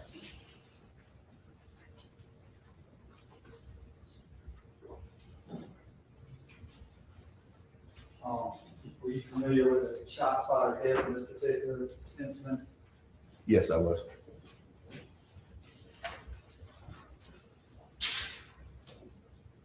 And so essentially that's just microphones that they're set up around Columbia, Richland County, in certain places that they're basically microphones on the tower. Correct. Microphones and sensors. And they're trained to pick up gunfire. That is correct.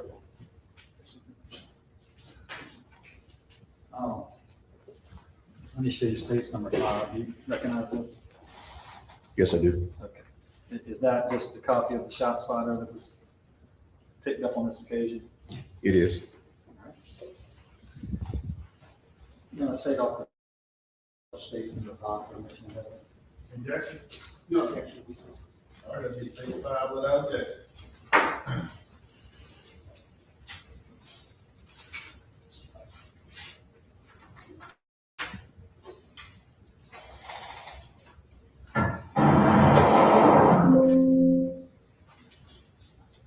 Okay, so that would be something that shot spotter would pick up, and then does that, shot spotter detects gunfire, do they alert local law enforcement? Right. That's exactly what happens. Okay, and so is a time attached to those shot spotter alerts? It is. Okay. When you respond to 7441 Parkland, do you go directly there? Or did you go to the scene on Springtree Drive? To the scene on Springtree Drive. Okay. And what was going on Springtree when you got there? I think EMS has already left. There were several other investigators already there, and also deputies that were there as well. Okay. Was crime scene there yet? I don't recall seeing them yet. Okay. Was Mr. Chow there at Springtree, or had he already gone back to Parkland? I don't remember seeing him at the scene. Okay. All right. So you probably didn't spend too much time at the Springtree Road incident, did you? No, I did not. Did you go to 7441 Parkland then? Yes, we did. Okay. And who was there when you went there? It was Mr. Rick Chow, the defendant, Andy Chow, and Alice Chow. Okay. At that particular time, what was your understanding of what you were investigating? Apparently, the victim in this case apparently allegedly has stolen some water. And so we went back to the store to try to look at surveillance video to see if that actually occurred. Okay. So Mr. Chow was there, you said? Yes, he was. Okay. And was he cooperative with you as far as trying to obtain video? Oh, he was, yes. All right. There was some testimony earlier about a room that he had his equipment in. Do you remember that room?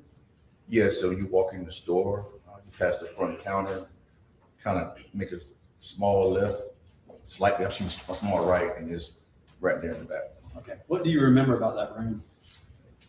Monitors and hard drives everywhere. Okay.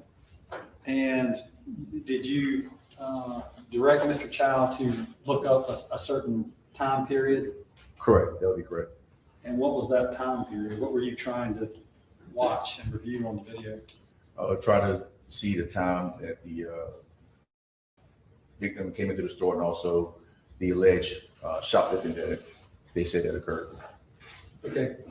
Did you have multiple angles to choose from as far as video camera surveillance footage? Yes, we did. Okay. And did you review multiple angles? Yes, we did. Okay. We had earlier a series of clips of states number 3, which has been admitted to evidence. We have a number of slides that came from that were also admitted into evidence. I'm going to walk through those with you and just see these videos that you would have reviewed. But first of all, let me, was Deputy English in there in the room with you and Mr. Chow when I was looking at the video? Yes, he was. Okay. And he was wearing his body-worn camera? Correct, he was.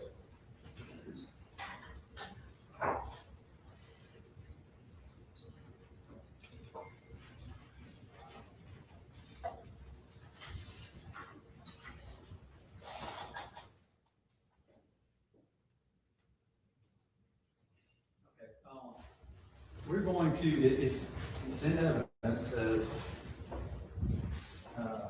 Deputy English's body cam. We haven't published this portion yet. It's in evidence. It says body cam. We're going to publish a section just of them after the security. So we're going to call that state number 8. 84. Information published states 84. Yes, sir.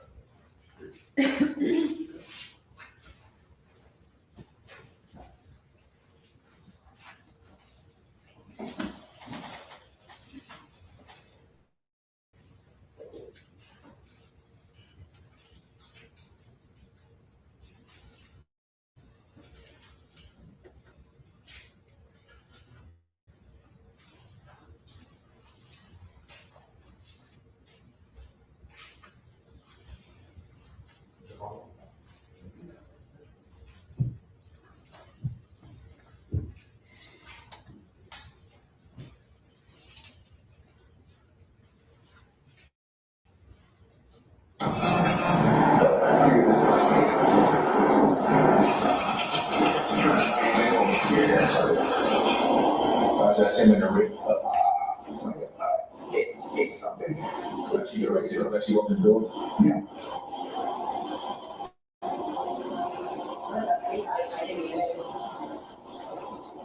Okay, fine. I'm gonna pay the whole series in dip.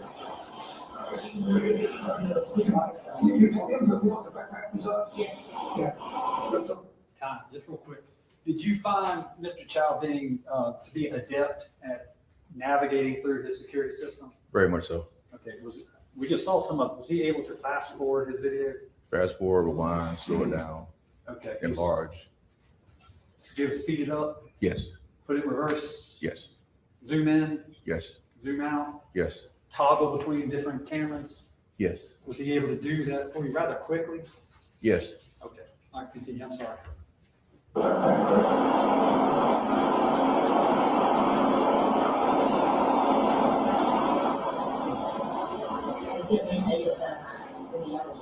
You have another camera.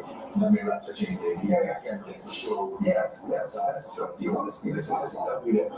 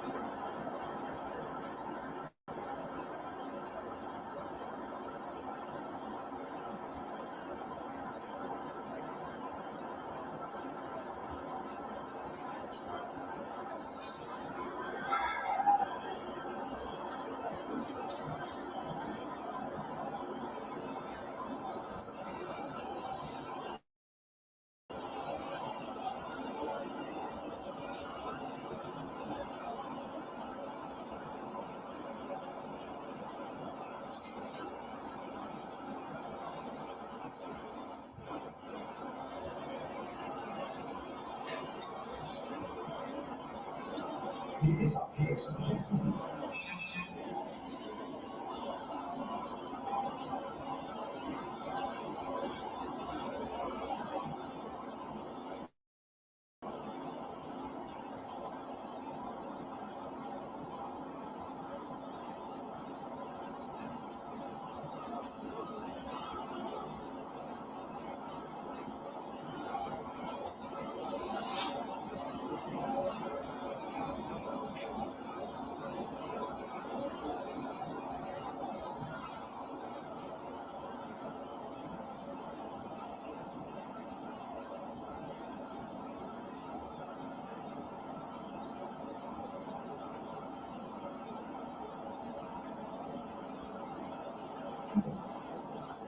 So we're going to put back on to the phone where we can see you there.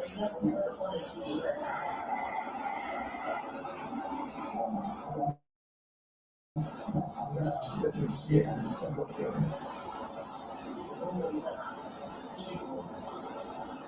back to the door. Yeah, go back to when you first here. I did this one.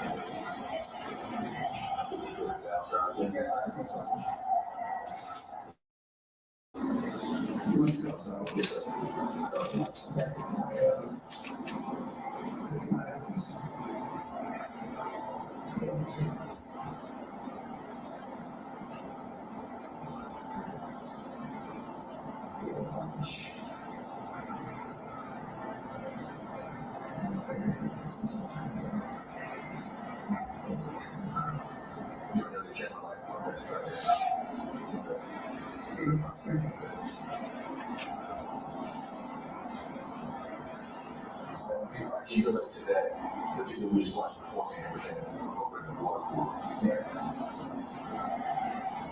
Tyler, what did you just say? Actually, could he go back to the angle where he was at the water cooler?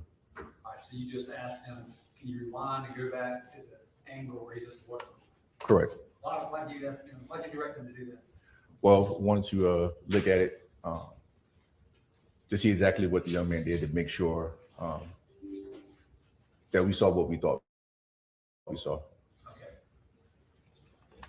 To your knowledge, was any stolen merchandise found on or around Mr. Cyrus Carmack-Belton?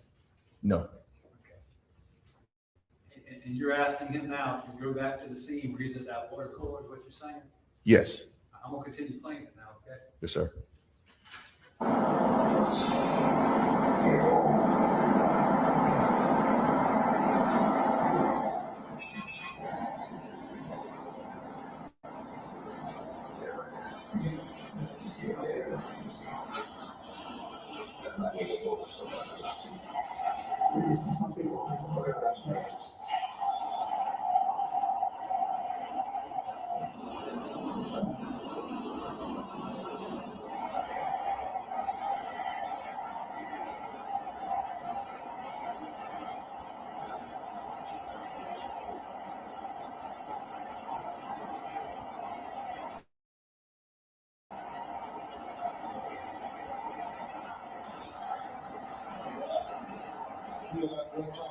How many you picked up and how many you put down? Make this normal. Here's the half. I think this.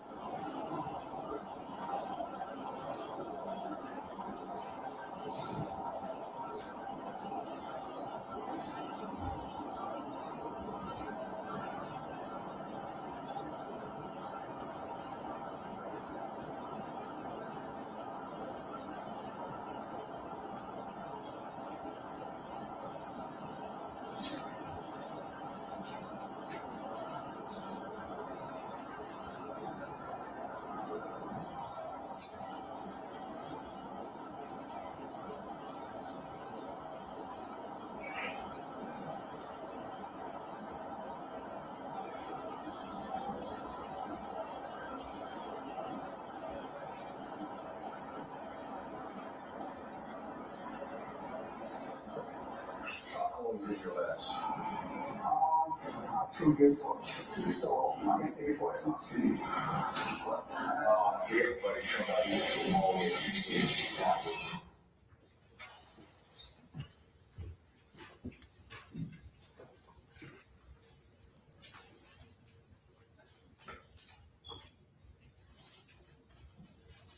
You remember that moment when you realized Cyrus never took anything? Do you remember that? I do.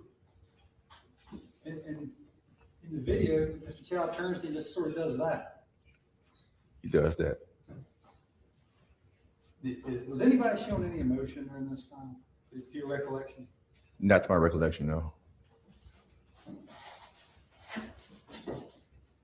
And so he's fast forwarding, he's reversing, he's zooming in, and he's pausing. He's putting it in slow motion. Is that what you remember? That's what he was doing.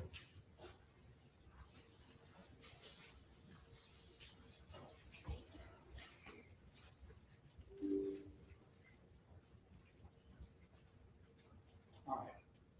I'm going to show you some videos now that came from states number 4, number slides.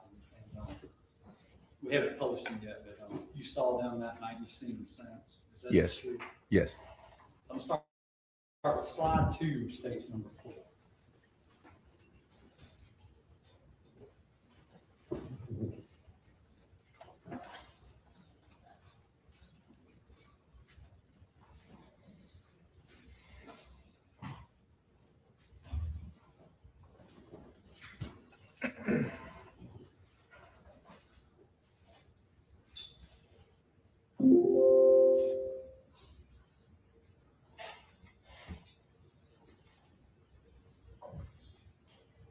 Okay, I'm gonna go next to slide 3 of state. Number 4.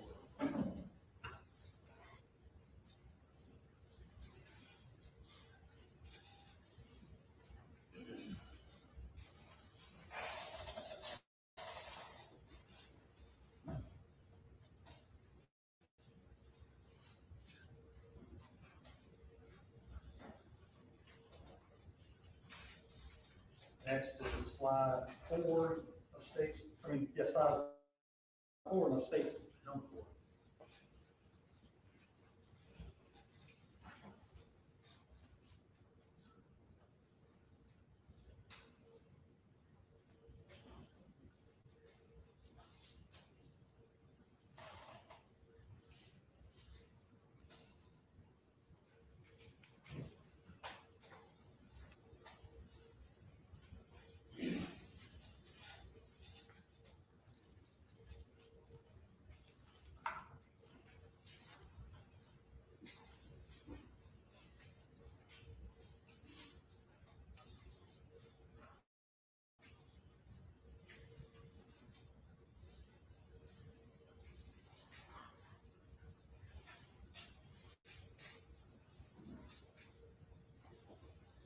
Moving on to states 5, slide 5 of states number 4.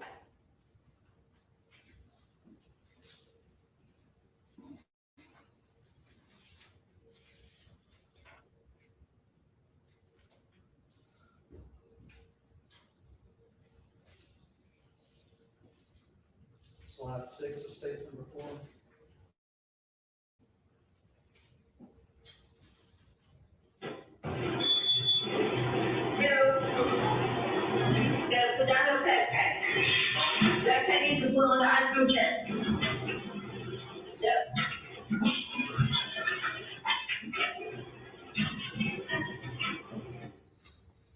Going on to slide 7 of states number 4.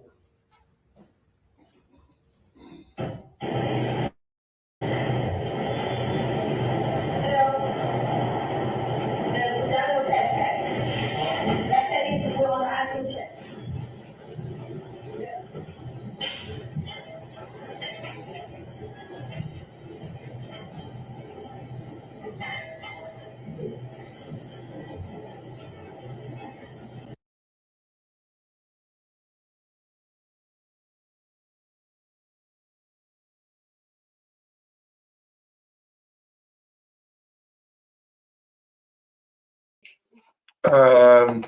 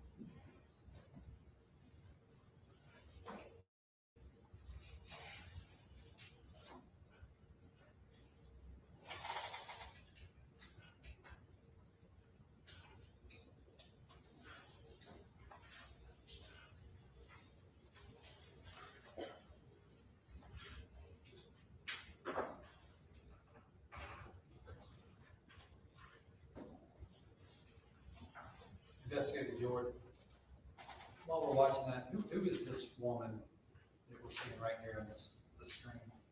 Alice Chow. Alice Chow? Yes. Okay. And then the other male we see in the videos with the hat on backwards is who? Andy Chow. Okay, thank you.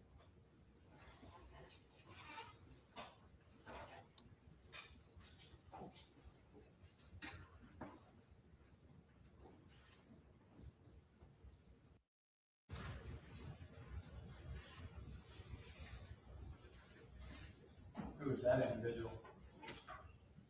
In the plaid shirt. In the plaid shirt. Rick Chow. All right. Moving on to slide 10 of stage number 4.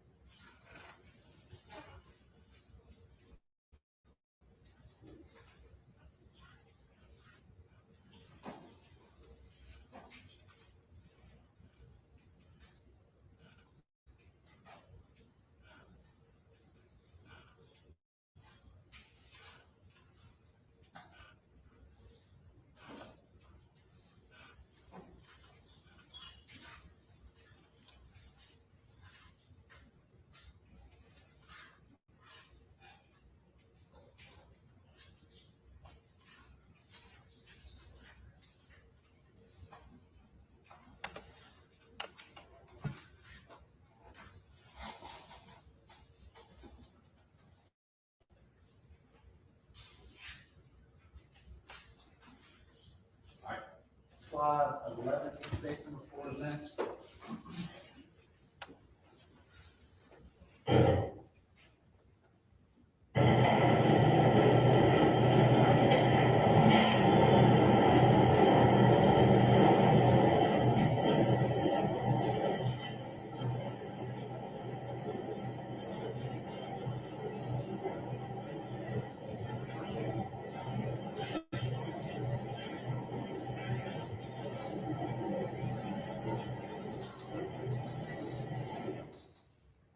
Skip slide 11 goes for now. Go to slide 13 of stage 4.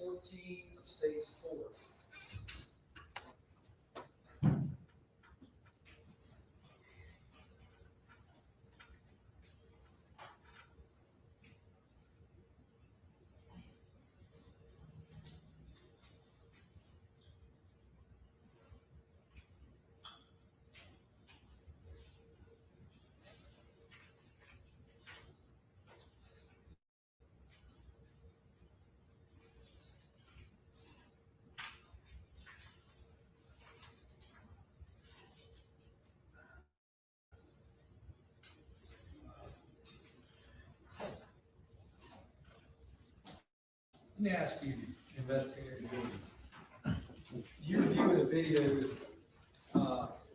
did Cyrus Carmack-Belton ever brandish a firearm inside of 7441 Park Lane Road, the Shell gas station owned by Rick Chow? He did not. Did Cyrus Carmack-Belton ever point a red laser that was attached to a Taurus pistol while he was in the Shell station at 7441 Park Lane Road? He did not. To your knowledge, has anybody ever said he did that? In the store? In the store? No, no one.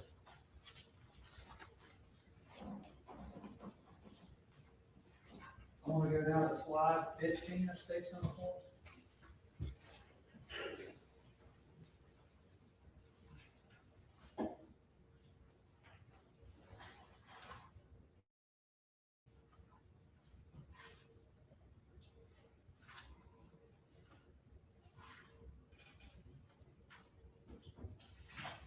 Next is slide 16 of state's number 4.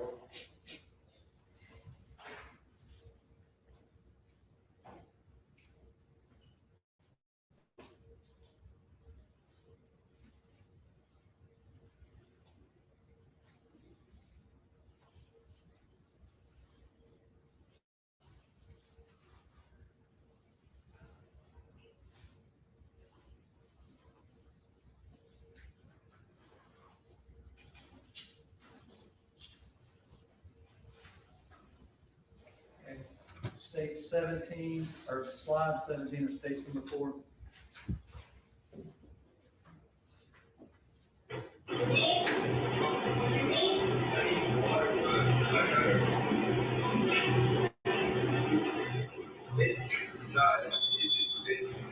You have one in your pocket? You have one in your pocket? What in your pocket? Yeah. I don't want my pocket. I don't got the water in my pocket, but I'll show you one.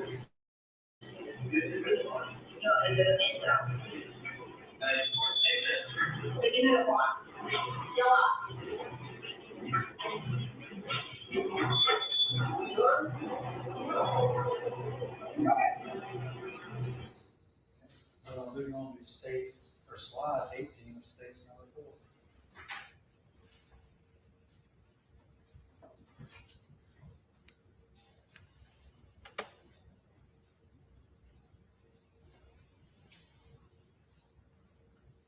Do you agree with it? There was multiple angles that you were able to review of the same incident?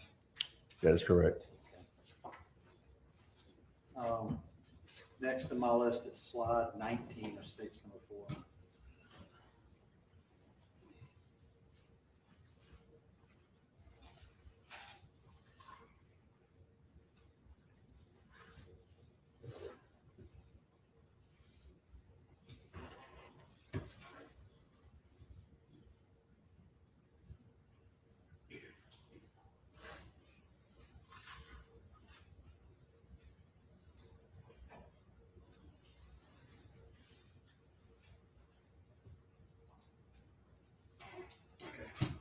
Slide 20, state's number 4.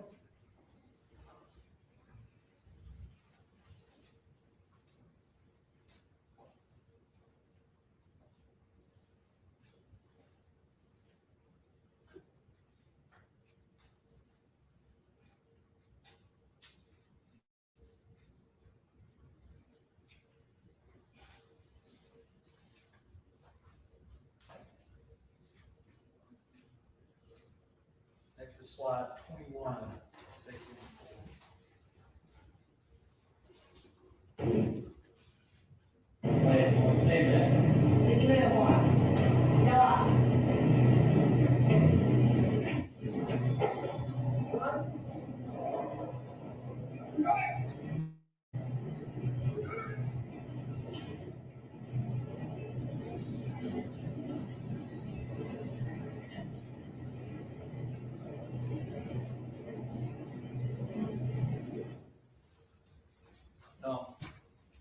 Did you ever recover, did you ever see the shoe that popped off of him in that slide?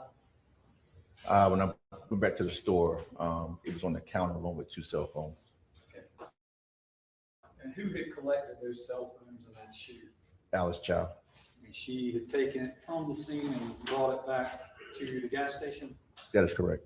Do you know if she took any other evidence from the scene? I do not. Okay. But the crime scene was unable to collect the shoe and the cell phones from where they were originally found because Alice Chow had already moved them? That is correct. All right, I'm going to skip a couple here and do slide 24 of state's number 4.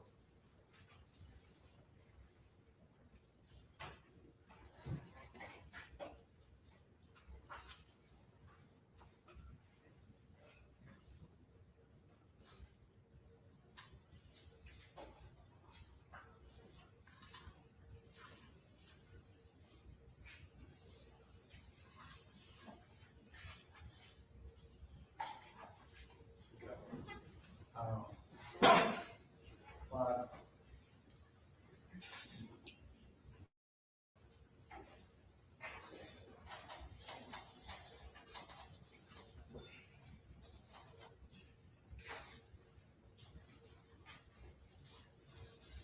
Slide 25 of state's number 4.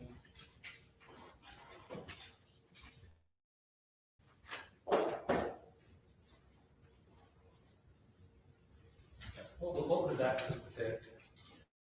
Ms. Chow with the shoe and 2 cell phones.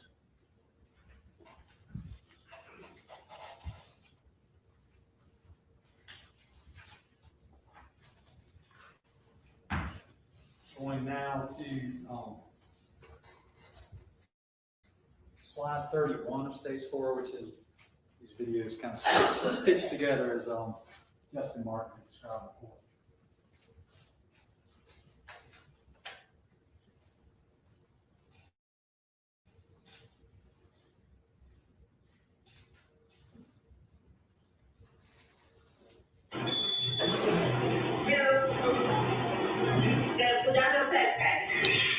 That needs to put on the iPhone check.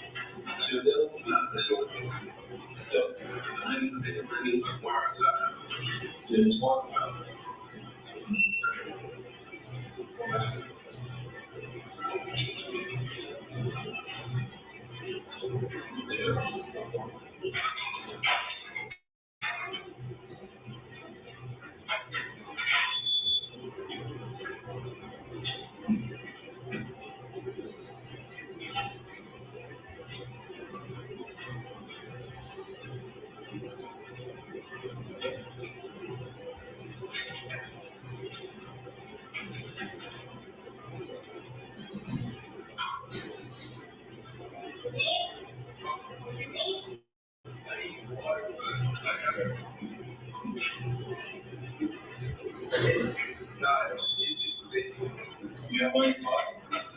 You have one in your pocket. One foot in your pocket. Yeah. I don't got no water in my pocket. I don't got no water in my pocket, but I'll show you water.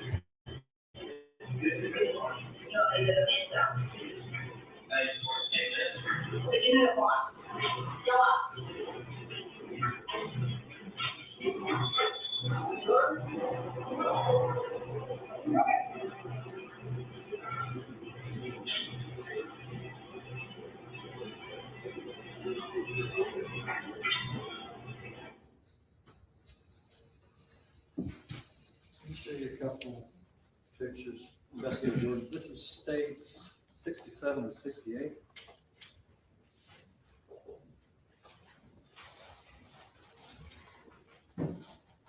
You recognize those just to be screenshots from videos? They are.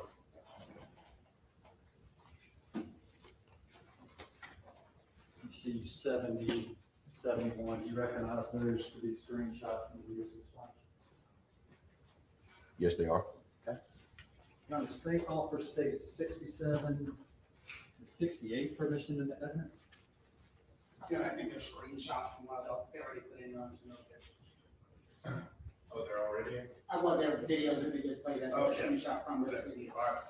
And then also 70 and 71 for admission into evidence. All right. States 67, 68, 70, and 71, which is again without that.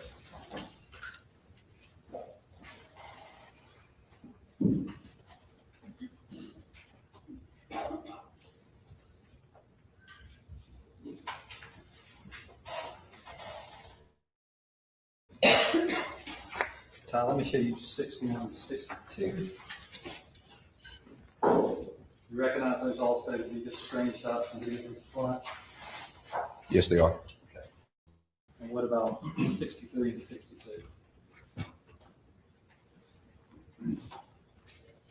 Yes, they are. Okay. Now, the state offers states 61, 62, 63, and 66 for admission to evidence. Mr. Scott, may I see the not those two, the two that you just, that are still in front of me? Just make sure I don't need to renew mine, okay. You know, just, no objection, but just renew our pretrial objection. Sure. All right, then we'll be amended as states 61, 62, 63, and 66, subject to pretrial. Thank you. Let me put up states 63.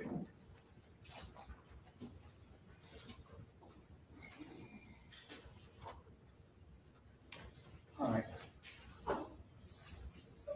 Investigator Jordan, 25 years in law enforcement. Have you had occasion to handle a case where you had video or a picture of a suspect that you were trying to identify? Yes, I have. Okay. And is it common to eventually identify subjects based on surveillance video or photography for that matter? It's very common. And is it helpful if you have high definition video or screenshots of an individual? Yes, it is. Is it helpful in your experience to have good descriptions of the clothing they're wearing? Yes. Okay. Would it be helpful in a case like this, if you're trying to identify somebody who is suspected of shoplifting, to be able to do freeze frames, to be able to reverse, to be able to zoom in on their picture? Would that be helpful in identifying them? Yes, it would. Okay. Let me ask you this. If you were looking for a suspect, and they were accused of something, and you had the video footage of them from multiple angles, you said that would be helpful. What if you had their shoe? Would that be helpful? Yes, it would. What sorts of things could you do if a suspect left their shoe behind at a scene and you were trying to identify them? DNA or fingerprints? You could request DNA or fingerprints? Yes. All right. What if a suspect, you had multiple camera angles of their face, high definition videos of their face, you had their shoe? What if they left behind 2 cell phones? Would that help you in identifying that person if they did commit a crime? Would that be helpful to you? Yes, it would.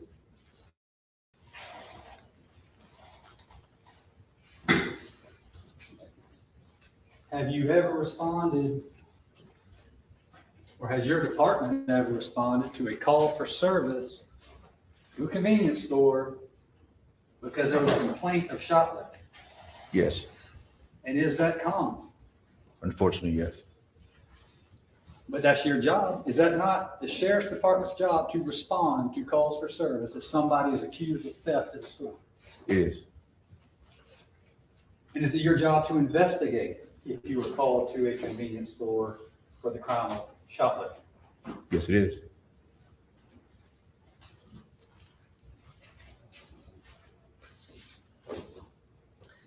you have any knowledge of your department instructing employees or owners of convenience stores to follow suspected shoplifters and chase them down? Not that I'm aware of. Okay. Not that you're aware of. Have you ever heard of anybody in your department instructing anybody to do that? No.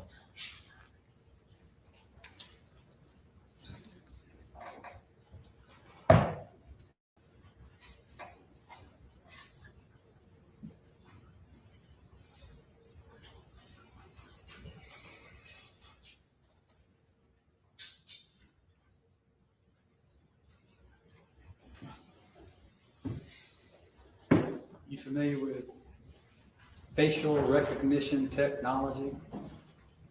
I am. And what is that?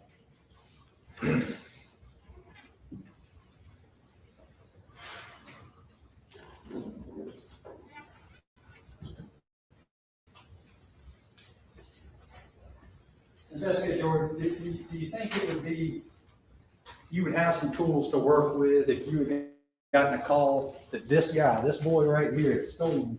Do you think you would have some tools to help identify him? Yes. And investigate whether or not he had stolen water? Yes. Do you feel confident law enforcement could have handled this? Absolutely.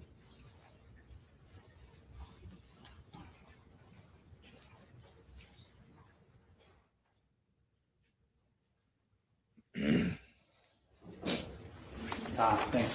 All right. Answer any questions that Mr. Ken has. All right, we're gonna take a break.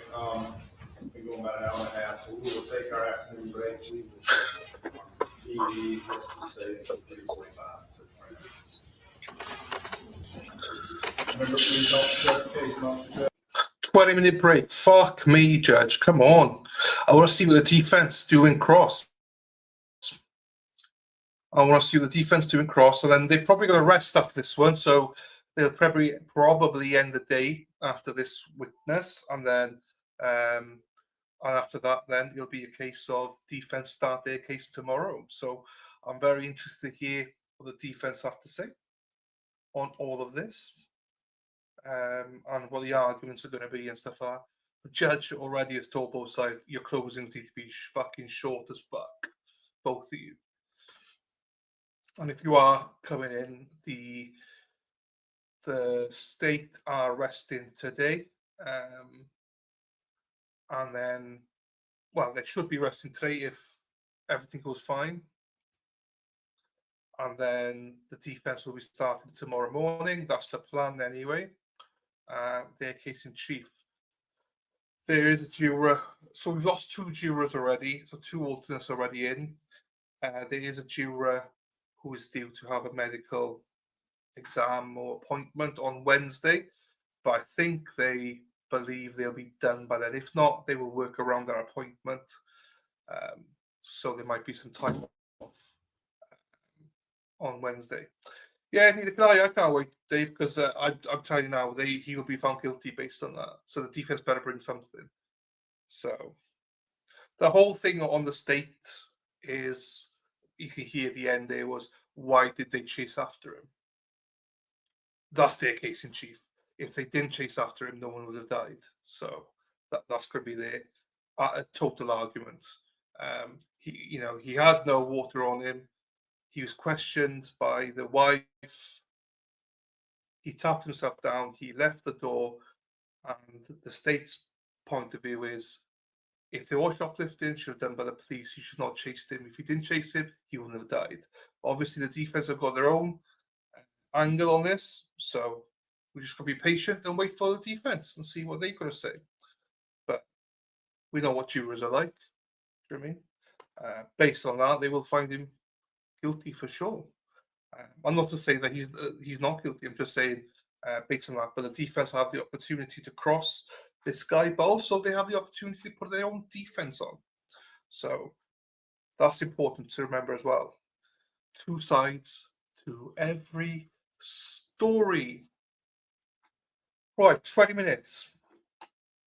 Oh, right. What are we going to do for 20 minutes? Bye. Lady Di. Guess what?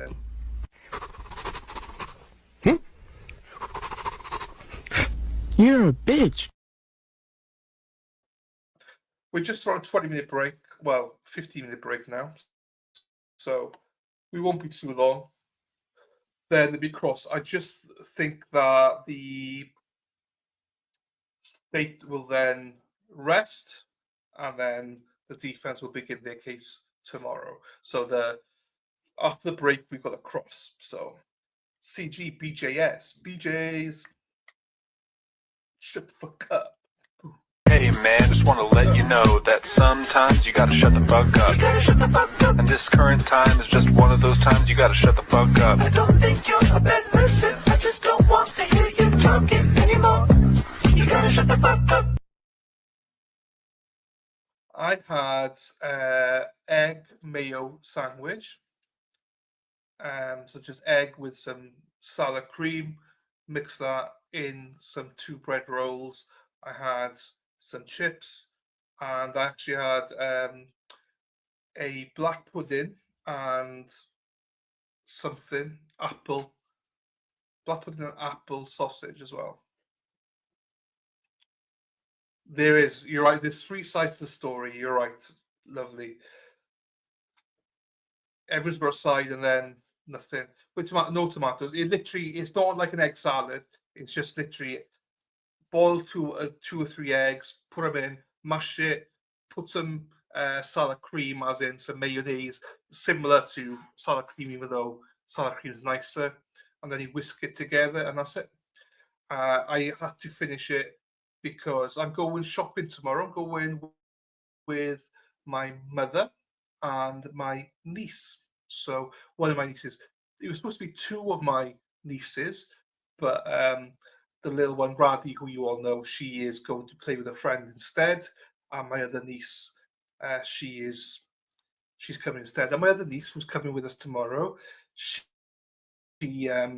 started a new job yesterday. She's only 13, so she's a waitressing. So my other niece, my second niece, Magu, she is a waitress in the same place, in this pub. So yeah, my Jana, the third niece, who's coming tomorrow, she's 13. She got her first taste of work yesterday, and she is back there tonight with her sister. So they're both working the shift tonight. So what's black pudding? You'd have to Google it, Rhonda. People don't, when you read it, people don't like it, but it's actually quite nice. It's actually not bad. Sarah P said she's going to eat some. So, so tomorrow, taking my niece. What are you buying me? Fuck all. To be fair, you might be, it's because of you, I'm probably buying Starbucks for her because the money for buying me coffee. You don't have child labour laws. What's that? That's nice to join. Thank you, lovely. Yeah, 14 you start wages. Yeah, it's great for them. All my other nieces started when they're 13 as well. They get good money. It's like $10 an hour or something. It's like £6.50, £6.70. That's about $10 an hour that they get, plus tips on top. That's not bad. Do not waste money on Starbucks. Well, it's a treat. It's a treat. It's my one and only time I have a treat every week. So, because my niece is with it. My mother doesn't like Starbucks, but my niece does. So she'll have one of those matchas or frappuccinos or whatever. And then we're going to McDonald's after that, because that's close to where we're shopping. And she likes McDonald's. She likes KFC as well, but no taxes, no taxes. No taxes if you're under 18, as long as you earn less than 8,000, I think it is, or maybe slightly less than that. So if you're in school and stuff, you're never going to earn more than like 8,000. So no taxes, no. So yeah, once you reach a certain threshold, then there is obviously taxes. But I think that threshold is like 12,000 or something. So if you're over 16, that is. Because here in the UK, when you turn 16, you have a choice. You either go back to school to do your A levels, which is like junior and senior years in high school. You either go and do an apprenticeship, you either go to college to do the end of your high school, or you just go out and work and finish your education. That's it. It's no more education. You just go and work. So you've always got a choice. Get her the big arch. She knows what her stuff. She can have whatever she wants. She knows she's a McDonald's connoisseur. I depend on tips. Hourly wage sucked. Oh, that sucks, Rhonda. Yeah, that's the only downside, isn't it? That's the downside. That's great to start them young like that, to learn responsibility, have money, great stuff. But yeah, I started young. You know, I think I was like 12 or something. Like I worked down a farm and stuff before then, but proper job, I think it was around 12, 11, 12. So Sarah P, she's trying to get her children out to work at 4. She's like, once you're out your diapers, get out and work, go out and earn some money. She told all children. So Trump took the tip tax away. Okay, yeah, I'm with you. So yeah, my dinner tonight was just based on let's get rid of some food and get fresh food tomorrow.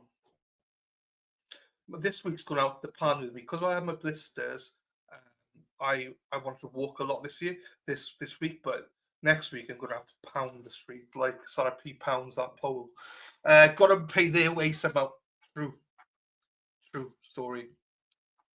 And Lady Di says, only to sit around Dave, not tired. Dave doesn't care about truth and facts, Lady Di. He just likes to put something out there. Dave likes to go fishing. Dave told me that Malik Willis had been traded to the Arizona Cardinals 2 weeks previously when he unsigned anyway, when Dave just read an article saying possibly going to Arizona Cardinals, and he turned it into he had been traded to the Arizona Cardinals. A week later, he signed with the Miami Dolphins. So, yeah. I've talked to people that say absolutely not getting tax and tips anymore. Thanks, Dave, for the reminder. Yeah, I do not believe Dave anything. To be fair, he is in his 70s now, so we give him a bit of a leeway. But yeah, Dave.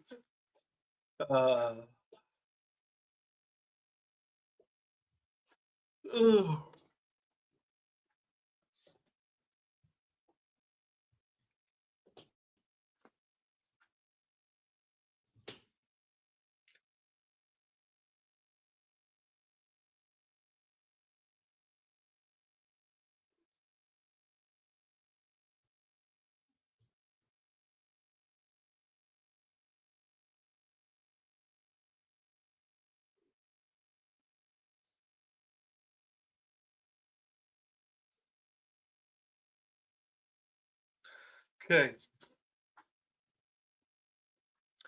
Yeah, well, it all started, what do you call it, Dave?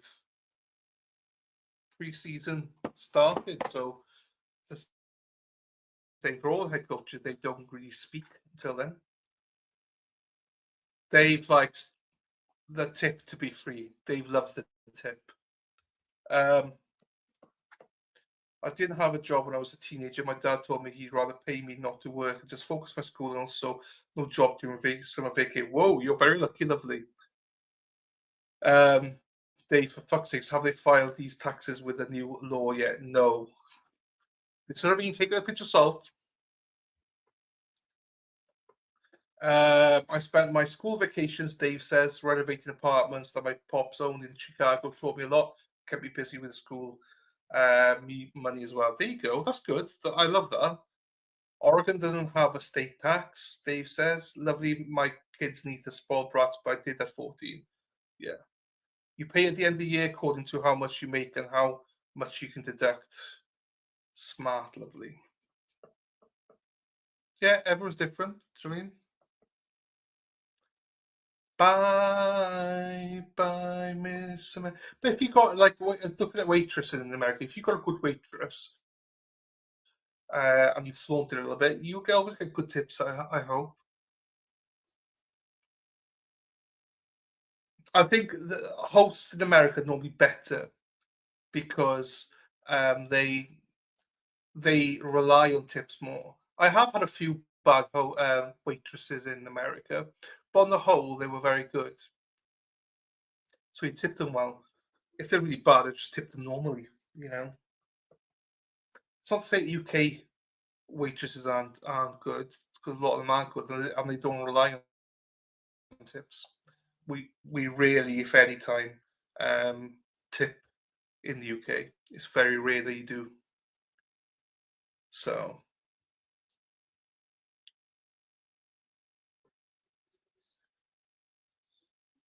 Oh, there is movement.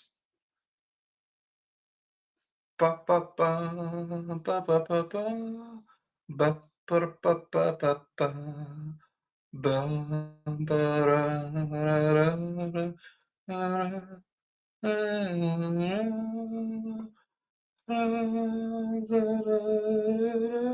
I keep thinking they're going to go to court, so I'm like, waiting. But it's just the cameraman.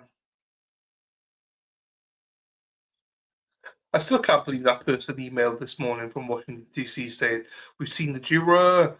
No, you stupid twat. That was fucking someone next to the judge. Like, fuck me. Some people are idiots out there. Some people are idiots. Dave is perving. Got College Women's World Series on right now. All right, Dave.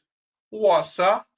And you're going to be loving the soccer, the World Cup coming up, Dave. I will not be watching a single minute of it. Will not be watching a single minute of it. Bye, bye, Miss American Pie. Put the Chevy to the levee, but the levee was dry. And they're still on break. Fine. I thought they were coming back. That's why I was distracted. Right. What we're going to do here, we're going to put this on, I think, to give me a couple of minutes. For DNA analysis, mainly for identification purposes. Excuse me. Is the femur a good source of DNA for some reason? It is. He burped. Hang on. Let's go back. He burped. Oh, that's funny. That's a nightmare. That's a nightmare for anyone. That'd be my nightmare to, fart or burp or something. He just burped. Oh, how fucking childish am I? Oh. For DNA analysis, mainly for identification purposes.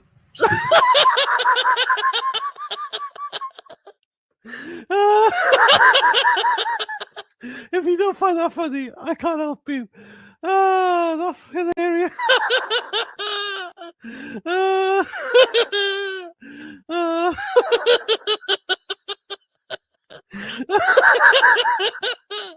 Oh, fuck. I'm sorry. Go back and watch it again. That bone, release it to law enforcement, and law enforcement would then send it to a laboratory for DNA analysis, mainly for identification purposes.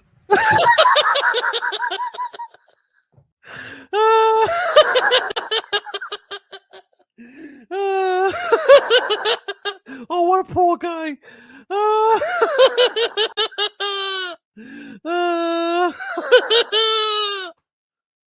Oh, poor guy.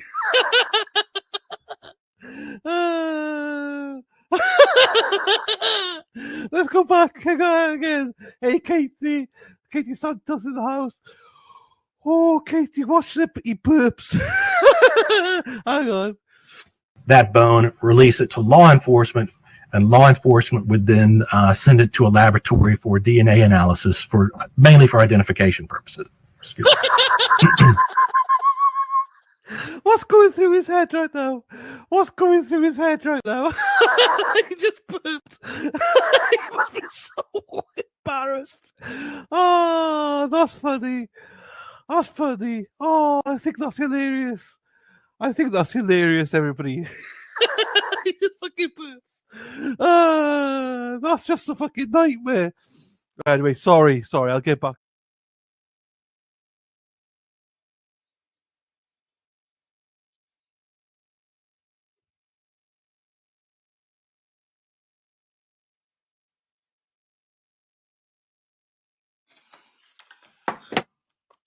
Sorry, I didn't realize I came back.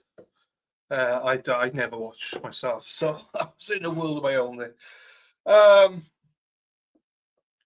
Wait, what were we doing? I was on my phone, so I don't.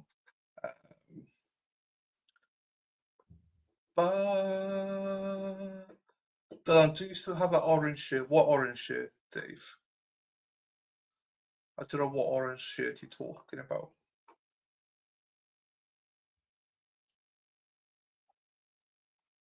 What is Dave on about?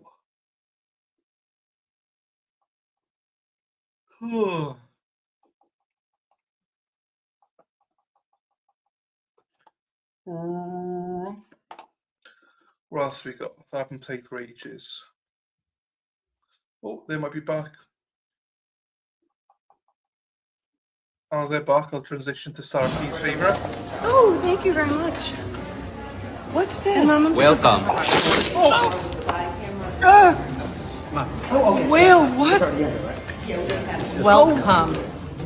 Welcome. I'm sorry, honey. They're not serving so whale sorry, semen. baby. I've got it. Thanks. Stacey, has been introduced. We did have a physical representation by him. This is Stacey before. Is this going to be the last witness today? We got another one lined up. I just didn't know how long we're all this way.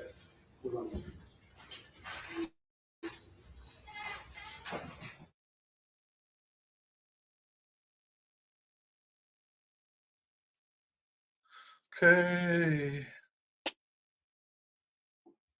Bye, bye, Miss American Pie. Here we go.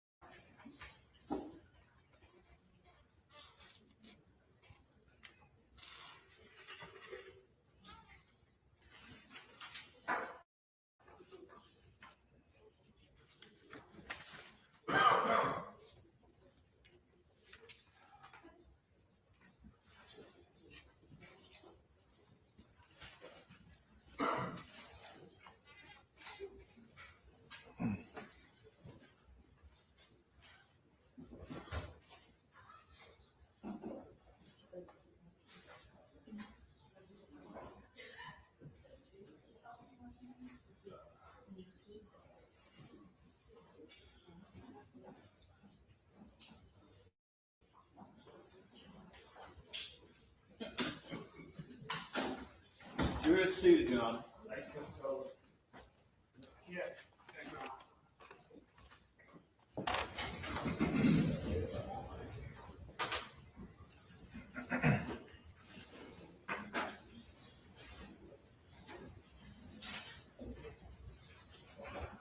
Investigator, I want to give you your proper title. Could you tell me what you would like me to call you? Ty is fine. Ty? Yes, sir. Okay, I want to make sure I give you your proper title and the respect that you are due. You have been sitting in the courtroom, so you understand normal questions I ask people at the beginning, so I don't think that's necessary. You've testified many times before. Is that a fair statement? That is correct. And the two of us have never met. Is that also a fair statement? That's correct. Okay. Focus over here while I ask you these questions. I want to go through a little background to make sure I understand a little bit more about you. Is that a fair statement? That's fine. As I ask you these questions, I just want to make sure I understand a little bit of everything. You were with Force for how long? 25 years. In those 25 years, you started out with your training at the Criminal Justice Academy? That is correct. And at the Criminal Justice Academy, they gave you training? They did. They training on how to become a police officer, if you will? Essentially, yes. Training on report writing, Yes. investigative techniques, Yes. witness interviewing. Yes. And in conjunction with that, the other thing that we also work on is you go to seminars. Continuing education classes, yes. And you've been to many continuing education classes, I'm assuming. Yes, to keep certification. And we do all of these things to make sure that we are good investigators, officers, stewards of the community. Is that also a fair statement? That's fair. And when we go through these classes and things of this nature, we want to make sure that we uphold a certain standard so that we treat every case the same. Is that a fair statement? That's fair. And when we look at these things, we talk about the investigative techniques, the witness interviews, investigation, collecting evidence. We want to make sure we uphold a specific standard so that later we can sit down and talk to a jury or a judge about what has happened in the case. That's fair. We want to make sure when we're looking at these cases that we don't use our memories and use the evidence and information that we find on scene or from witnesses, so we do everything correctly. That's fair. Because we do not want to rely on witnesses' memories and we do not want to rely on emotion when we're trying to make decisions. Is that a fair statement? That's fair. And we do not want emotions to get in the way of actual critical evidence and police work. Is that also fair? That's fair. You have been put on the stand. Is it safe to assume that you are the case agent in this case? For lack of better words, yes. Yeah. And as the case agent, I am free to ask you questions about this case. You're pretty familiar with it, as the solicitor just did. I am. And you have looked at all of the information, the files, the witnesses, the evidence, everything that I was just asking about that we do in a very specific way to make sure we can do things correctly. Is that a fair statement? Yes. And so I'm free to ask you questions about what has happened, the investigation, the evidence, and the other witnesses that were talked to in response to this specific case. Yes, you are. And so first I want to talk to you about, and we spent some time talking about the store in question. So again, I want you to tell the jury, where is this store? 7441 Parkland Road here in Richland County, Columbia. And one of the things that we started talking about in the cross-examination and the direct examination from the state is they were talking to you about the victim in this case, correct? Remember, they're talking to you about him. Yes. And when they were talking to you about him, they were talking about him going inside of the store, correct? Yes. And there was questions about when he walked inside of the store, what was he doing? He's walked in the store. He's walking into the store. Correct. And through the course of your investigation, is that something that you looked at to make sure that he was just walking into the store? Not anything else. We just investigate, or we just say he's just walking into the store, we don't investigate any further? I'm just asking. Walk into the store, then we observe whatever else is on the video. And so you watched the young man walk in throughout the store. I did. And as you walked into the store, did you think anything when you watched the video yourself? Did you see him walking around the store and you say, this is a little strange? You had mentioned that you had studied and looked at shoplifting for many times. Did you look at the video and thought there was something there? No. You didn't think there was anything suspicious or anything strange about his behavior patterns, walking around, or how he acted in the store? No. And this is, you have testified to this jury that you have investigated how many shopliftings in your time? I can't give you a count of that. I've investigated numerous cases. And when we investigate shoplifting cases, one of the things that we look at is we watch the behavior patterns and how individuals walk around the business. And as your testimony, there was nothing odd or strange about this. No. So when we watch the investigation and look into the behavior patterns of a young man who walked inside of the store, you watched him go to a water cooler. Is that correct? I did. And when you watched him go to the water cooler, you saw him take water bottles out and put water bottles back in, correct? Did. And as a matter of fact, when you saw him taking the water bottles in and back out, immediately the first time you could not tell what was done, and you asked to rewind it and watch it again. Just to make sure that I saw what I thought I saw the first time. And you had them zoom in so you could look a third time to make sure you saw what you thought you saw. Yes. Yes. And so you saw the young man put water bottles in, put water bottles back out several times, or twice maybe, I think. Well, he took them out and then put them back. And you thought there was nothing peculiar about this? No. And I'm looking at this case, looking at the background that you know everything about. You know your young man went into the store with an empty book bag. With the empty book bag? Yes, sir. Okay, yes. But I'm asking you, you're the case agent. Yes, I'm I asking mean, what evidence there's is other this? contents in there, but I mean, it was essentially empty, yes. It was essentially empty? Yes. And you've heard testimony that he went in there with a firearm? Yes, Okay, so this young man, and there's also been testimony that there was no money on him. There was no finances on him whatsoever. that is correct. So this young man went into the store with no money, an empty book bag, and a loaded firearm, and you're telling this jury there was nothing suspicious about that. Well, we don't know they didn't have any money on him at all. There was no money found on him. Again, my question was, you're telling this jury there's nothing suspicious about that. Absolutely not. And that is normal, and that happens. It depends on who you are, what your normal is. I'm asking you as the investigator. But I can't speak on behalf of him. It's okay. I would probably do the same thing. I don't think there's anything wrong with that. You would go into a business with an empty book bag, a loaded firearm, with a bullet in the chamber, with no money in your pocket? No, you asked me about the money. Okay, I guess what happened is, officer, if you'll allow me to ask my question, I promise you I'll give you opportunity to answer. If you simply allow me to finish the question, I'll give you as much time as you want. Is that a fair statement? Fair. So as I was saying, what you said to this jury right now is you probably would have done the same thing. And my question was, as in going into a business with an empty book bag and a firearm, pick water in and out of a cooler with no finances or no money on you to pay for it. That's something that you would have done, is what your testimony was? To that question, no. Okay. And it's your testimony that that behavior that I just described was nothing that caused you any concern whatsoever? And watching the videos and rewatching them?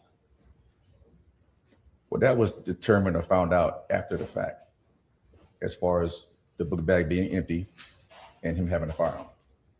Well, officer, when we talk about investigation, one of the things we talked about is we investigate the entire thing, the totality of the circumstances. We don't piecemeal investigation, do we? We do not. And so we investigate the totality of the circumstance. So are you telling me you did not investigate the totality? We did, but go ahead. No, you go ahead. But you asked about the store. At the time he was in the store, there was no indication that he had a firearm, that the book bag was empty, and that he had no money. No one knew that. But you did when you investigated, because you're the investigator. You're not a witness in this case, correct? Correct. You are an investigator. Correct. We do not try with emotions. Correct. Correct. We try to utilize evidence and look at the full scene so we can present the full story to the jury, as I just asked you. Correct. That's correct. And so looking at the totality of the circumstances, your testimony to this jury, there was nothing strange about that behavior Once again, as an investigator. him going into the extra question, because you do a lot of word salad. So can you give me the actual question? That behavior is not strange. For him to have a book bag? An empty book bag, a loaded firearm, a bullet in the chamber, going inside with no money to pay for anything, pulling water in and out of a cooler, putting it back and forth. Objection, Your Honor. Number one, ask and answer. Number two is opinion testimony is what he's asking. Do you find this to be strange, in your opinion?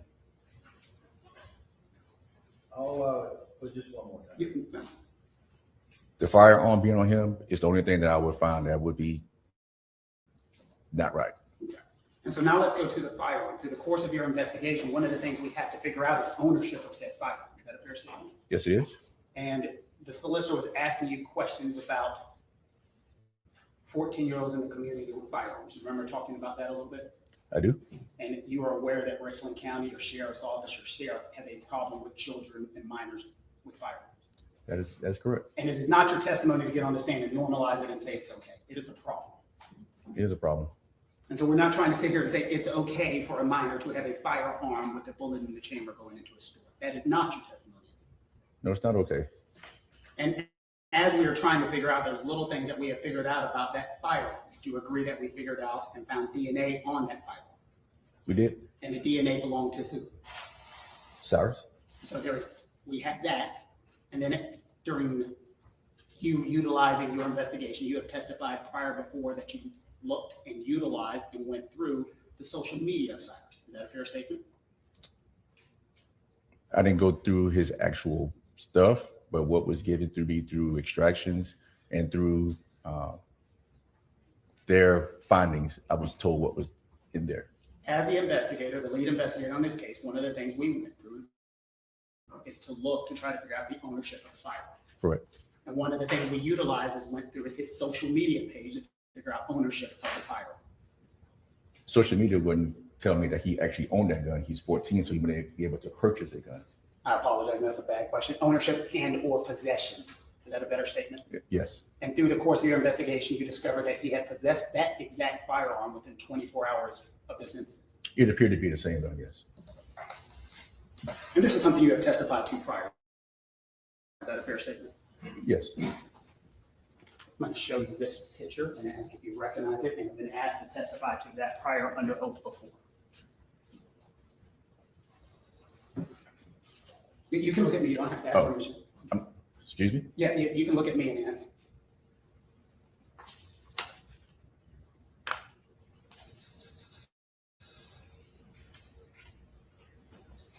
The question, do I need to repeat the question, officer? Yes.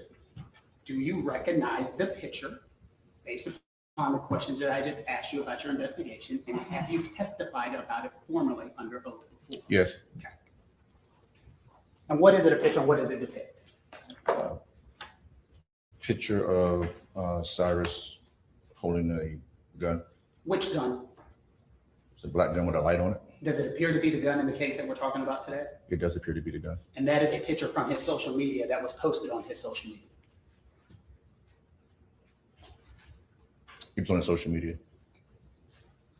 And that picture, could you describe what he's wearing? A red hoodie with Chucky on the front. Is it the exact same outfit he was wearing when he went into the store on the date that we're talking about? The hoodie, yes. Now, at this point in time, to remove this in as defense number one. I'm sorry, Judge. With Judge and Foundation, we discussed before. Okay, all right.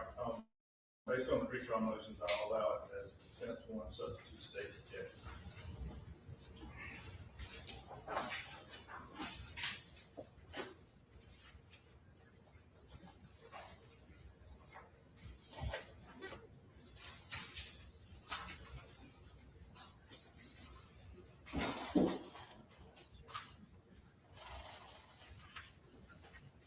Now, before we get into a little bit more about the ownership of the firearm,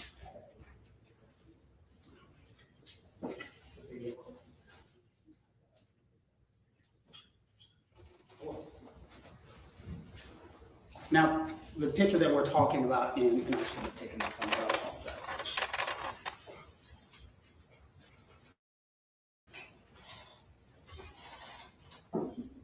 The picture that we have just exhibited from defense exhibit number one, that comes from a social media page, correct?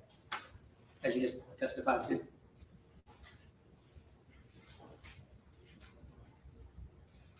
Yes.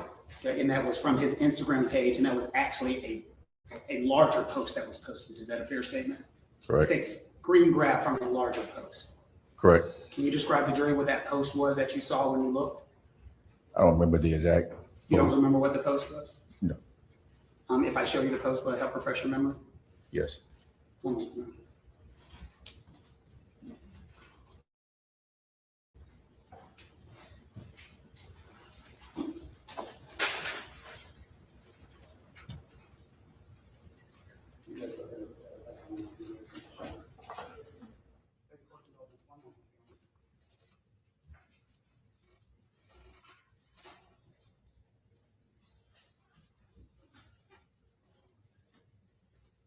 First way to show.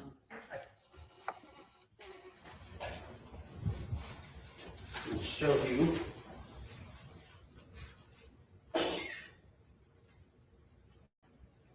Does that video help refresh your recollection as to the question I just asked you about where did the screen grab of that picture actually come from? A video. And could you describe the jury what was in that video? The gun in his hand. And what was he doing with the gun in his hand? He had it in his hand. The light was on, so I couldn't see what he was doing behind the light, but he had the gun in his hand. You're a 25-year officer. You've been doing this a long time, correct? Correct. You know firearms. Yes. You understand firearms. I do. And you're telling the jury you do not know what he was doing in that video? The light was flashing, so it appeared that it could have been pointed at the camera, and that's the way it appeared, but I can't say that for sure because of the the glare of the light behind the flashlight. But this is a video from his Instagram that goes with the screen grab that we're just talking about now, correct? Yes. And this is one of the things that we utilize to determine and prove ownership of the firearm that we're talking about in question. Once again, he's 14, so he can't actually, own or buy the gun, but he had it in his possession. And his DNA is on the firearm. Correct. Your Honor, at this point in time, we would move the full video at Defense Exhibit 2, based upon what you just testified to, understanding the defenses and the prosecution's pretrial objection. And that's a foundation issue. That's not how this evidence comes in. And we talked about this. And talked about relevance. We addressed that in pretrial motions, and I think the lawyer ruled. Thank you, Your Honor. It's coming in. Well, there's an email that explains. Okay. Your Honor, this confirmation covers offense number 1. Sure.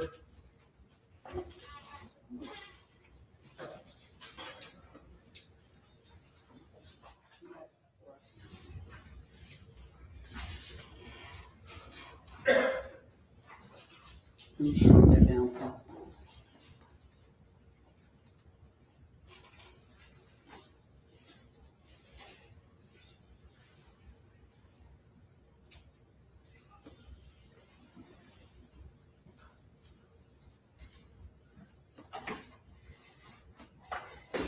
There was a question for some time about the light that was found on the scene that was attached to the firearm. Looking at Defense Exhibit number 1, is that one of the things that would aid us in discussing where that light came from? It could. It could or it does? You asked, could it aid? I said it could aid. Okay. Did it? Yeah, it did. So is that, from your example, from looking at Defense Exhibit number 1, is that the light that was on the firearm that was found on scene that day? It appears to be.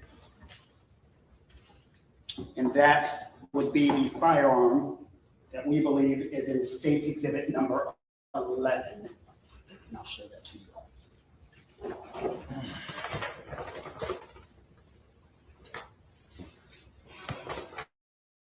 Yes.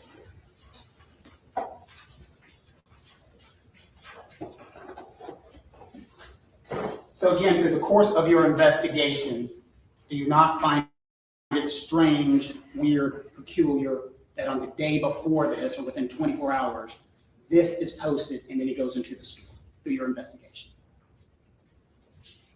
You shouldn't have had a gun, period. Okay. Now I want to talk about the things that happened inside of the store.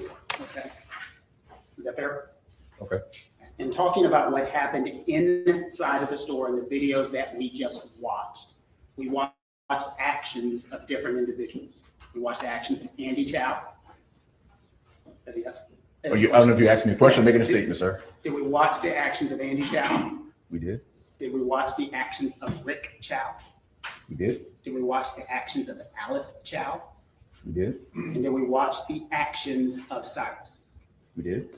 We've already established that Cyrus would have had a firearm when he walked inside of the business. That's correct. We've already established that he legally did not have a right to either own that firearm or walk into the business with that firearm. That's correct. And then one of the questions comes up, and I want to talk about Andy Chow's action that we watched in the video first. Okay. You have been at the front of that store before and looking back to where the coolers are? On that day? Anytime, like in part of your investigation, anytime. I may have been in that store in my time in Richland County, maybe 3 times, if that. And that's fine. And one of the things that we have talked about is that Andy Chow had made a determination that he believed that Cyrus was stealing from the store. Okay. Is that a fair statement? It is. And then you went and looked back and forth at that video, and it appeared as though nothing had been stolen. That is correct. And that he was putting water back and forth, but it did not appear that he had stolen something. That is true.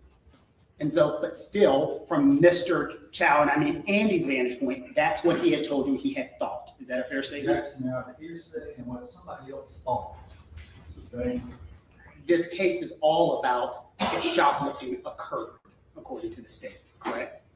It is. When he went back up to the counter from the videos we watched, the question is, did he have anything in his front hood? Is that a fair statement? They asked me if he had any water in his front hood. And it appeared as though there was something heavy in his front hood. I believe so, yes. Could you see how someone could have mistaken water for a firearm? Objection, I was going to call the question. Yeah, I was just saying that, speculation. And watching the videos at the front that we've replayed, were you able to see something heavy in that front hood? Not necessarily, but What do you mean? Did you look? I did. Okay. And were you able to see and check if there was anything heavy from your vantage point looking at these videos? He had his hands in the spot. And in your 25 years of experience, was that suspicious behavior? Keep your hands in your pocket? Yes, sir. No. When you went back and looked at the videos, we can agree, based upon your testimony, that Rick Chow was being very helpful in letting you see the videos. He was. And when he was talking to you about the videos, as we were watching them on the screens, he was asking Alice, when did the shoplifting occur? Something like that. Do you remember that?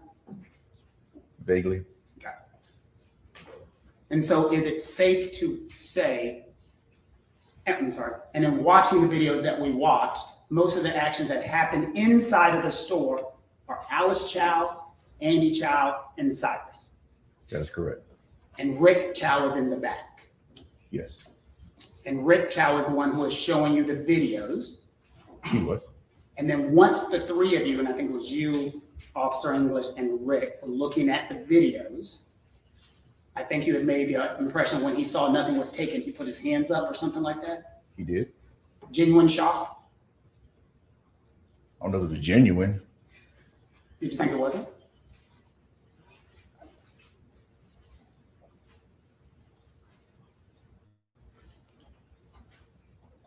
I didn't know what to think. Did you indicate that in a report, anything of that nature, that I felt that he was faking or anything of that nature? No. And we had talked about when we do report writing that we want to make sure we have specifics. Would you agree with me there? That's true. And we don't want speculation. Don't. And we don't want to rely on our memory from 3 years ago. But the video showed what it showed. And what I'm asking you is the shock. Did you indicate anywhere in his report that he looked like he was faking, this was not genuine, he was making this up? Well, I didn't say any of those words, but the video showed what it showed. And when he talked to you, he had no lawyer with him. He did not. He didn't request a lawyer. Not to my knowledge, no. He just was talking to you and helping you and aiding you on what was going on. That is correct.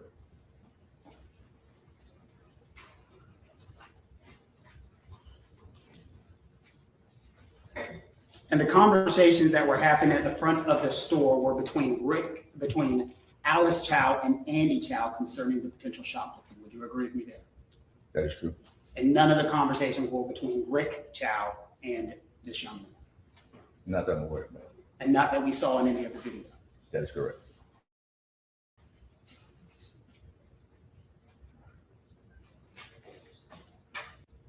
And also, we've gone back and forth, and I understand how you feel about following someone out of the store.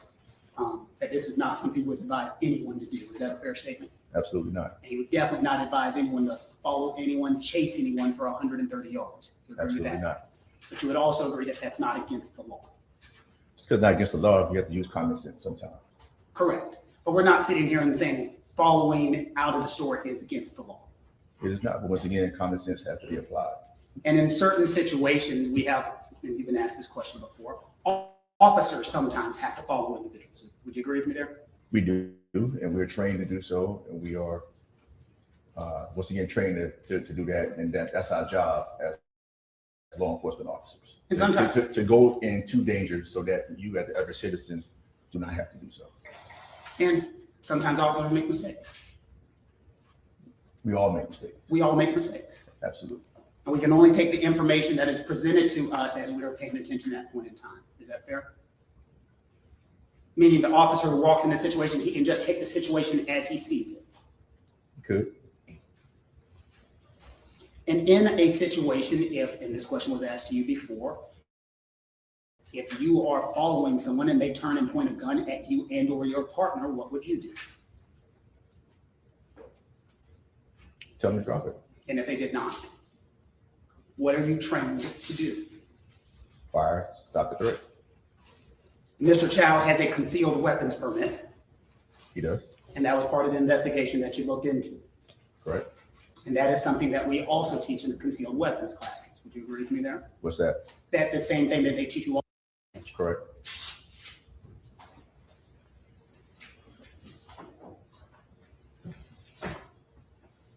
Have you had an opportunity to look at all of the interviews and everybody who was given an interview in this case? I have. Are you pleased with the way that other officers conducted and did their interviews?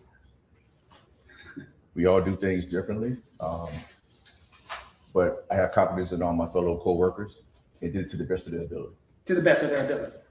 But there's some things that could always be done different. Is that a fair statement? Some things we all can do different, all do better.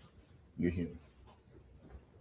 And when I started talking to you, one of the things I was asking you about, Ty, is trying to, well, maybe I didn't ask this question, I'll ask it now. When we try to get statements, do we try to get them as close to the incident time as possible? We do. Almost always. That is one of the things that is paramount to be an officer. You try to get as close to the incident as possible. Try to, yes. And I'm not trying to cut you off, but could you explain to the jury, why do we want to get something so close? Well, we want to do it also, I guess, to capture the time so that nothing is possibly forgotten to help with the investigation. And that is a great answer and a great question. We want to make sure nothing's forgotten. Is that a yes? Yes, I'm sorry. Yes, I apologize. Sometimes I do make statements instead of questions, but one of the questions that we want to make sure witnesses do not forget. That is correct. We want to make sure that witnesses' memories aren't merged with someone else's memories. True. We want to make sure that social media and things of that nature don't influence an individual's memories. That's correct. And these are the things that we're taught at the Criminal Justice Academy, as well as the seminars and classes that you've attended. Is that a fair statement? Yes. And we try to make sure that when we interview witnesses, and I think we've watched some of the body camera, we want to separate people. We don't want them interviewed together. Correct. I mean, that's one of the first things to tell you, do not interview witnesses together. Correct. Why don't we want witnesses interviewed together? You want each person's authentic statement and what they saw and not have them impact each other. And as an investigator, as an officer, as a gentleman who's doing this a long time, you have seen situations when other statements influence other individuals when done incorrectly. Is that a fair statement? I haven't. I know you've never done it, but have you ever seen a situation where someone's statement can be influenced by someone else's statement? Not that I can recall. You do not believe that actually happens? You actually have, if I've seen it. Yeah. And I have not. I said, I can't recall I haven't seen it. Have you seen a situation where an officer interviews two individuals at the same time? I have not. And we watched all the body cams in this case. Yes. Would you agree with me sometimes some of the officers are actually talking to individuals as they're together giving statements at the same time? In this case? Yeah. I don't recall seeing that. But if that did happen, that would be a no-no? It would be. We talked, well, we haven't talked yet, but 911 calls are something that's also very important. That is correct. Because 911 calls, that's when we get the, not use a legal phrase that all of us know, the excited utterance. That's when we get the person's true emotion when they're talking and what really happened. And that's as close to the incident as possible a lot of times. That can depend. Sometimes people's emotions and what they see can cause them to maybe,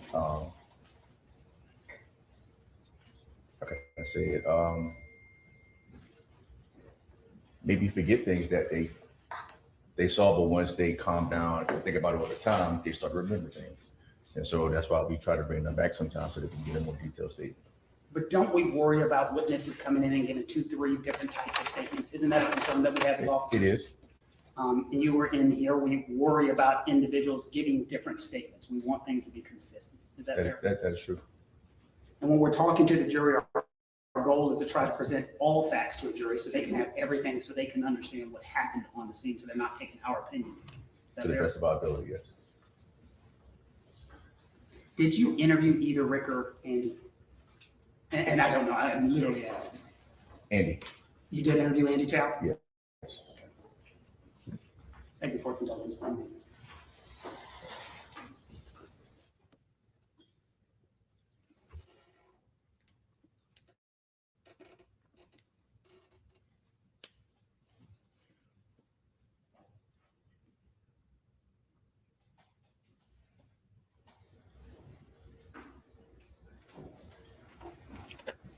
So just in line, I see the discussion that you're all having there. So just for reference, there was a pre-trial hearing on last week, and one of the things that came up was about the defense requested to suppress the evidence about Chow. So basically, Chow had previous interactions with law enforcement. The prosecutors want to reveal that the Sheriff's Department had taken, hang on, let me read it. The Sheriff's Department had taken the extraordinary stop to invite him in to discuss the limits of his legal use of force. Chow was never charged in any previous incident, and the judge said that the jury won't hear that Mr. Chow had met with the Sheriff's Department about the legalities of using a gun, unless the defense opens the door by making the claim that the defendant never had prior contact with deputies. So watch this space a little bit. They won't be allowed to discuss his previous meetings with the police about the way to handle and conduct himself with guns and dealing with shoplifting and stuff, unless the defense opens the door. Just, I see some of you conversing about that. You must have done this before and stuff like that. I don't think he's ever been, says he's never been charged about it, but he has had discussions with police officers before. So it's been, they're not allowed to, prosecutors aren't allowed to bring it in unless the defense opens the door. So I suspect they will not open the door, but just so you're aware of that.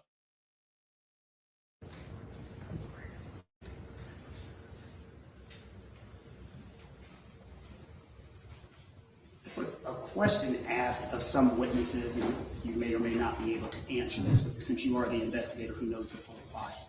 There's a question asked if anyone on scene was told that Cyrus pointed a gun at Andy Chow, or if Andy or Rick Chow ever said that. Do you remember? I don't recall. So you do not remember if that was said? I don't recall at that time. That was such a bad question. It could have like 6 different answers, so that's on me. You do not recall the question being asked of anybody, or, well, first, let's start there. Do you recall that question being asked? I don't. Okay. To the best of your knowledge, did Ricky or Andy Chow on that night indicate that Cyrus had pointed a gun at Andy Chow? Objection, Your Honor. That's fine.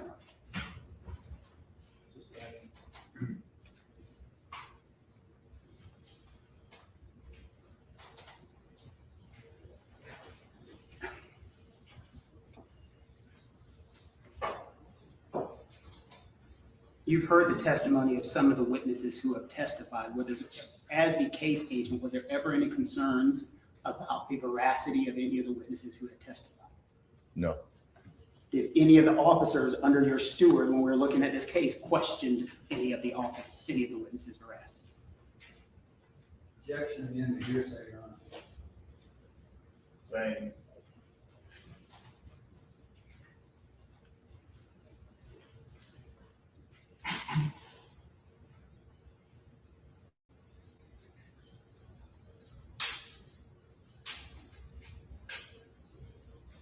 I promise you I'm almost done. I promise you I am. Thank the court's indulgence for moving on. Yes, sir.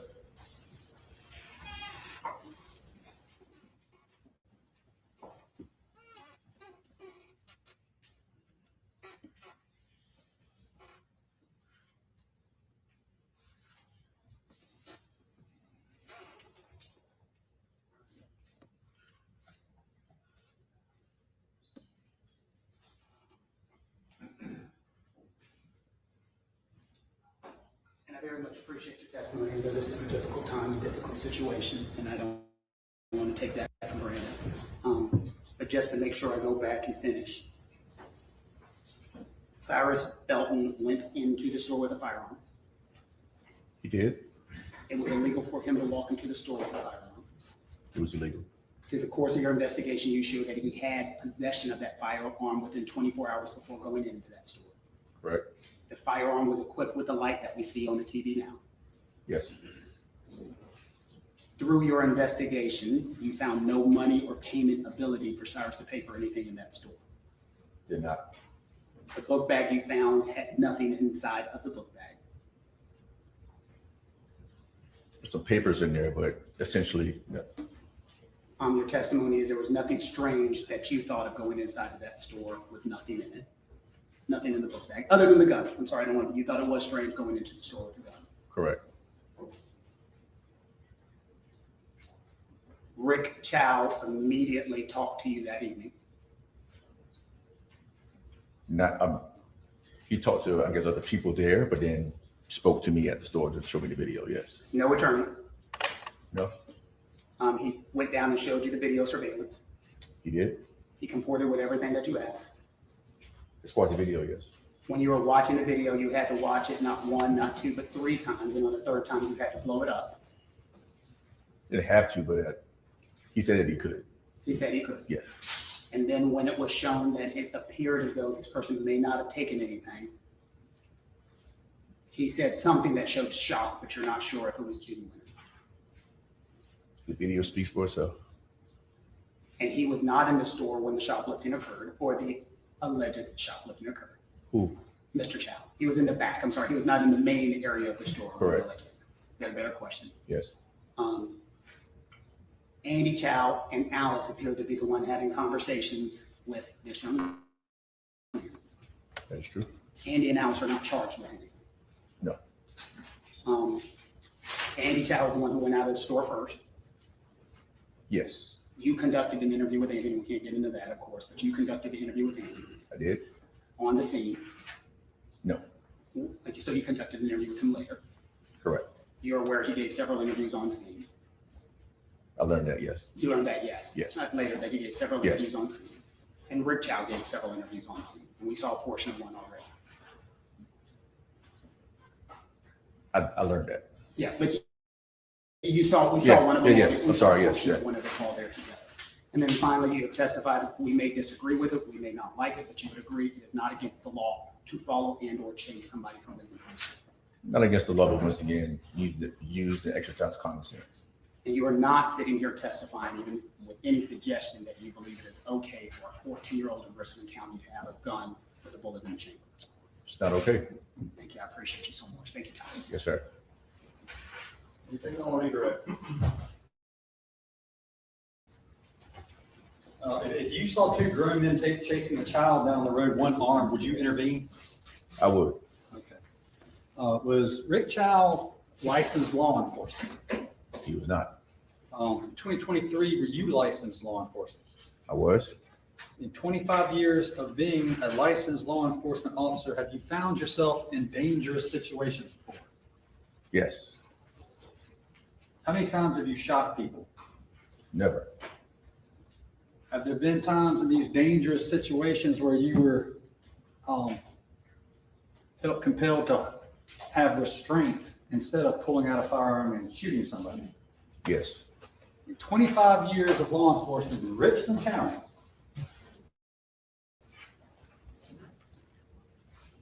you never aimed a gun at anybody and pulled the trigger. I have not.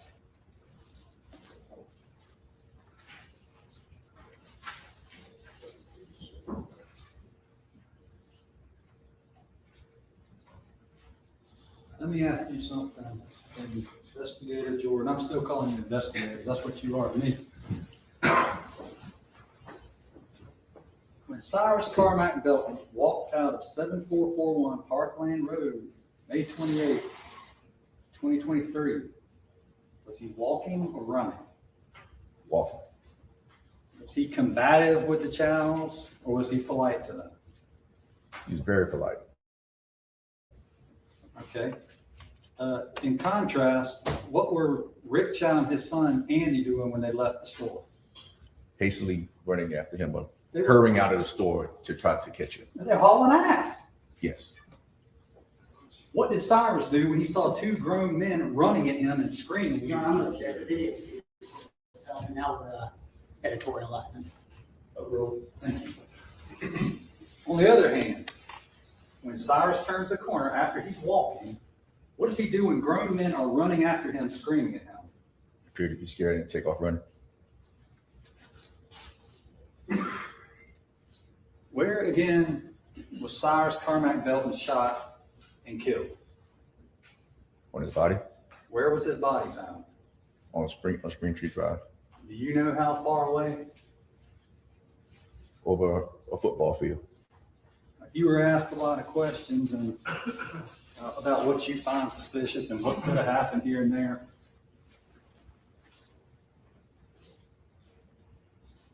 Cyrus Carmack-Belton did not steal anything from that store. He did not. Had he been left alone to walk away, not been chased, if everybody stayed in the store whose name was Chow, would this situation have occurred? No. Thank you. Thank you.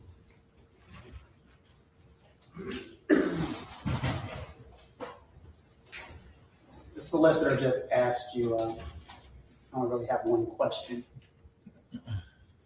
He asked you in your 25 years, you have never had to pull your firearm? He actually had to shoot somebody.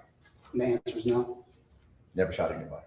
Have you ever been in a position where somebody has pointed a firearm at a loved one while you were sitting there watching? Actually, had the firearm pulled on me. On a low one, no. On a loved one, no? No. Different situation. He is. Thank you so much. All right, you step down, sir. Thank you for being here. Ready to go ahead with you? Yes, sir. Take off Dr. Angel first.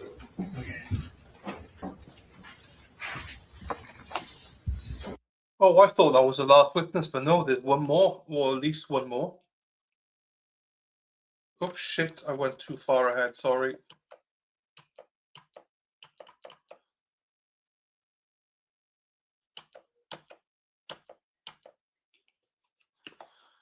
Stand and state your name for the record, and please spell your last name. Amy Durso, D-U-R-S-O. Dr. Durso, where are you employed? I'm currently employed by the Medical University of South Carolina as a forensic pathologist. What is forensic pathology? So forensic pathologists are medical doctors. We go through medical school and we go through pathology training, but we're specifically trained to do autopsies, so to look at bodies after death, to determine the cause and manner of death, and also we're educated about patterns of injuries and different mechanisms of death. Okay. You perform autopsies on people who have passed away to determine cause and manner of death, is what you testified to? Yes. Approximately how many autopsies have you done? I'm up over 4,000. And you are a medical doctor? Yes, I have a medical degree. And how many times do you think you've been qualified as an expert? Your Honor, I have no expert expertise. None of this.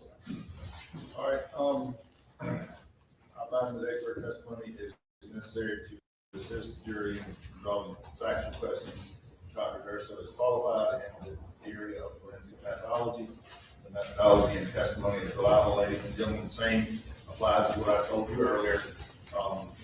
Dr. Durso has been qualified as an expert in the area of forensic pathology, and you can accept her testimony and opinion and give it whatever way you deem necessary during your deliberation. Mr. Scott. Thank you.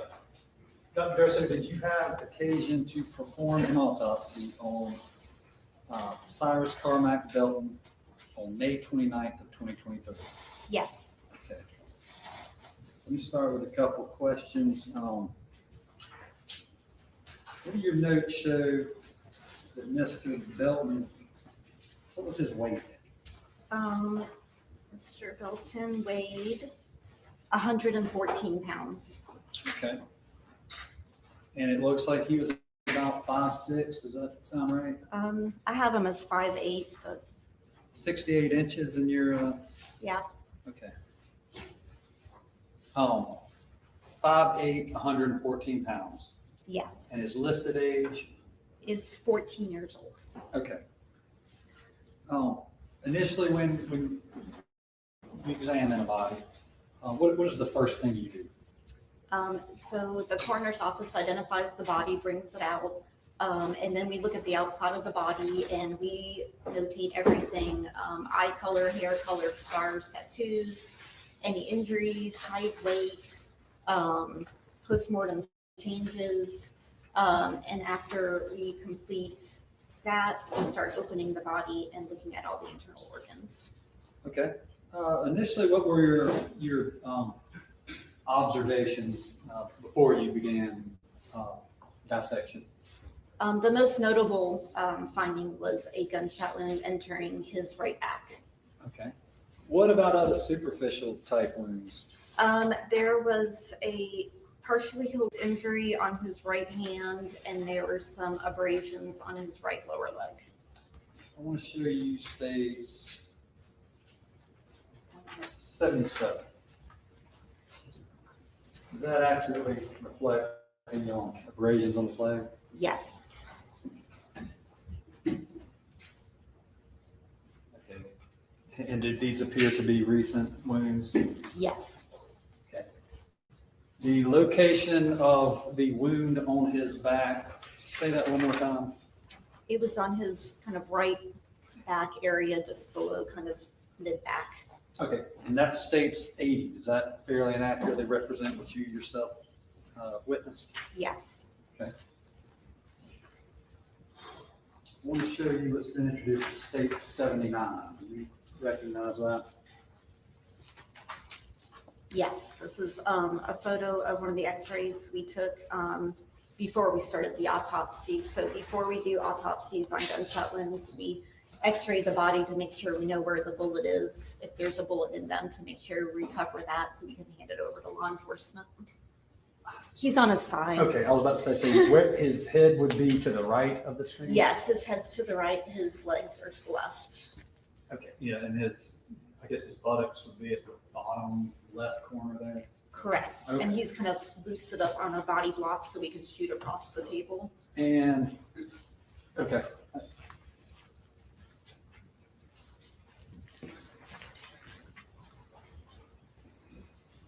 What is this object right here that we're seeing in state 79? That's the projectile we recovered from the body at autopsy. Okay. And this is just this is an angle, different angle, but this is state 8. Do you recognize that?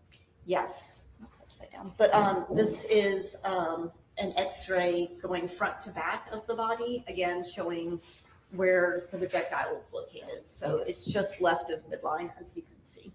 83 is not in the but we're all from state 83 for admission now. No objection. Or to get me to state 83. Okay, this is a little, in state 83 again, this is what? That's the projectile, and you can see the shadow of his heart just above that. This is his heart? Yes. Okay. And correct me if I'm wrong, but his head would be, this is basically looking at his head being up, Correct. being down. I even see, I think, an arm right here. Yes. Okay. What were your general findings as far as the bullet wound? Did it have an exit? It did not exit, no. Okay. Let me show you, it hasn't been introduced yet, but do you often, or I guess rather, probably all the time, do you draft something like that when you do an autopsy? Yes, so we have a stack of blank male, female, all sorts of diagrams that we take notes on when we do the autopsy. And then I kind of do my report based on some of the notes I take on there. Okay. And this is not scale, right? Is it? This is just kind of. No, it's a generic male diagram. You got to state off for state 73 for admission. No objection. Or be minutes states 73 without objection. What were your general findings as far as the, we already said it didn't have an exit wound, but the bullet wound that was found in his back, you said it was his right lower back? Right, so it's the right lower back. It was just under 2 inches right of midline, 46.5 inches above the heel.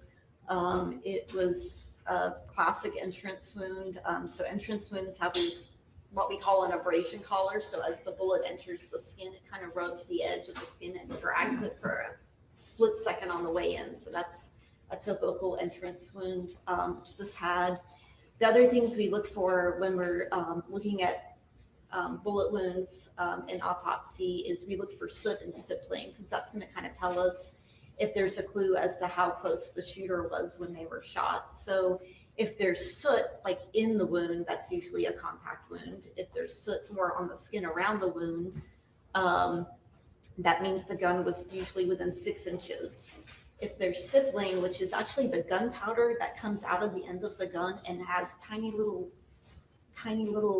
abrasions on the skin surrounding it, that's usually within around 18 to 24 inches. The exceptions to those, of course, if it goes through like an intermediate object like a car door or a wall of some kind, and also very thick clothing can block those things. On this case, I did not see any soot or stippling, so this is what I call indeterminate range, meaning I don't know if it's 2 feet away or 20 feet away. Okay. So no indication of sooting or stippling. And then, so after we track the bullet, it comes in, it goes through, it kind of hits the 11th rib. So we have 12 ribs, so just above the bottom rib. It hits part of the rib and part of the T11 vertebrae. So the 11th vertebrae going down the thoracic vertebrae there. It then goes through the right lower lobe of the lung, and then it goes through the right ventricle of the heart. So this is the most deadly thing that happened, is that it goes through his heart. That's not a survivable wound. It then goes and after it goes through the heart, it hits the inside of his rib cage. We're actually able to see when we remove the front of his rib cage where the bullet impacted. So it's actually a little higher up than where the bullet's found. So the bullet, because of the way it kind of mushroomed, got caught on the pericardial sac, which is the soft tissue sac that surrounds the heart. So it kind of pulled it back down, but it actually impacted further up into the left. Would it have been immediately fatal, or would you expect to see somebody live for some time period after this? So it's not immediately fatal. Those are more, and he would not lose consciousness immediately. Those are more with wounds to the head. So with a heart wound, maybe a minute or two, he could have, there's been reports of people being able to run with the adrenaline in their system, but not far. They collapse pretty quickly because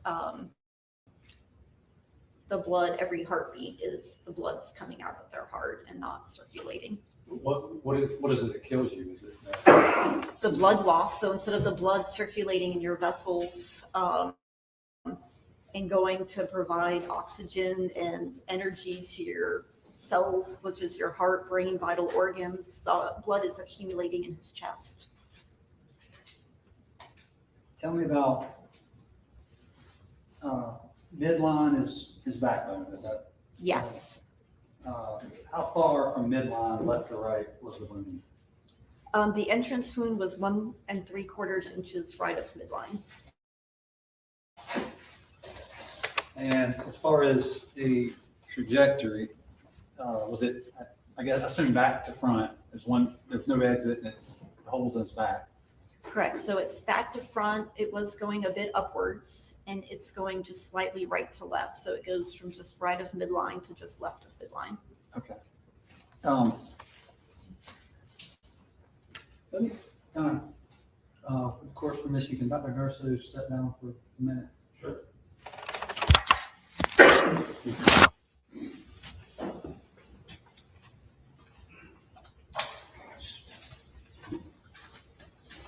Show me kind of on my back, just use me as a model, where would that entrance room be? So if we go mid back, just underneath that, just right at midline, I would say approximately in this location here.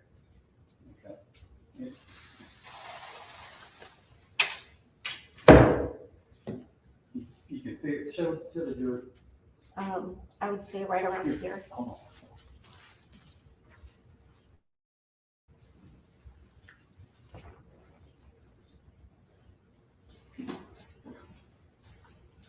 It's an old shirt. Okay. You want me to draw on you? Show me what it is. Okay. Never drawn on an attorney before. Okay. And the trajectory was upward, you say? Yes. Okay. Show me with an X on the front of me where? Would it be on this side or this side? It's going to be on the right side. Okay. And do you need any notes or do you? Turn around again.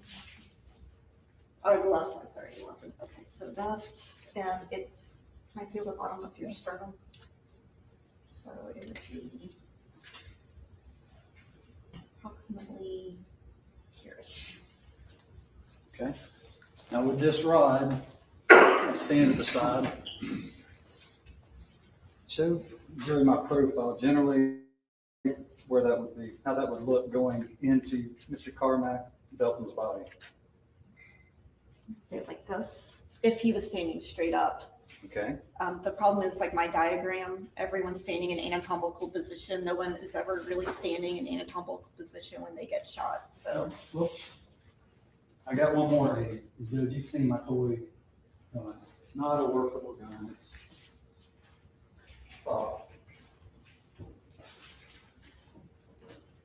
you've seen this too, Dr. Garcia. I have, yes.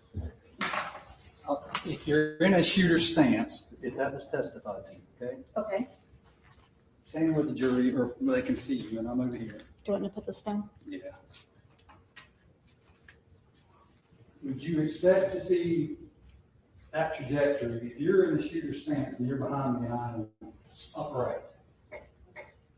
So a lot of times we get people, if someone is behind you with a gun, in general, someone's not going to stand there. A lot of times we have upward trajectories from people bending over. Okay. The victim bending over, you mean? Yes. Let's just for argument's sake, you're the shooter and you're in a standard gunman stance. I am upright. Would you expect to see the trajectory that you observed on Mr. Belton? No, so either the shooter would have had to be below you shooting upwards, or the victim would have had to be at an angle downwards, or he would have been uphill. There's a few different variables, but generally not straight if we're on flat ground and I'm directly behind you. The testimony is we're on flat ground. Okay. Okay, and you're standing upright in a shooter stance. Got it. Would you expect this trajectory if I'm hunched over running? Yes, that would make more sense. Okay. Now, would you expect this trajectory if I was turned in any way like this? Not from right behind you, no. Okay.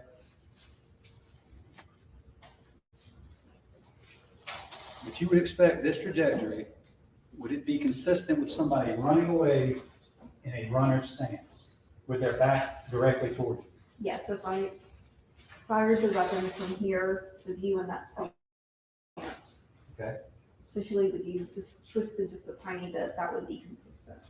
If I'm for some reason turning around aiming at you, like I'm doing now, is it possible to have this trajectory? No. Thank you.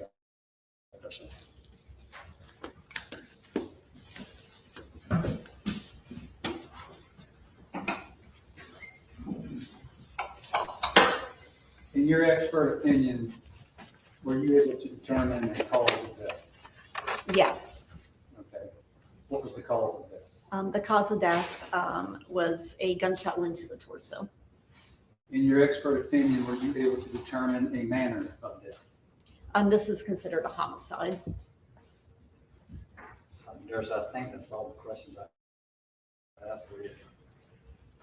I promise it was on the shirt. Okay, I hope so. Sharpie. It will not wash out.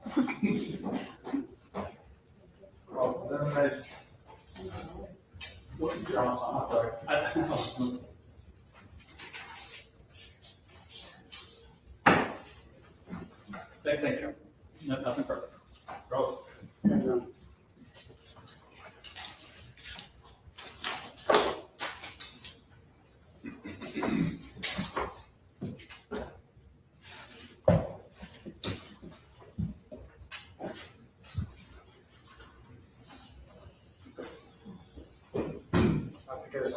Good, how are you? I don't think we've ever met. I have not met you before, no. I can just go through a couple of things. One, my name is Sean Kent. It's a pleasure to meet you. Nice to meet you. And under no circumstance am I going to let you draw on me. I can promise you that. I'm good with that. Okay, I can promise you that will not happen. That's great. Dr. Darcy, I just want to go through some of your testimony to make sure that I understand that everything that you said. And of course, I have no challenge to your expertise whatsoever. And so please don't take offense to any of my questions. And if I am wrong, feel free to correct me. Is that a fair statement? Fair enough. And you do not have anyone to reward, anyone to punish. We consider you a neutral witness. Is that fair? You don't work for the solicitors. Oh, correct. No, I'm just here to explain the autopsy findings and what it means, and that's it. I do not take sides. And I'm definitely not going to disrespect or ask you how much you make or anything of that nature. That's completely improper, but you work for a living, correct? You work for the Medical University of South Carolina. Yes. And how long have you been there? Well, I've only worked directly under them for about a year now. For 15 years before that, I worked for a private group of pathologists, and they just bought our practice. So I'm doing the same job for 16 years, but with MUSC for only a year now. And doctor, as we talk about things, you are a doctor. You are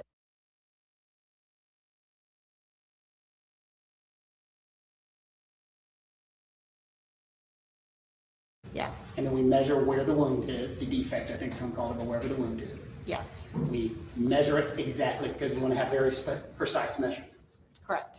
And then in this situation, we are very specific that the wound path in this situation is back to front, and because we can tell that, because we can tell the entry. Correct. And it's going front, back to front. It's going, I think you mentioned right to left. Yes. And it's going slightly up. Yes. Now, first I want to deal with the word slightly. In my research and looking and talking to other doctors, they have mentioned that that's generally not a word that we utilize when dealing with autopsy because we want specificity. Is that a fair statement? I use it, and so do my colleagues. But with a word like slightly, that's not a question where we can get a specific what numbers that we are dealing with. I guess not, no. Okay. And without having a specific, using a word like slightly on a small human being could be different than slightly on a large human being. Yes. And when we're dealing with standards and making sure we can make a point of what has happened, it makes it almost impossible for another doctor, another pathologist to look at our work and say, what does slightly mean? Well, that's why we take photos. And that's the next thing I wanted to get into. That's why we take photos. Correct. And when we take photographs in situations, we don't just take photos, we follow the standards to make sure it's done the exact same way. Correct? Okay. And you're familiar with the forensic autopsy standards? Are you familiar with them? Yes. Okay. And are you aware that utilizing the forensic autopsy standards, there are specific things that we are supposed to do when we take pictures of injuries? I'm not the one taking photographs. But you would agree with me, there's some specifics that we're supposed to have in dealing with an autopsy. What are you saying we were missing? I'm asking, are you aware of Because that? I can see what.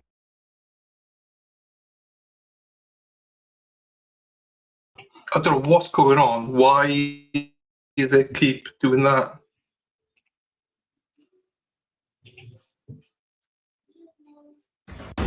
Now, what are we supposed to do when we take pictures of injuries? Oh, it's poor TV viewers, not me.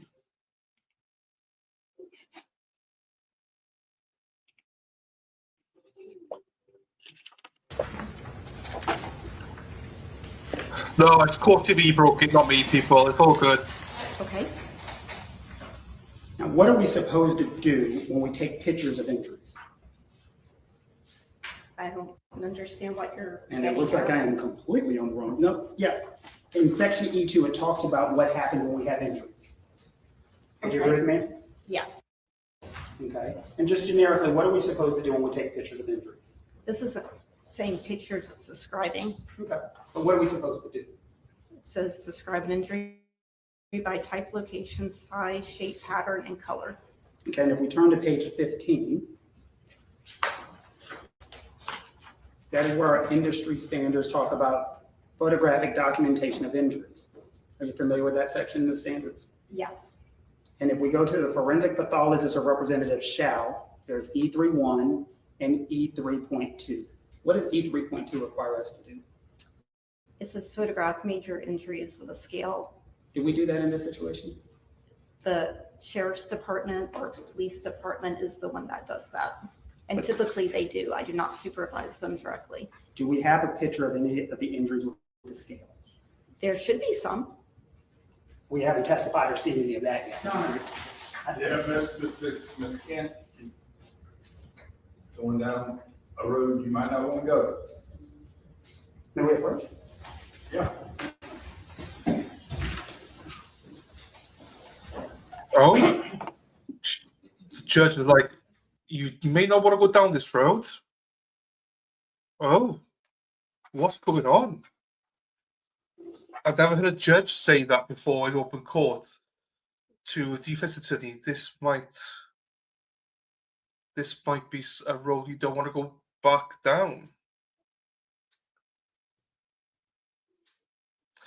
It sounds like this is bad for the defense, not the other way around. I don't know, I'm speculating. Why would the judge say that to the defense attorney?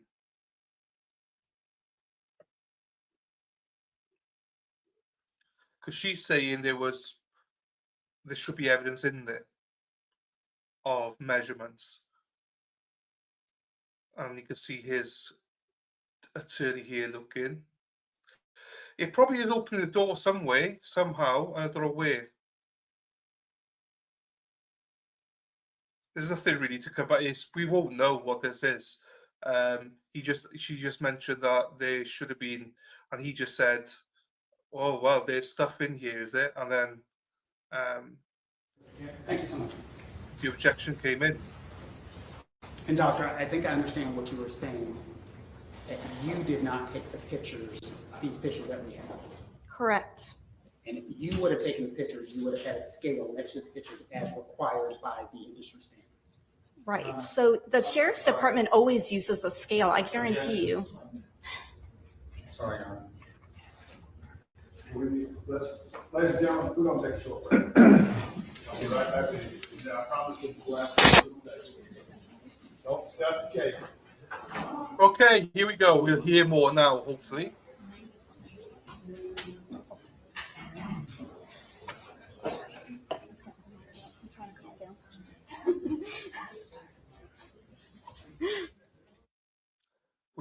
Hopefully we'll hear some stuff here that doesn't go to sidebar.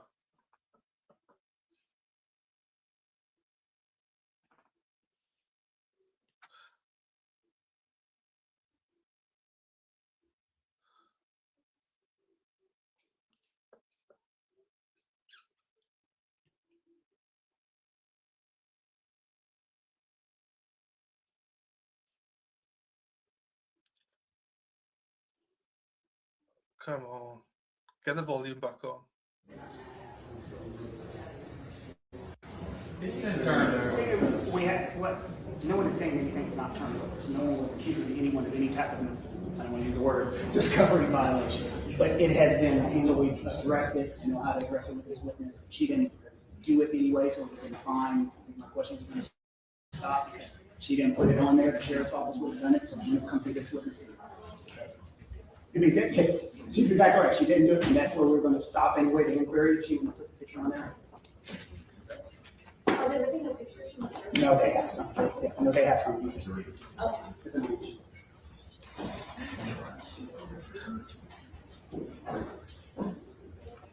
He was just explaining, lovely. It's not a sidebar. It was just a. Yeah, I'm a little concerned.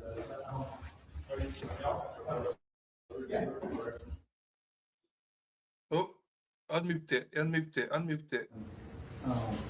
That is standard practice. And what she testified to is, I don't take pictures, the sheriff department coroner's office did.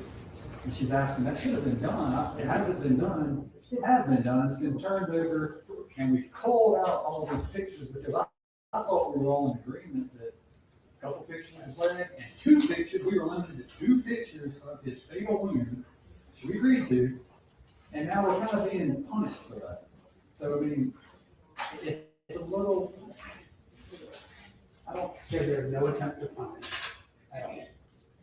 I'm still in the middle of the direct of this witness. It is not, and they have a right to recross, and it is not handled properly. I think the court can address it. Okay, we just, I need to print up this picture now and introduce it. But she didn't take it anyway. It does exist, though, we don't know.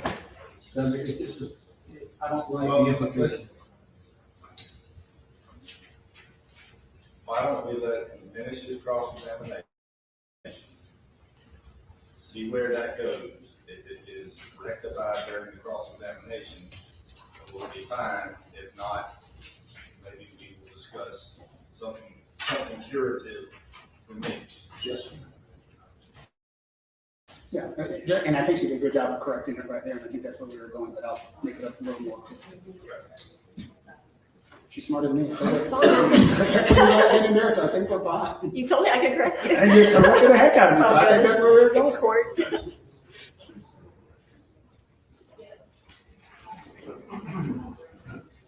Just for the record, Your Honor, all of this information was turned over to current counsel, at least a portion of current counsel on what they.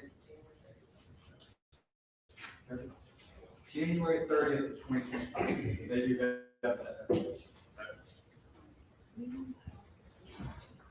All right. Well, let's give the jury about 5 more minutes. I'm sure someone to the restroom and stuff like that. So, if I get the opportunity to do that real quick, go ahead.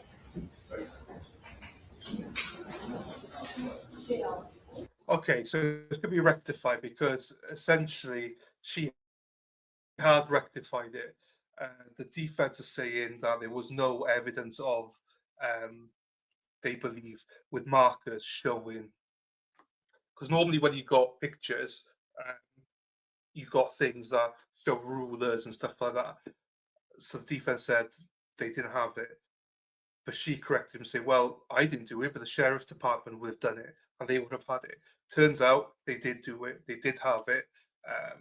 And they were sent all the materials in advance, whatever date he just gave me.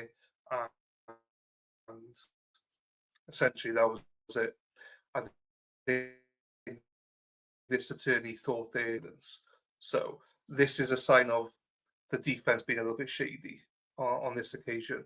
So if we're going to call it back and say the prosecutions are being a little bit shady, so is the defense. So if they don't clear it up properly, the judge will allow the state either to submit the picture as they wanted to, because it's the state that wants to submit this, which is why the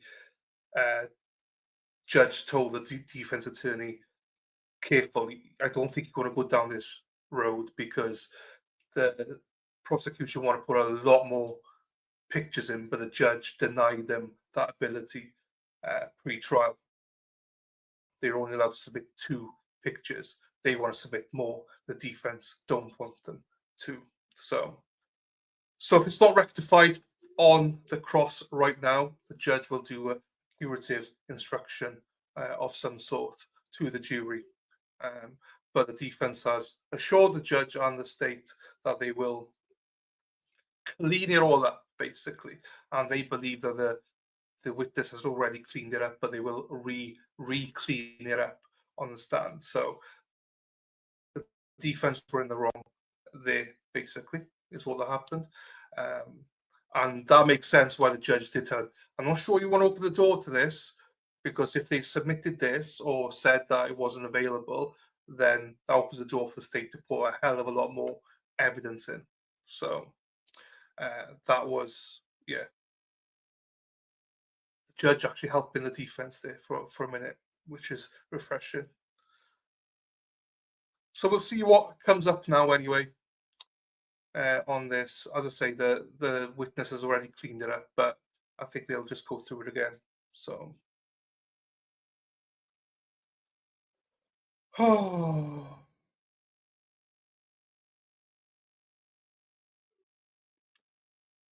He's studying there. He seems to be very engaged in the whole process.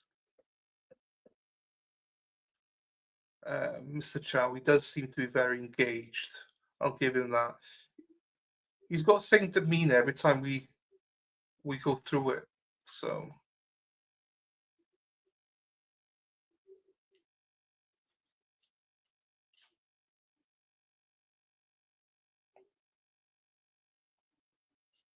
he's studious. He's always reading or gauging stuff.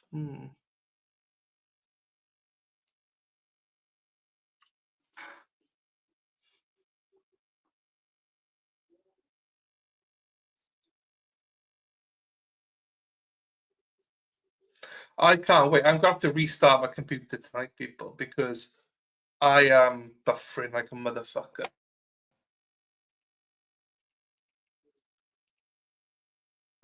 Fuck sakes.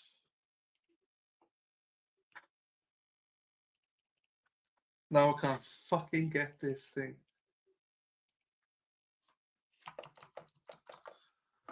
Get off my screen. Right, thank you. Thank you. Yes, I will shut down my laptop after this is done and redo everything.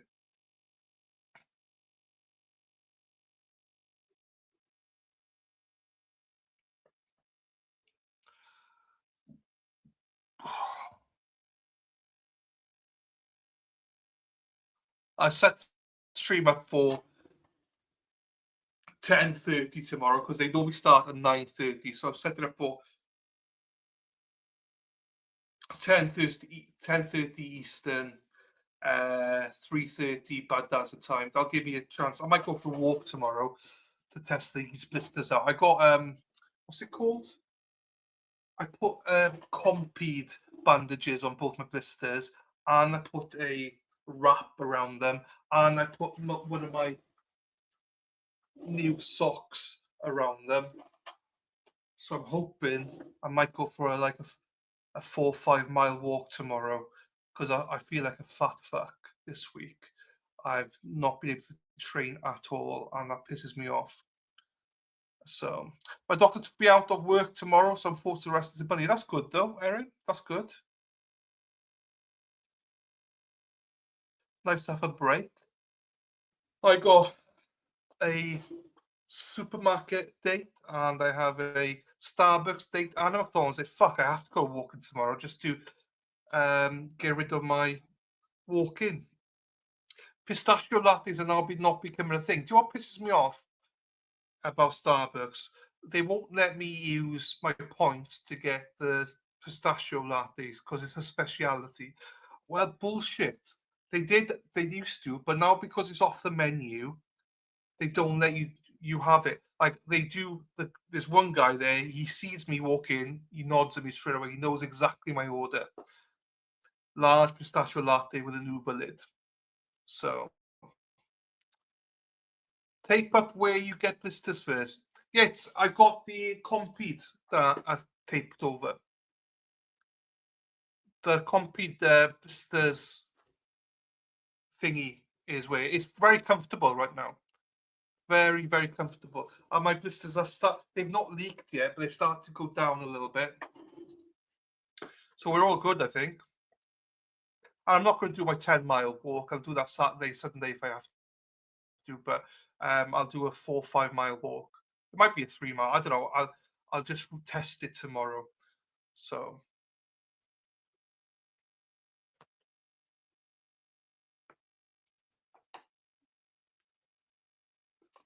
oh.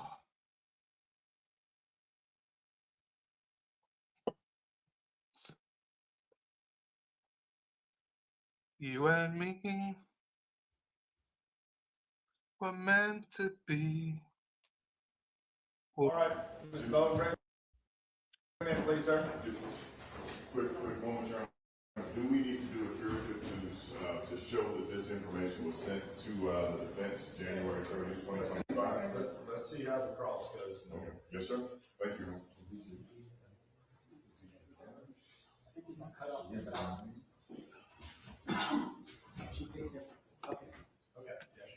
So that's why I've done the compound blister stickers, Lady Di. I've done the compound blister stickers, and I got a wrap around them, like extra bandaging, and I got the thickest socks on. I mean, if I still get it because of that, I am fucked, basically.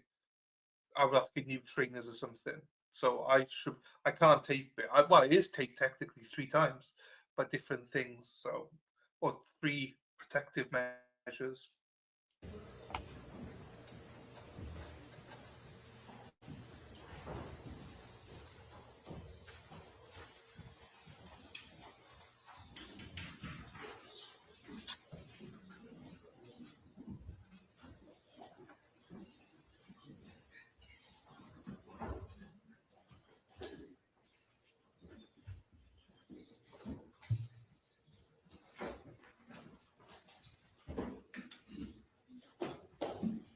Judge President, John.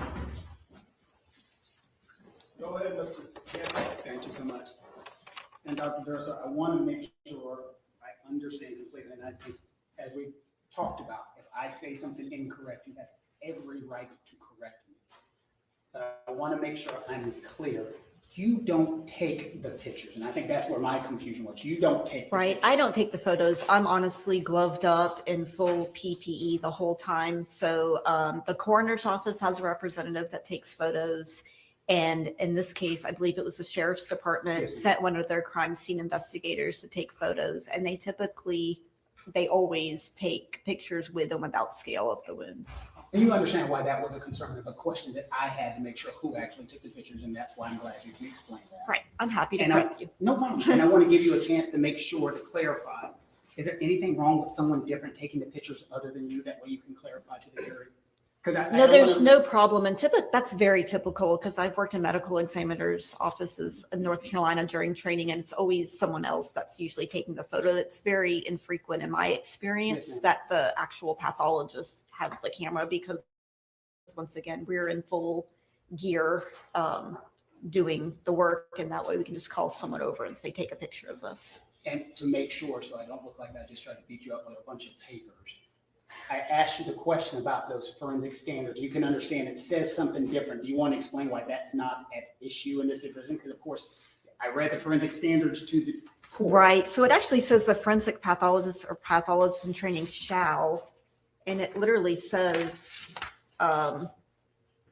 photograph injuries.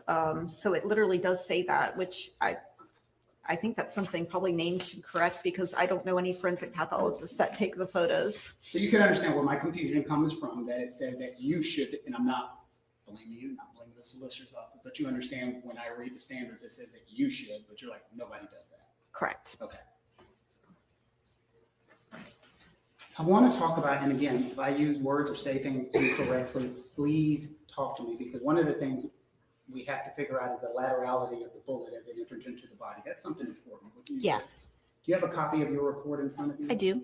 Is that something that we measured to figure out inside the body, the laterality of the movement of the bullet when it went inside of the body? So there's no exit wound. So typically there's an exit wound that's pretty easy to measure, but it's inside the body. So I described it. We took lots of photos, and I actually put a trajectory rod through his body to show the trajectory. That's our standard of what we do. And you understand why I asked the question, because that could be something important, the laterality of the bullet going into the body, especially when we're talking about a right to left path.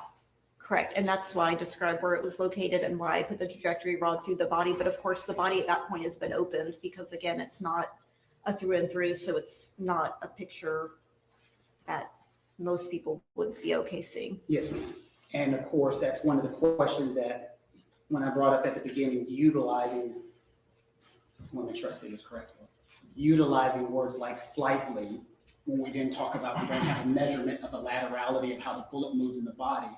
That would be something we'd have trouble determining how right to left something is actually moving. Do you understand why I had that concern? Yeah, and that's why we have the pictures with the trajectory rods and all of the descriptors. And how are the pictures of those trajectory rods? Are they taken from the angles or are they just taken straight on? They're supposed to walk around the body and take them from multiple angles. And if it's not done, is that an issue? It's not ideal. Okay, just asking.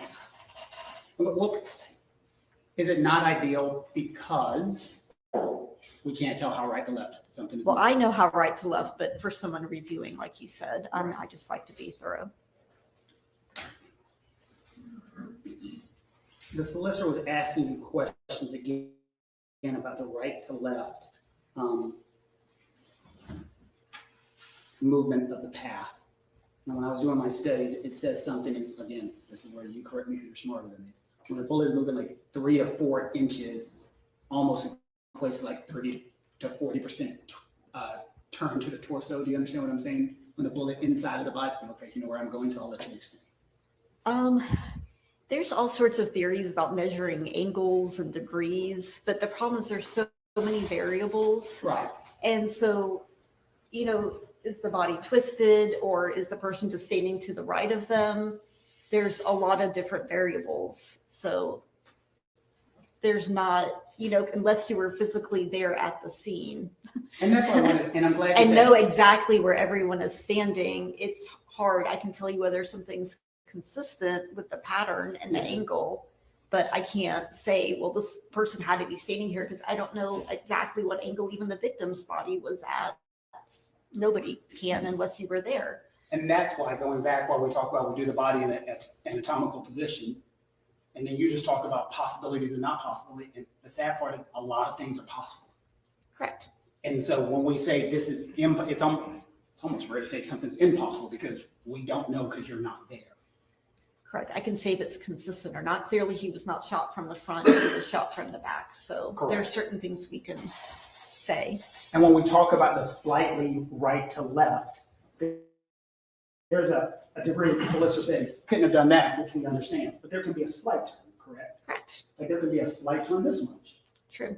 Okay. If the shooter's directly behind. If the shooter's directly behind, and let's hope we're gonna do that thing, but you are not going to draw. Come on. I'm good at it now. Let's grab a couple of bodies. Would you come up here and show me again? Because I want to make sure I understand. I'm going to have you come on down again. And just so you don't take the chance, I'm going to take Kenny Rogers, if he'll come over here and we'll utilize him.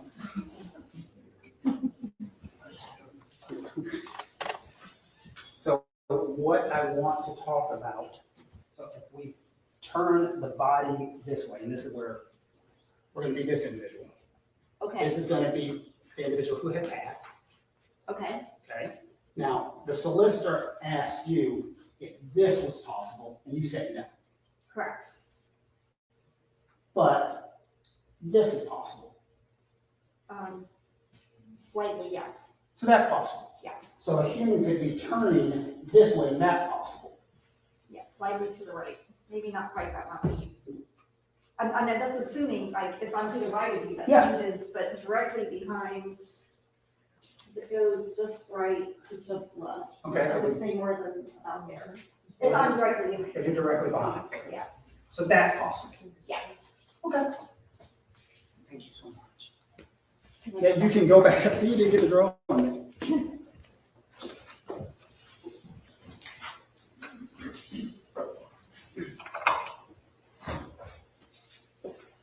And they've introduced x-rays. Again, I'm not brilliant. One of the things that we always have to make sure of is the x-rays and so forth. Just shows where the bullet comes to rest. It doesn't show if the bullet is trampling or anything like that when it's in the human body. Right, and because of that impact on the inside of his rib cage, I could tell that it didn't come to rest exactly at the direct angle, because, you know, bullets don't turn, you know, they go straight. And then it got, again, snagged on the soft tissue around the heart, and it kind of yanked it back down. And so I think the phrase I use, a bullet can trampling back, is that a proper phrase that I just used? That's a word, yeah. Okay. Use that. Look at me looking words, look like I know stuff.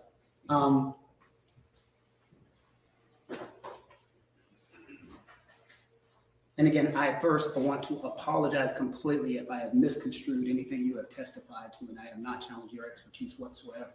I So understand. please apologize if it seems like I have done anything to do that. Have I given you opportunity to answer all the questions that I have? Yes. And do you feel as though you've gotten perfect opportunity to respond properly to everything that I have asked? Yes. Have you given opportunity to see You don't believe that I've tried to trick you in any way whatsoever, do you? And you would agree with your testimony that we've talked about, there are different possibilities that could have happened and you were not there. Absolutely. And one of the things the solicitor talked to you about, if the two individuals are on flat ground, that takes a situation that you don't know. Correct. Because you're not there. Correct. And so if somebody's on a flat ground or raised ground or something like that, all of that changes our equations. Correct. There's several variables as long as that angle stays true, but you As can long as move the angle both stays the shooter, the shootee, and everyone else around. So. And so the best way to do it is take the science that you have offered and put it with witnesses, evidence, and so forth, and let them decide what happened. Thank you so much. I appreciate your time. Oh, I've been told I've been told I have another question. Okay.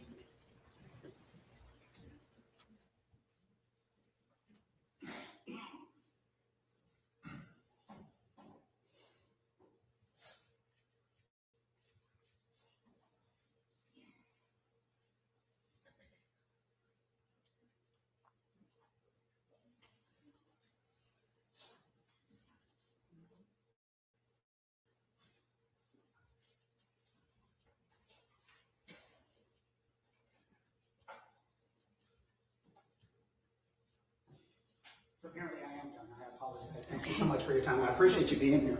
Anything on redirect? Here you go. All right, doctor, you can step down. Thank you for being here. Good to see you again.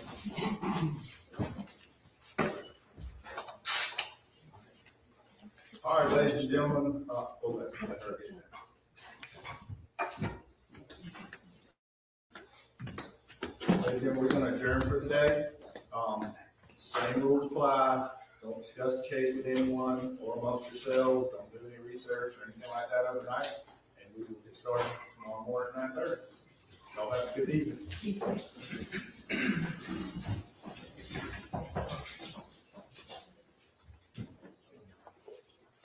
Oh, yeah, stop, just a second.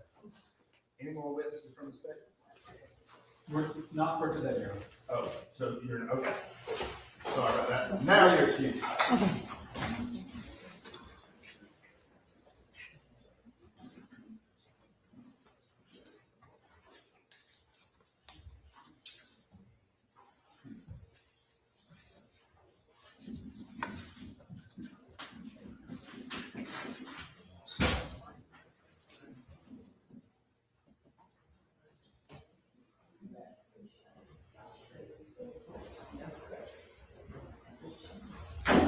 Me on the record, Your Honor.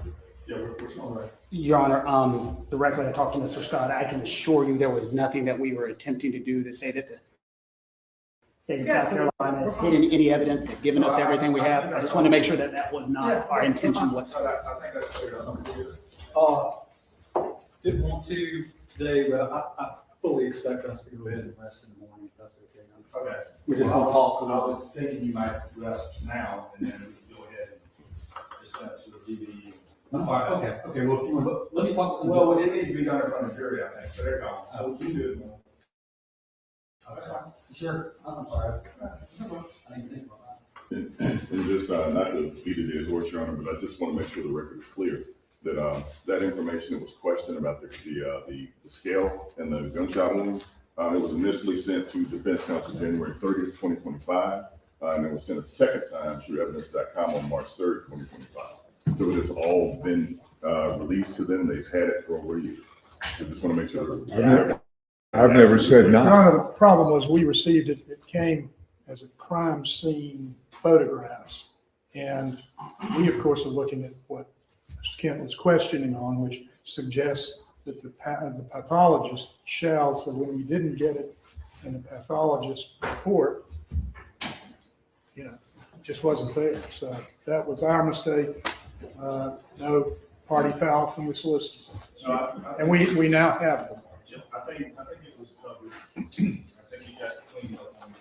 Your Honor, I just don't want this narrative of, just going back to yesterday with nefarious intents, is that narrative that, solicitors' offices or the Fifth Circuit solicitor's office is holding anything away or hiding and, playing fast and loose. That is not true. It's been sent at least twice. And I just need that to be clear on the record that they have everything that we have and they've had it for a period of time and we've shared it with multiple lawyers throughout this case.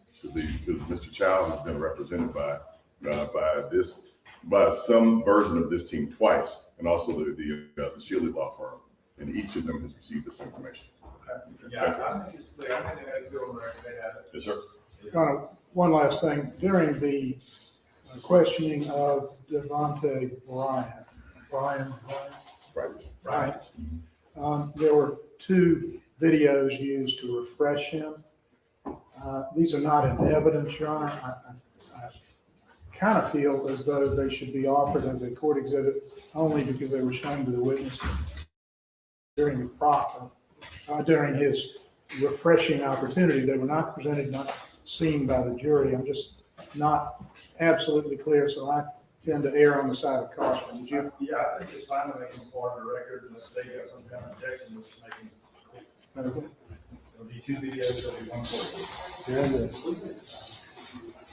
Any other courts exhibit this?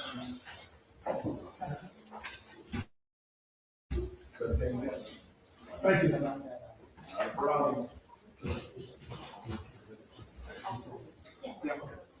I just think I have one more thing, and Madam Court Reporter, correct me. On the testimony to the last witness, Ty. Right. Yes, sir, Your Honor. I attempted to put in. Jordan. Devontae Bryant, sorry. I attempted to put in a video. We reread your email. It said we hadn't laid proper foundation, so I think at that point in time it was not admissible. But I still want to mark this for identification at this point in time. Or you can mark it as a court. As a court exhibit? Yep.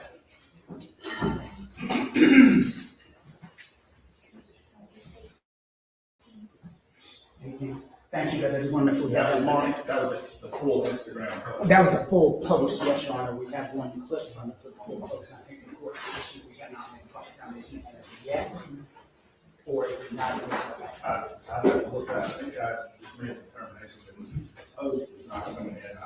I would submit a screenshot of it. And I respectfully, I do not remember that from the court's email, and so I just wanted to make sure. I thought the email was just very generic, that it was allowable, that it was relevant, that we laid the proper foundation.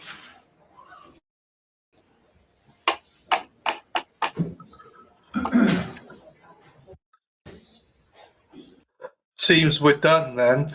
We're back at 9:30 tomorrow.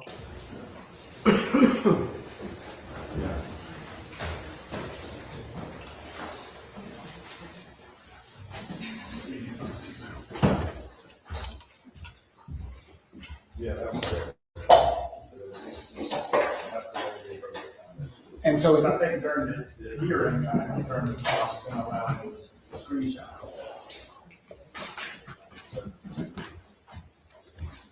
I just want to make sure I don't run afoul of the court's ruling. Are we allowed to lay a foundation to get in the video now, or are you saying we are not? And that's not what the email says. Yes. Assuming appropriate foundation. And okay, and that's what I was understanding. We still have to lay the appropriate foundation to get the rest of that video in. Yes, sir. I understand that. Thank you, sir. All right, anything else? I'm sorry. Okay. Cool. Have a good evening.